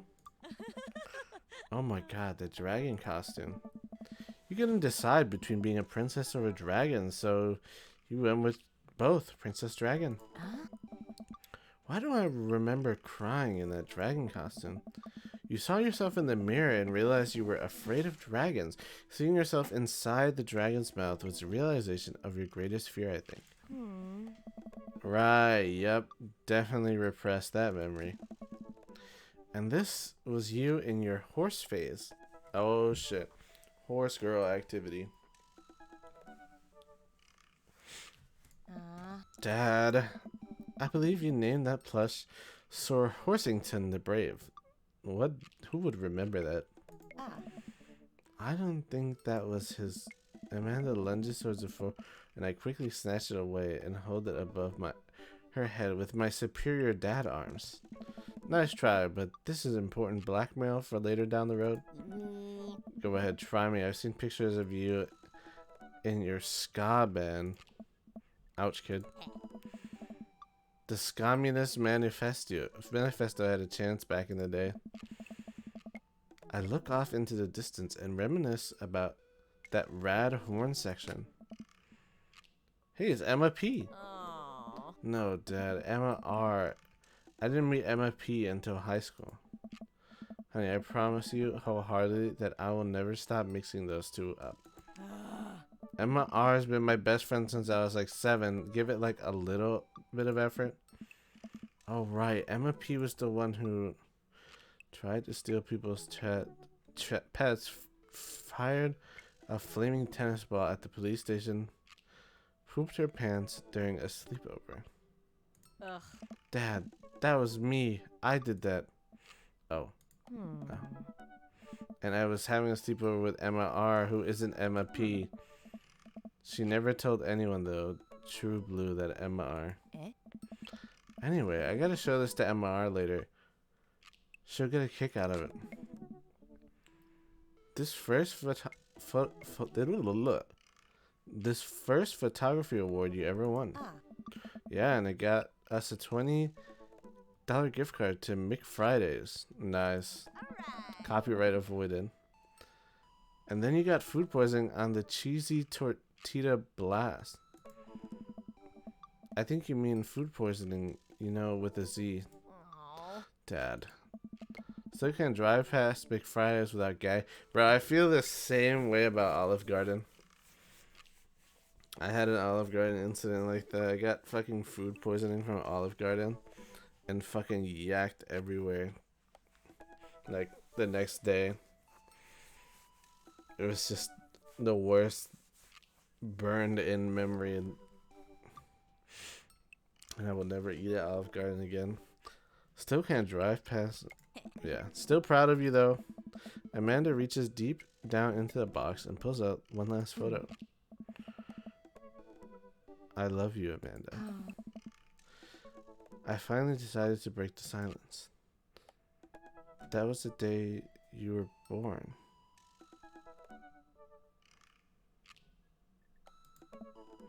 It's kind of a funny story. Got into a car accident right after the hospital, right in the hospital parking lot. It wasn't anything big, just a fender bender, but of course I was freaking out, and the old lady who crashed into us was freaking out, and I didn't know what to do. But your mother, oh man. She holds my hand and looks me directly in the eyes, the calmest I've ever seen her, and she says, "It's okay. It's all gonna be okay." She was right, you know. I stare at the picture longer, maybe too long. I miss her. I can't imagine what it must be like for Amanda. She pats me on the back. Come on, Pops. We gotta finish packing. The moving van won't wait forever. You're right. This is a sweet whip. The old steering wheel with no airbags, so if when you fucking get into an accident, you fucking bust your teeth on the front steering wheel. That's sick. Amanda and I pile into the car and take one last look at the old house. So many memories here. Hard to believe hard to believe your mother and I bought this place almost 20 years ago.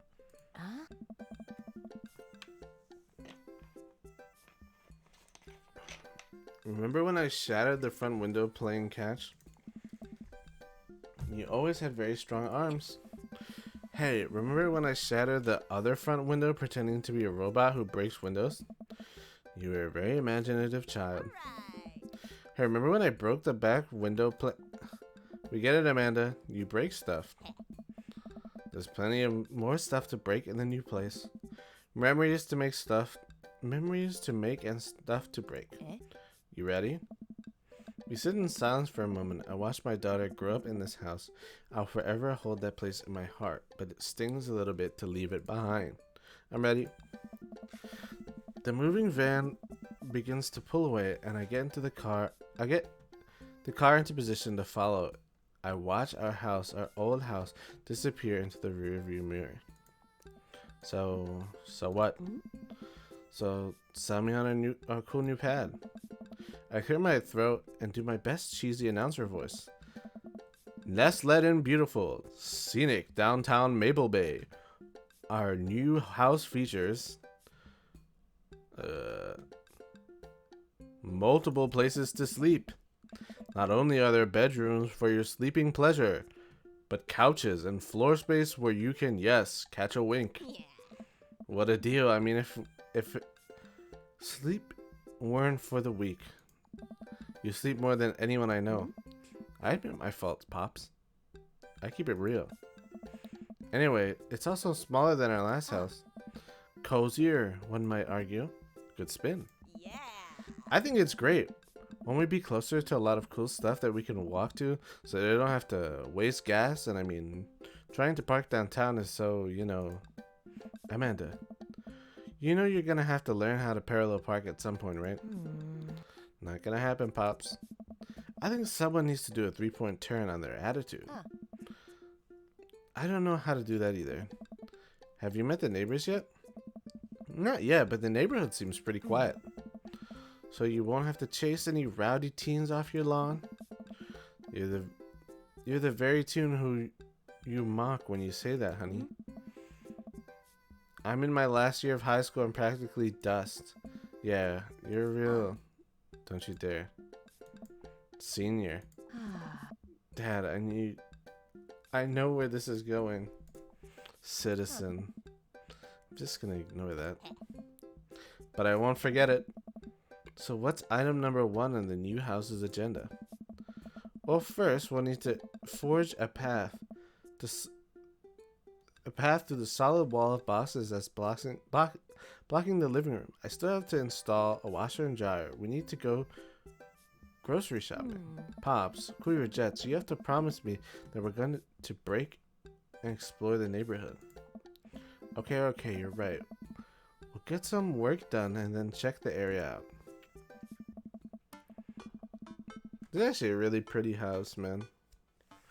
I hope one day I'll be able to afford my own little house. And not just like live in an apartment for the rest of my life. But that means I'm gonna have to get rich. We pull up to the new, this kind of slappers. This is like a music slapper. I'm also gonna move myself a little bit more to the side because I think I'm blocking the words.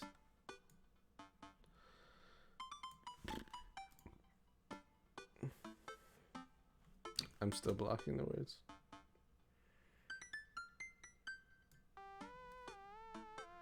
I'm about to just put myself in floating space.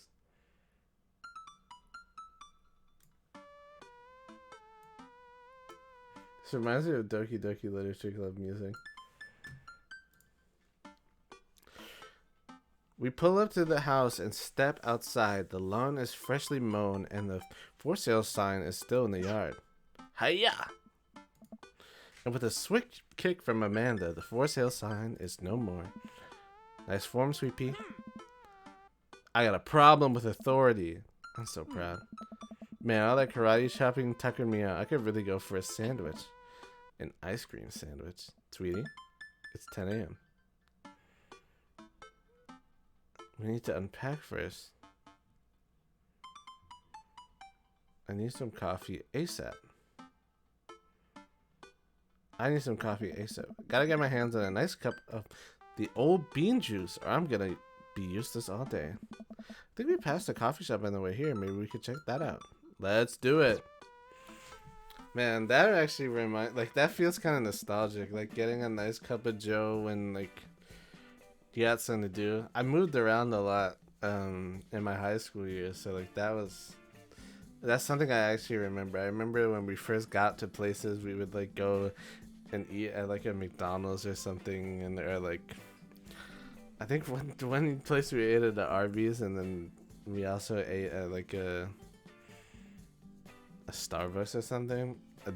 That like just moved into a house, sort of like, hey, let's like go chill out before we have to start unpacking and like doom and gloom. It was actually pretty nostalgic.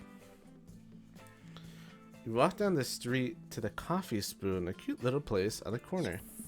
Man, this is such a convenient walking distance from our place. I mean, I guess. What's wrong? Why would I go somewhere else and drink coffee on a couch when I could just drink better coffee at home on my own couch and not have to make awkward eye contact with others? Thank you for the bomb, Ross.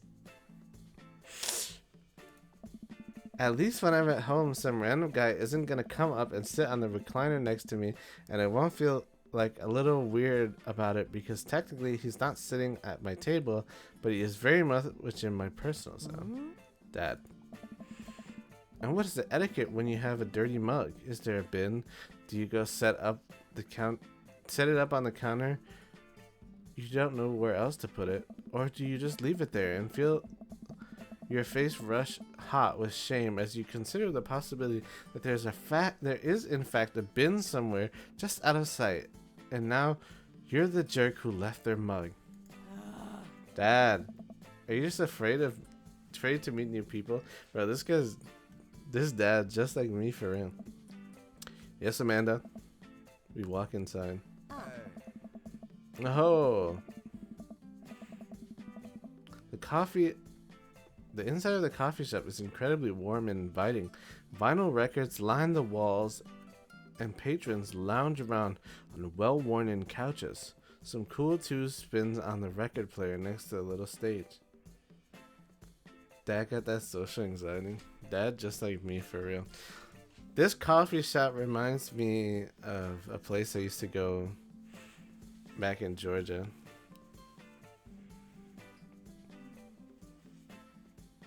It is like kind of set up just like this. The inside of the coffee shop is incredibly warm and inviting.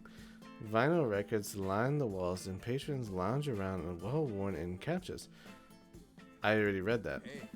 Welcome to the Coffee Spoon, guys. How's it going? What's that the name? Oh, it's kind of dumb. It gets mentioned in this poem. I thought it was a good idea at the time, and I suppose now it's still a good idea because the business is still running. But people ask me that question all the time, and I give them the same answer every time. And now I'm standing here rambling, and I'm sure we're all getting more and more uncomfortable the more I keep talking, but man, we're in it now, and I can't stop. So what'll it be? I scan the chalkboard menu and I'm immediately overwhelmed. I have a Godspeed You black coffee, iced Tegan and Sarah High Antwood. Sure. Spicy. I don't get it. It's a pun. Die Antwood is a South African rap group. They're pretty well known for their evocative imagery and hyper-stylized music videos. Their music is as catchy as it is disturbing. I'm doing the thing again, but coming right up. And for you, I have a macchiato de Marco, please. Hey. Coming right up. Do you want that small, medium, or Biggie Smalls? Medium. Wait, is Biggie Smalls big or small? I should change that, shouldn't I? It's big, because Biggie Smalls is big. He's a big man. A big, lovely man. Matt's set to making our drinks, and Amanda and I take a seat on one of the couches. What's his deal? Let the man make his puns. They're cooler bands than you listen to anyway. Hey, ska was cool once. This couch is actually pretty comfy. Maybe not comfier than our couch, but it's alright. Good lumbar support. You sink right into it.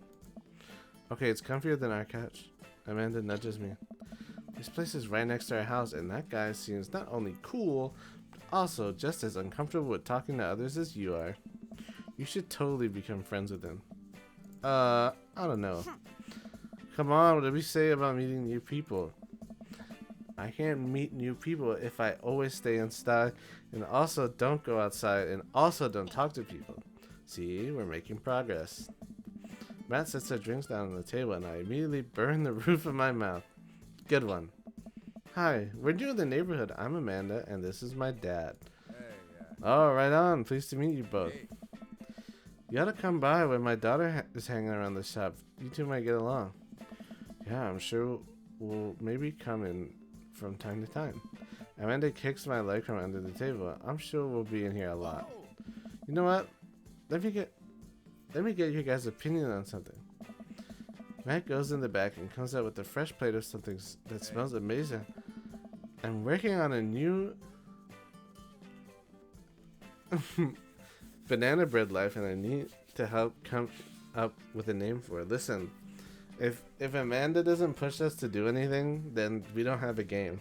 We have me sitting in the room simulator, so Amanda's helping. Amanda's helping the plot. I'm working on a new banana bread recipe, and I need help coming up with a name for it. Well, I think we're gonna have to taste test it so we can get the full flavor profile, and really appreciate the flavor sensation of. Amanda nods vigorously. She knows this game. Yeah, we need to give that nana bread a taste if you want us to do some free creative labor. I think it would be commensurate. I think it would be commensurate with, I taught her well. We were trained for this day. I think it's fine. Plus, I think everyone needs a nudge now and then.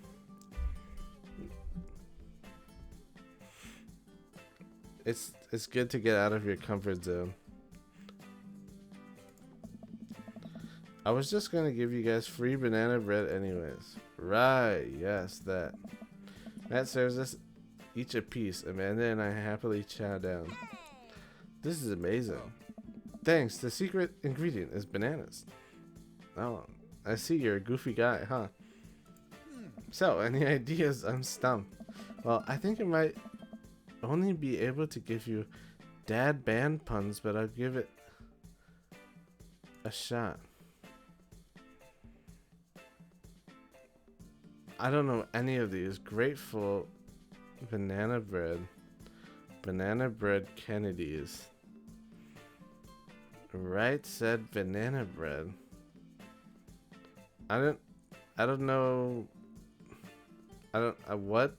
Banana bread Kennedy's. Grateful banana bread. Right said banana bread. I don't know any of these.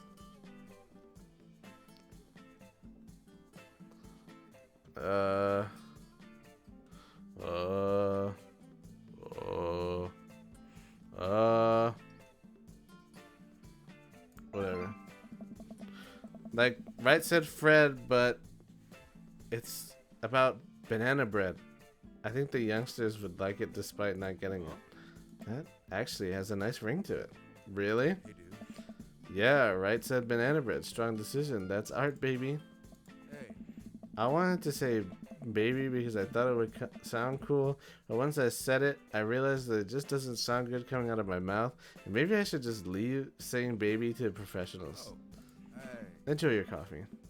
Thanks, baby. Hey. See, it sounds good when you said it. Across the way, a man catches my eye. He sits... Oh, look at this old-ass dude. He sits by himself, brooding over a cup of coffee. Our eyes meet just for a moment. I hastily look away, hoping he didn't catch me staring. Who is that? We finish our drink and head out. He does look like Wolverine. True, I didn't catch that. Thanks for stopping in. Take care. Okay, now that we're full of caffeine, where to?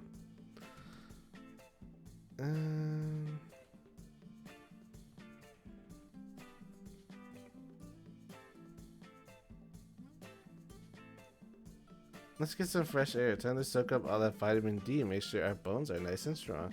Yeah, our skeletons are gonna get so strong that they're gonna hop right out of our bodies and crush cars with their bony fingers. Amanda, I already have an irrational fear that my skeleton will one day escape this flesh sack and run amok. Please do not encourage it. Right, sorry. To the park.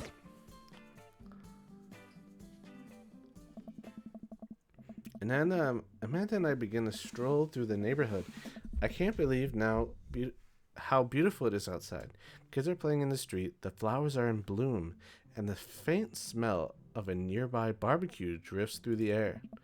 This place is nice. Too nice. I don't trust it. Good eye, honey. You can never be too careful. See that baby in the stroller over there? Government operative. We're on to you, baby. We walk for a while and eventually end up at a small park. Toddlers chase each other through the playground, and dogs of all shapes and sizes romp through the grass. It's pretty crowded, but Amanda spots a nice empty bench. We start to make our way over to it when... Heads up! What the fuck just happened? Ow, a frisbee suddenly hits me in the face. Woof. A corgi with a... Oh, I think I know this guy. This is the big, guy with blonde hair, right? A corgi with a neat plaid handkerchief tied around its neck bounds up to me, wagging its tail. Did you throw this at my head? I like your necktie. Rough. He runs around in a circle and nudges my legs with his nose. Oh god, this is the cutest dog. Can I help you? Pet the dog. But where do I pet the dog? Oh, chin scratchies. Yes. I give him some of those scratchies under his chin. Ooh, his tail is wagging. No, don't make that sounds. Bro, I don't think any animal has ever been attracted to that one time. My grandma used to do that when there's birds at the door to get them to come closer. And I don't think it's worked one time. Where in the world did pss, pss, pss, pss, pss, pss, pss, be what animal likes that? Is that is there a scientific proven thing that animals like pss, pss, pss, pss, pss, pss? I give him some little scratches under his chin. Ooh, his tail's wagging at top speed. You definitely could have caught that. A guy... Okay, he's ginger. Okay. I thought he was blonde. I'm confusing him with the guy from the Sword Boyfriend game that I played a long time ago. A guy in a Hawaiian shirt jogs over a boyfriend dungeon, something like that, and takes the frisbee from me. You know, frisbees are traditionally caught with your hands, not your face. Well, you're traditionally not supposed to aim for people's head. It's a neat new technique. I'll catch it with my teeth next time. Caught me off guard on this round. Not again. Not ever again. Oh, whoa, what was the eggplants that just squirted from him? I'm just messing with you. I'm Brian, by the way. Not really, but cats seem to be more responsive to the sound of dry fingers rubbing than... Does that even make a sound? Hold on. Hold on, can you hear that? It's like it barely makes a sound.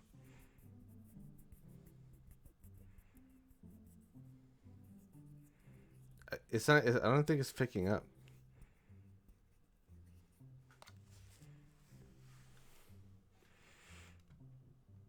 Maybe if I did it like this. If I just did my hand, or just not knock over the whole mic. You're talking about like this?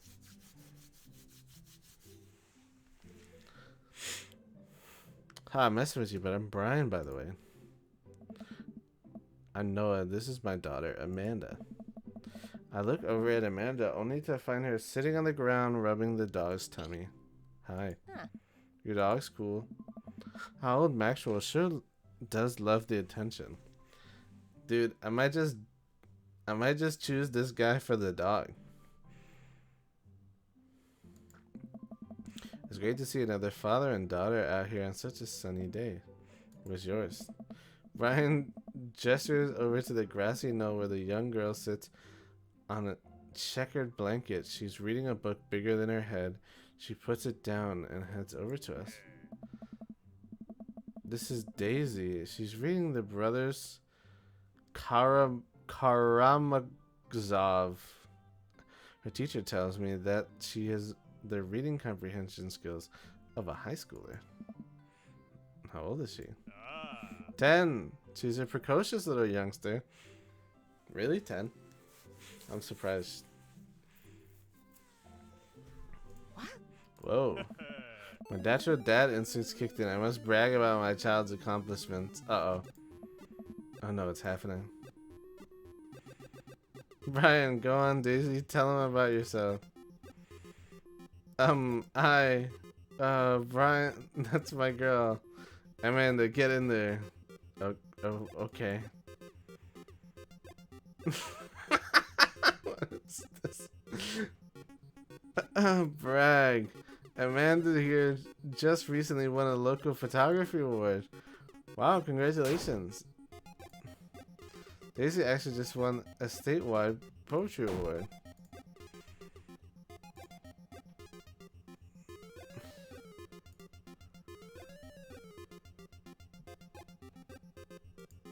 You fill a wrinkled copy of Amanda's last grade card out of your back. Fuck it. Dad. Awesome grades! Brian loses 25 HP. You really carry that around everywhere? Ouch, maybe it's kind of weird. Lose 5 HP. Daisy just started a weekly chess club at her elementary school computer lab. She's the president of two, of course. Damn, my high school doesn't even have a chess club or computer lab.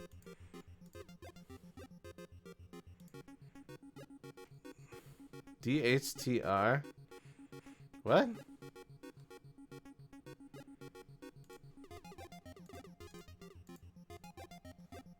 Oh, daughter. Fumbling through your phone's browser, you managed to pull up a photo of Amanda winning her 10th grade spelling bee. Brian, wow, congratulations, Amanda. Daisy is getting prepared for her annual spelling bee right now. Hopefully this will be her 3rd in a row. Yikes, you lose 5 HP. Daisy sold enough candy bars this year to get the top prize we're taking out this weekend. How is that even possible? Amanda could barely get one of those sticky hand things. Bro, this guy's gonna fucking kill me. Last week, unprompted, Amanda helped an old woman with her grocery bags. It's extra powerful. Brian loses 20 HP. They mentioned that Daisy said her first word at 10 months, daddy. Amanda's was potty. Still, it's cute. Maybe this isn't the time to bring it up. Damn, I think I'm gonna lose. You're in for your wallet to reveal a tiny copy of drawing of a cornucopia Amanda did in first grade. Cute. It's very impressive, but Amanda genuinely appreciates you holding on to it. Izzy here has all of her adult teeth. Never had cavity either. Amanda self-consciously pushes her lips together to hide her teeth. Oh man. Amanda's all honors classes this semester. Oh really? I'm actually taking Daisy's teacher about having her skip a grade. Oh my god. You have to insult to injury by being a gracious winner. Thank you. That was kind of cute. I like that. So I take it you guys are new to the neighborhood. We just moved in. Do you live around here? Yeah, we live in the cul-de-sac down next to the coffee shop. What a coincidence. We live there too. Small world. Yeah, Daisy and I are in that little ranch style house on the corner. It's just dad activity. They're alright. I know that house. It's just like... It's fine. They're alright. They can handle it. Bigger and better landscape. Does this guy have to outdo me at everything? What a lovely place. Well, I don't want to take up any more of your time. Really nice meeting you guys. You'll have to stop by at some point. Yeah, definitely. Bye. Ryan and Daisy walk further into the park with Maxwell happily trotting along in tow. Do you get the feeling that he was trying to one-up us? Trying and succeeding. I can't believe that kid's only 10. What was I doing at her age? I believe you had a bit of a thing for horses. Shame I didn't pan out. Could have majored in comparative horse studies. It's not too late to minor in horse creative writing. Too close to the truth, Dad. Aww. Let us never speak of the fantastic adventure of Sir Horsington the Brave, an epic 7-part by Amanda Azrael. We laugh off the top the horse epic and walk around the park a bit more, enjoying the day. Go unpack. We should head home. I'm gonna need 4 hours minimum to figure out how to build my new bed, and I'd like to have sleep. And I'd like to not have to sleep on the floor tonight.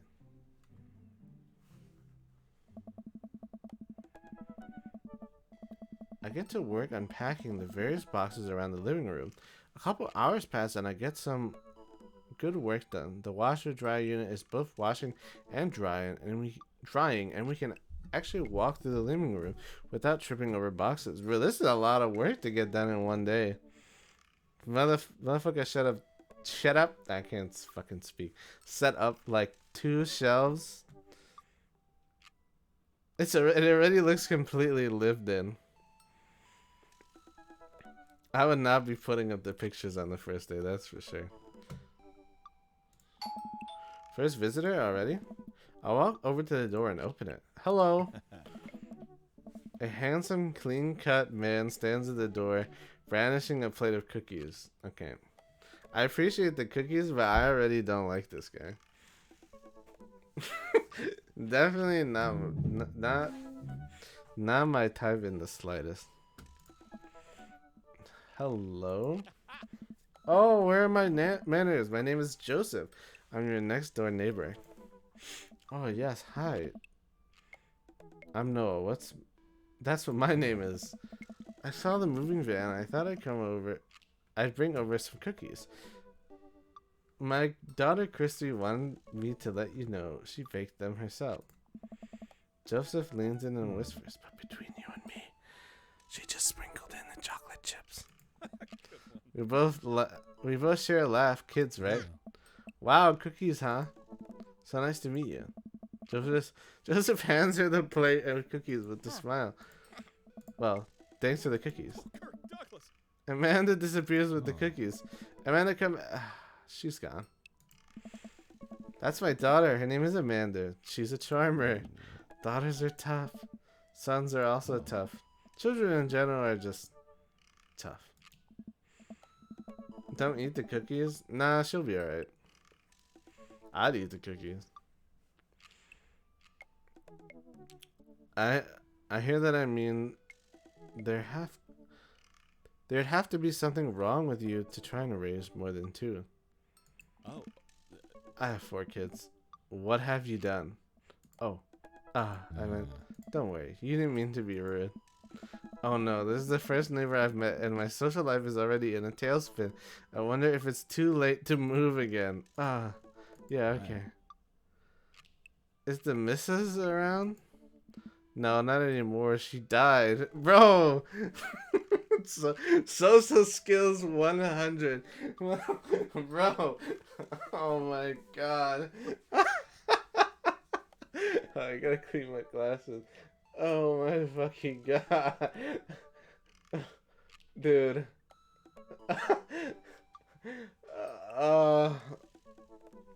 That's so funny. That's such a I have no social skills thing to say. Just someone goes, oh, where's this person? Oh, you could have just said, oh, they're not around anymore. Or like, oh, she passed away. Just, nah, she's not here. She died. Oh, I'm sorry for your loss. No, it's alright. Wow, this is uncomfortable. We stand there quietly for a moment, acutely aware of how awkward we both made things. I'm sorry. Can you close the door real quick? I look at Joseph quizzically, but comply. After a second, I hear a knock on the door. Opening, I see Joseph standing there with a huge smile. Hey, I'm your new neighbor, Joseph. I promise to not talk about your dead spouse this time. I'm throwing a barbecue for the cul-de-sac, and I'd love for you to come by and meet the rest of my neighbors in our community. What do you say, pal? You know what? This guy's won me over. He changed my mind. That was pretty funny. That sounds great. My daughter and I would love to stop by.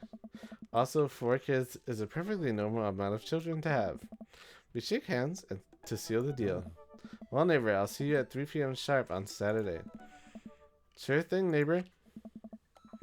Joseph starts walking away, but stops to think for a second and turns around. Hey, in all seriousness, raising a kid on your own can't be easy. If you ever need to talk about stuff, I'm the youth minister at the church down the street. Oh, I don't know. I wouldn't really consider myself a youth. Nice. You look pretty young today. Young to be, but suit yourself. And with that, Joseph is gone. You seem nice. Amanda walks back into the living room, crumbs on her face and cookies in hand. That was the smoothest recovery I've ever seen. I should be taking notes. See? You're already fitting in great. Where'd those cookies go? They're gone. I'm sorry. If it makes you feel any better, they weren't very good. So you ate all of them anyway. I guess that makes it break time. Any ideas? Joseph probably wants his plate back. I think we get a ton of good neighbor points if we bring this back. We're gonna be the best neighbors in the whole cul-de-sac. We're gonna kick all of the neighbors' butts. With kindness. Amanda and I step outside. Shoot, I'm actually not sure which house it is. I'd hazard to guess it's the one with all the well-groomed blonde children sitting in the front yard. Good eye, kid. And remember, we need to make a positive first impression here. Keep it light. We walk up to the kids and wave. Oh man, the demon children. Hey guys, is your dad around? They all just stare at us blankly. We just wanted to return this nice plate and thank you for the cookies. Yeah, geez, these are definitely Joseph's kids. They all look exactly like him. Hey. They were really good. I mean, I heard they were good. I didn't get to eat any. I chuckled nervously. Well, okay, we're just gonna set this plate down on the ground real gentle and back away slowly, right, Dad? Right, that's what we're gonna do. The kids' eyes bore into us as we scurry away. I can't feel their gaze on my back, even as we approach the house. These aren't, bro. They look like they kind of look like the twins from The Shining. Oh, these kids are kind of scary as fuck.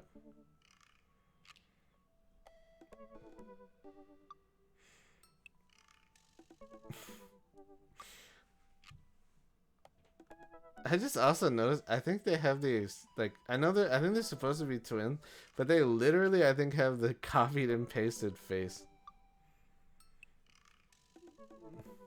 Foreshadowing, perhaps?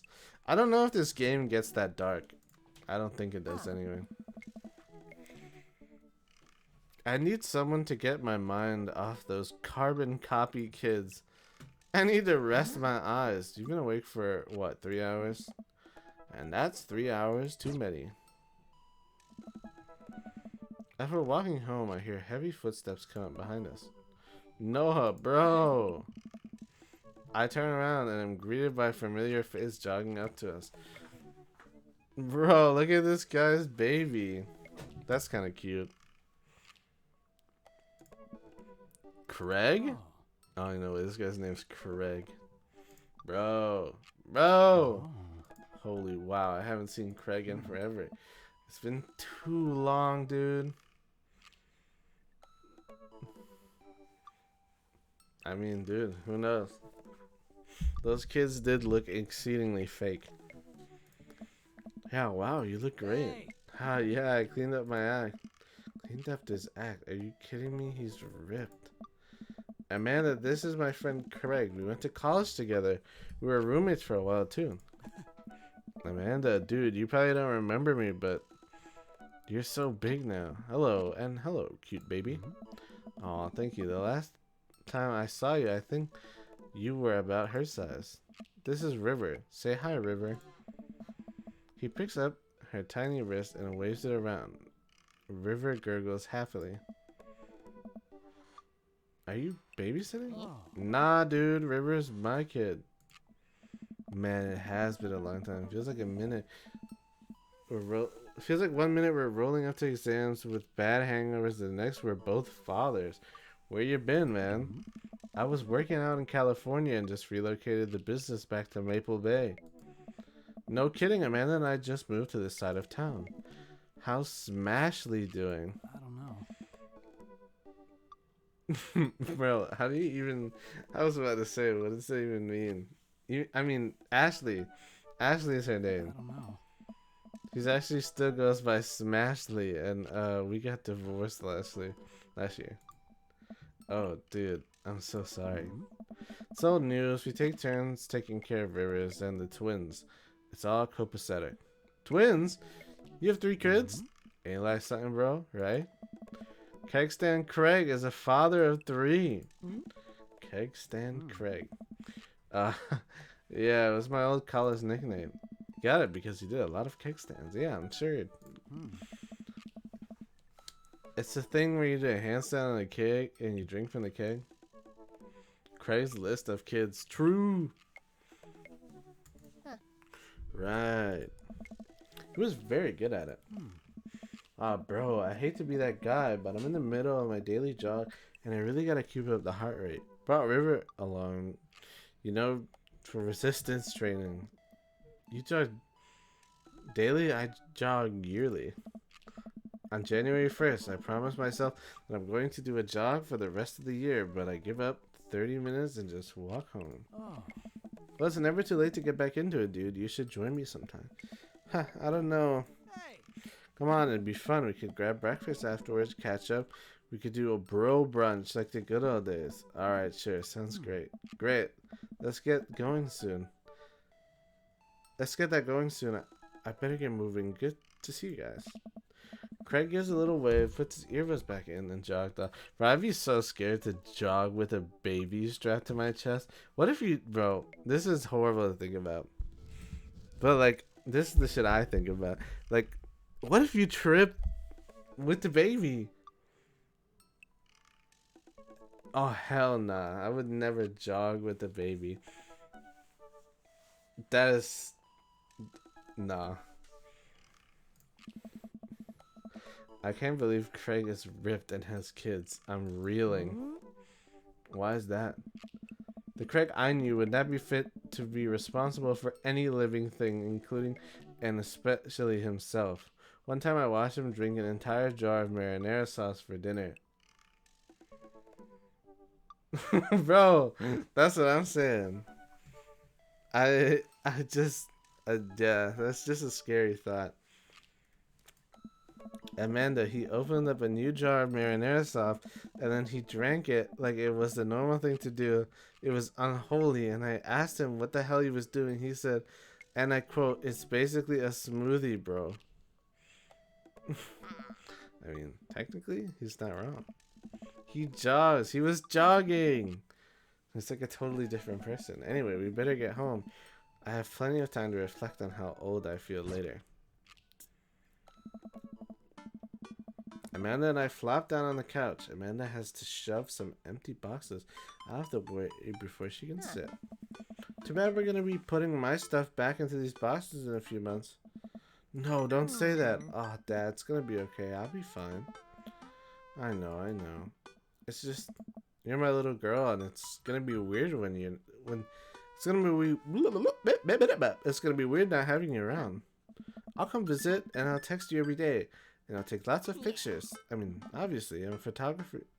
Dude, me too. And I quit. Woo! You promise? Of course. Are you gonna be okay on your lonesome?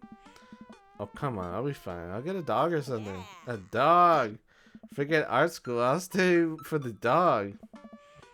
Is that what it's gonna take? Medium-sized dog, handkerchief around the neck. I get to name it. That's what it'll cost me to give up on my dreams. I'm a woman of simple wants and needs. Well, dog is a lot cheaper than college. Suddenly, a pile of envelopes slide through the mail slot. Speaking of college, Amanda darts over the envelope and shuffles through them. She pulls one out and throws the rest back on the floor. This is from the McGowan College of Art and Design. Open it! But I'm scared. Just open an envelope. She wants that dog, bro. Yeah, it's just like my entire future. Not a big deal. I never got a letter of acceptance. I got accepted to 2 schools, and both I got them. Oh, I know why I didn't get them. I think I did get one, but I didn't get they just weren't delivered to my address. They were delivered to me in New York, so I didn't get to see them. She takes a deep breath and rips the letter open with her teeth. We have a letter opener, but okay. I hold my breath while Amanda's eyes dart back and forth, scanning the letter. What does it say? The admission committee has reviewed your application, blah, blah, blah, blah. Her face drops.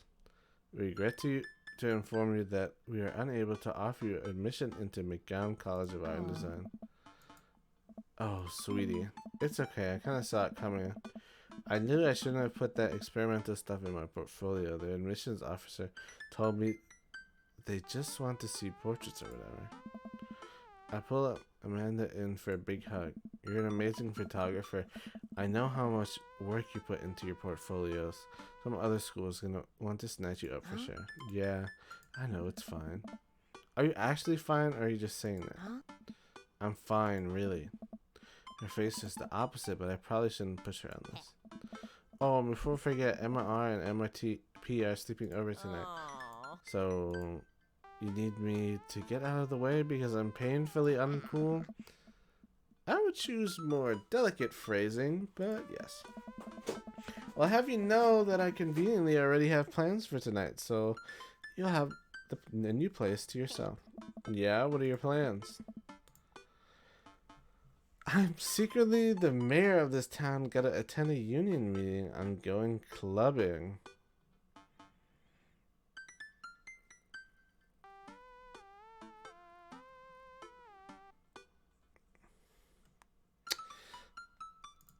I'm going to put on a nice outfit. I'm going to tear it up on the dance floor. All the hottest dance moves, the lawnmower, the sprinkler, the running man. You know, the one with the one that all the kids are doing these days.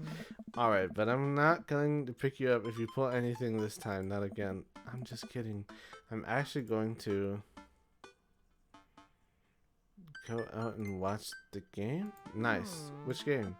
You know, the game, the one that's on tonight, the game on TV at somewhere other than here. Okay, cool. While you do that, I'm gonna go do drugs and commit some light arson with the Emmas. I'm concerned you're hanging out with the wrong crowd. Amanda shrugs. I would have expected you guys to be up to white-collar crimes by this point. Maybe some money laundering at the least? I'm a street rat, Pops. You're kidding about doing drugs and crime, right? Yes, Dad. Just making sure. I give her a pat on the head. Have fun with your sports. Are you being sarcastic? Dad. No. Making fun of sports is played out. Alright then. I do some light cleaning around the house and decide to clear out before Amanda's friends arrive. Before I leave, Amanda stops me. Hey, don't forget that you have a meeting with my English teacher tomorrow. Oh, right, Mr. Vega. Yep, totally remember it. I'll be there.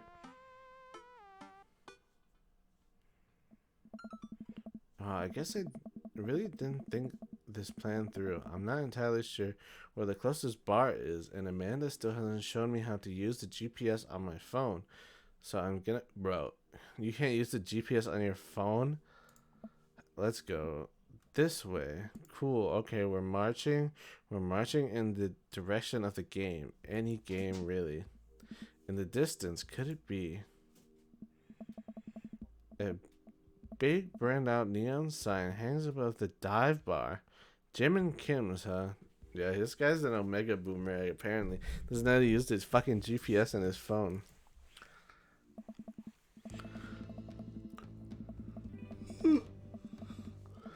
Which essentially boils down to not being able to use Google. The bar is small and dimly lit. The crack of pool balls sound in the back as the patrons laugh and joke. A string of multicolored Christmas lights hover above the bartender. I can't tell if he's Jim or Kim. I pull up a seat at the bar. What'll it be? One beer, please. Sure thing, boss. Bartender slides me an ice cold beer and I take a sip of the refreshing kick. Bro, one beer, please. What do you mean one beer? Like, what kind of beer? Homie just ordered a nondescript beer. Say, are you Jim or Kim? I'm Neil. Oh. I awkwardly turn my attention to the game, which is playing on one of the TVs on the wall. As luck would have it, my team of preference is not only playing, but is currently in the lead, which is always a good thing. My team of preference. He's just like me for real. He's watching the New York Giants.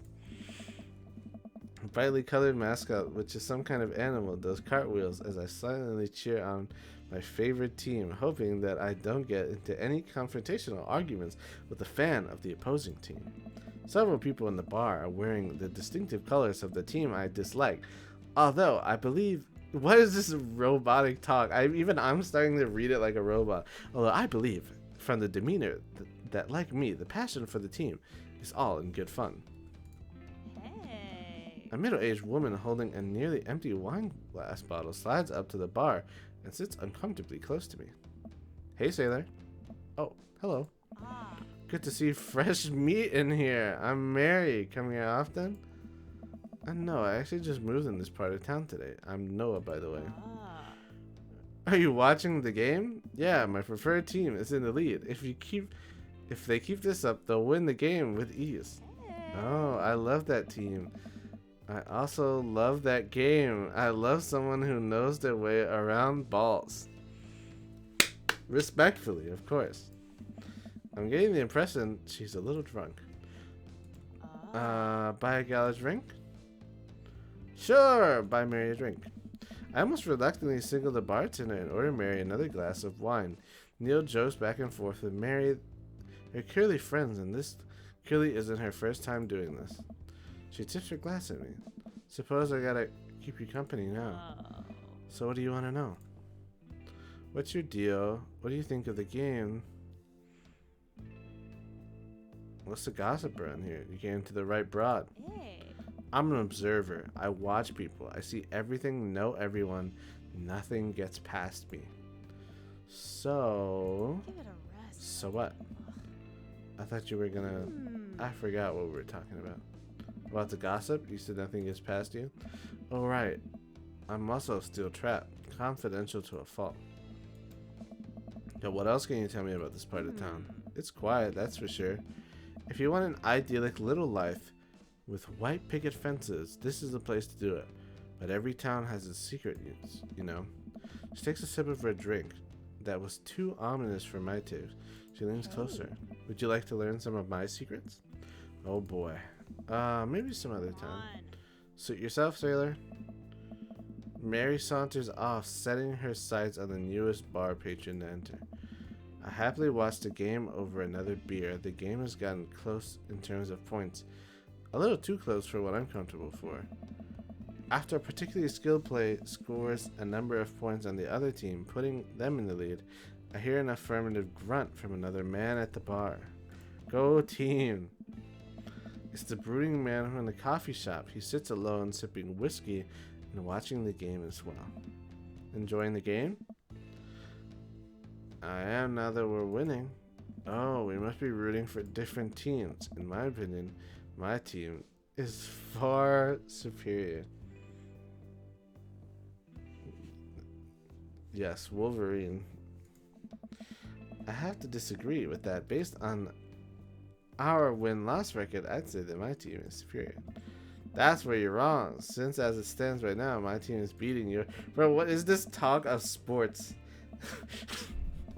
This sports talk is hurting my brain. The conversation ends and we both go back to silently rooting for our respective teams. The game is close, with both sides playing their hardest to win. But in the end, my team prevails. Quiet cheers rippled through the bar. I raise my respectful glass at the man drinking whiskey. He raises his in response. An unspoken truce is formed between us based on mutual love for the game. He motions to the bartender, who pours 2 glasses of whiskey. The man slides me one. My name's Robert. Oh, it's Robert! Get Roberto on the line. Thanks, I'm Noah. You must be new here. Mary already hit on you? Yeah. Robert chuckles. She's a peach. Well, you picked the best bar in town. As slimy as it is, you'll never find a better spot than Jim and Kim's. Is there actually a Jim or Kim that runs this place? No, that'd be Neil. Neil waves from across the bar. Good guy, Neil. Not enough Neils in this world. Oh. Okay. You a whiskey fella or a beer fella? Beer, but I'll drink most anything. You like shots?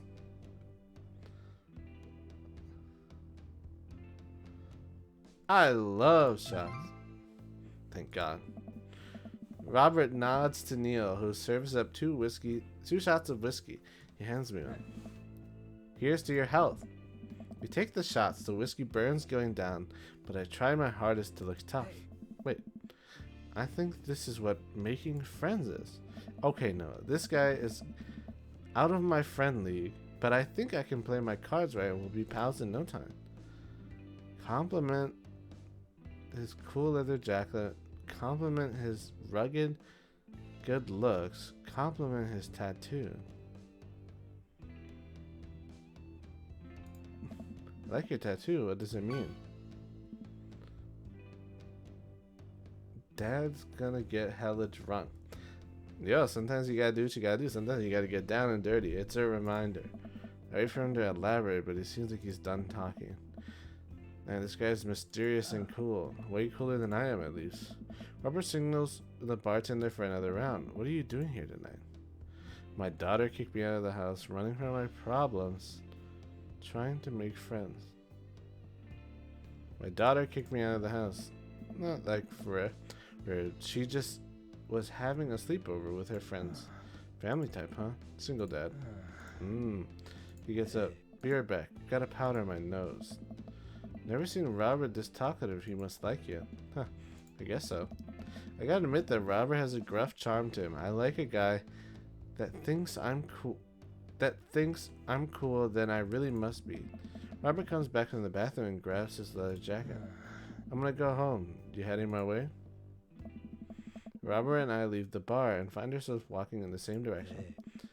I live in this cul-de-sac down the way. Does everybody live there? Yeah, apparently so. Me too. We just finished unpacking today. Great place to be. Good neighbors. Well, some of them. Who's that? We get to Robert's house, which is just a few houses away from mine. We stop and he turns to me. Don't kiss and tell, Noah. So are we doing this or what? What? You know, do you want to come inside or not? A wave of realization rushes over me. I blush.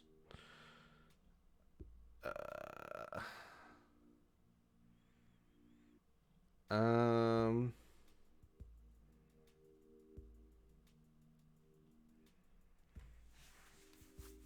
Um...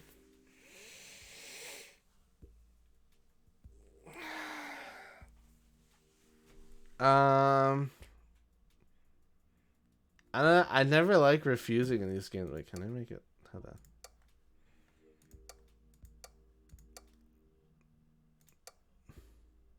Oh. Okay. Alright, we have saves. Fine. That's fine.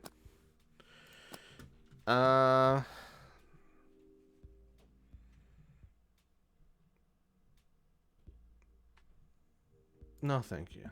I better call it a night. Catch you around? Sure. At home, head buzzing with whiskey. What did he mean? Are we doing this or not? I plopped down on the couch and I'm asleep before I can get a chance to take my shoes off. I wake up to a text from an unknown number. Rise and shine, early bird. Still want to work out. This is Craig, by the way. Holy crap, it's 6 a.m. Who does 6 a.m. anymore? Without realizing, I drift back to sleep. Oops, must have winked out. I checked my phone again. Hey, bud, still want to get swole. I'm ready to tear up the track. Hit me up. God, the last thing I want to do right now is work out. But it is Craig. I do want to catch up. Alright. I'm gonna save. I think I'm gonna call it here, and we can continue this another day. I'm actually invested in the story, but I kind of want to give it a rest for now.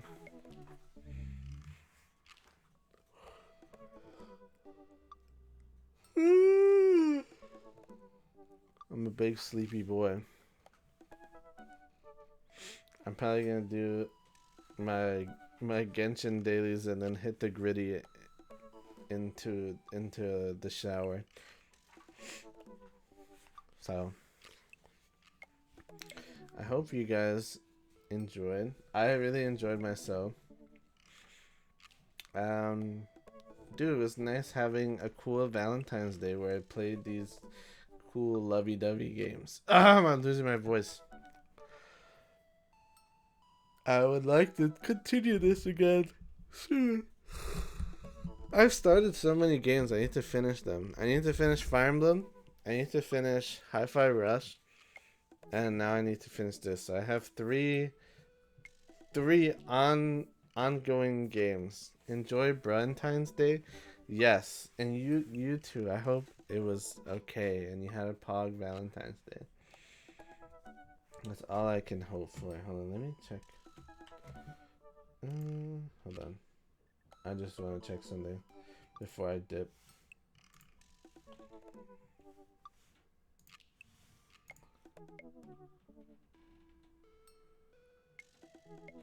Okay. I was just checking if anyone I knew was streaming. And no one I know is streaming. So, yes, I'm just going to end then. Yeah. Have a wonderful night, everybody. Be pogrious. Pog it up. And have a good Valentine's Day, everybody. And we will see you tomorrow for some Fire Emblem. And then maybe Valorant. I don't know. Schedule's still in flux. But yeah. Bye bye. Bye bye.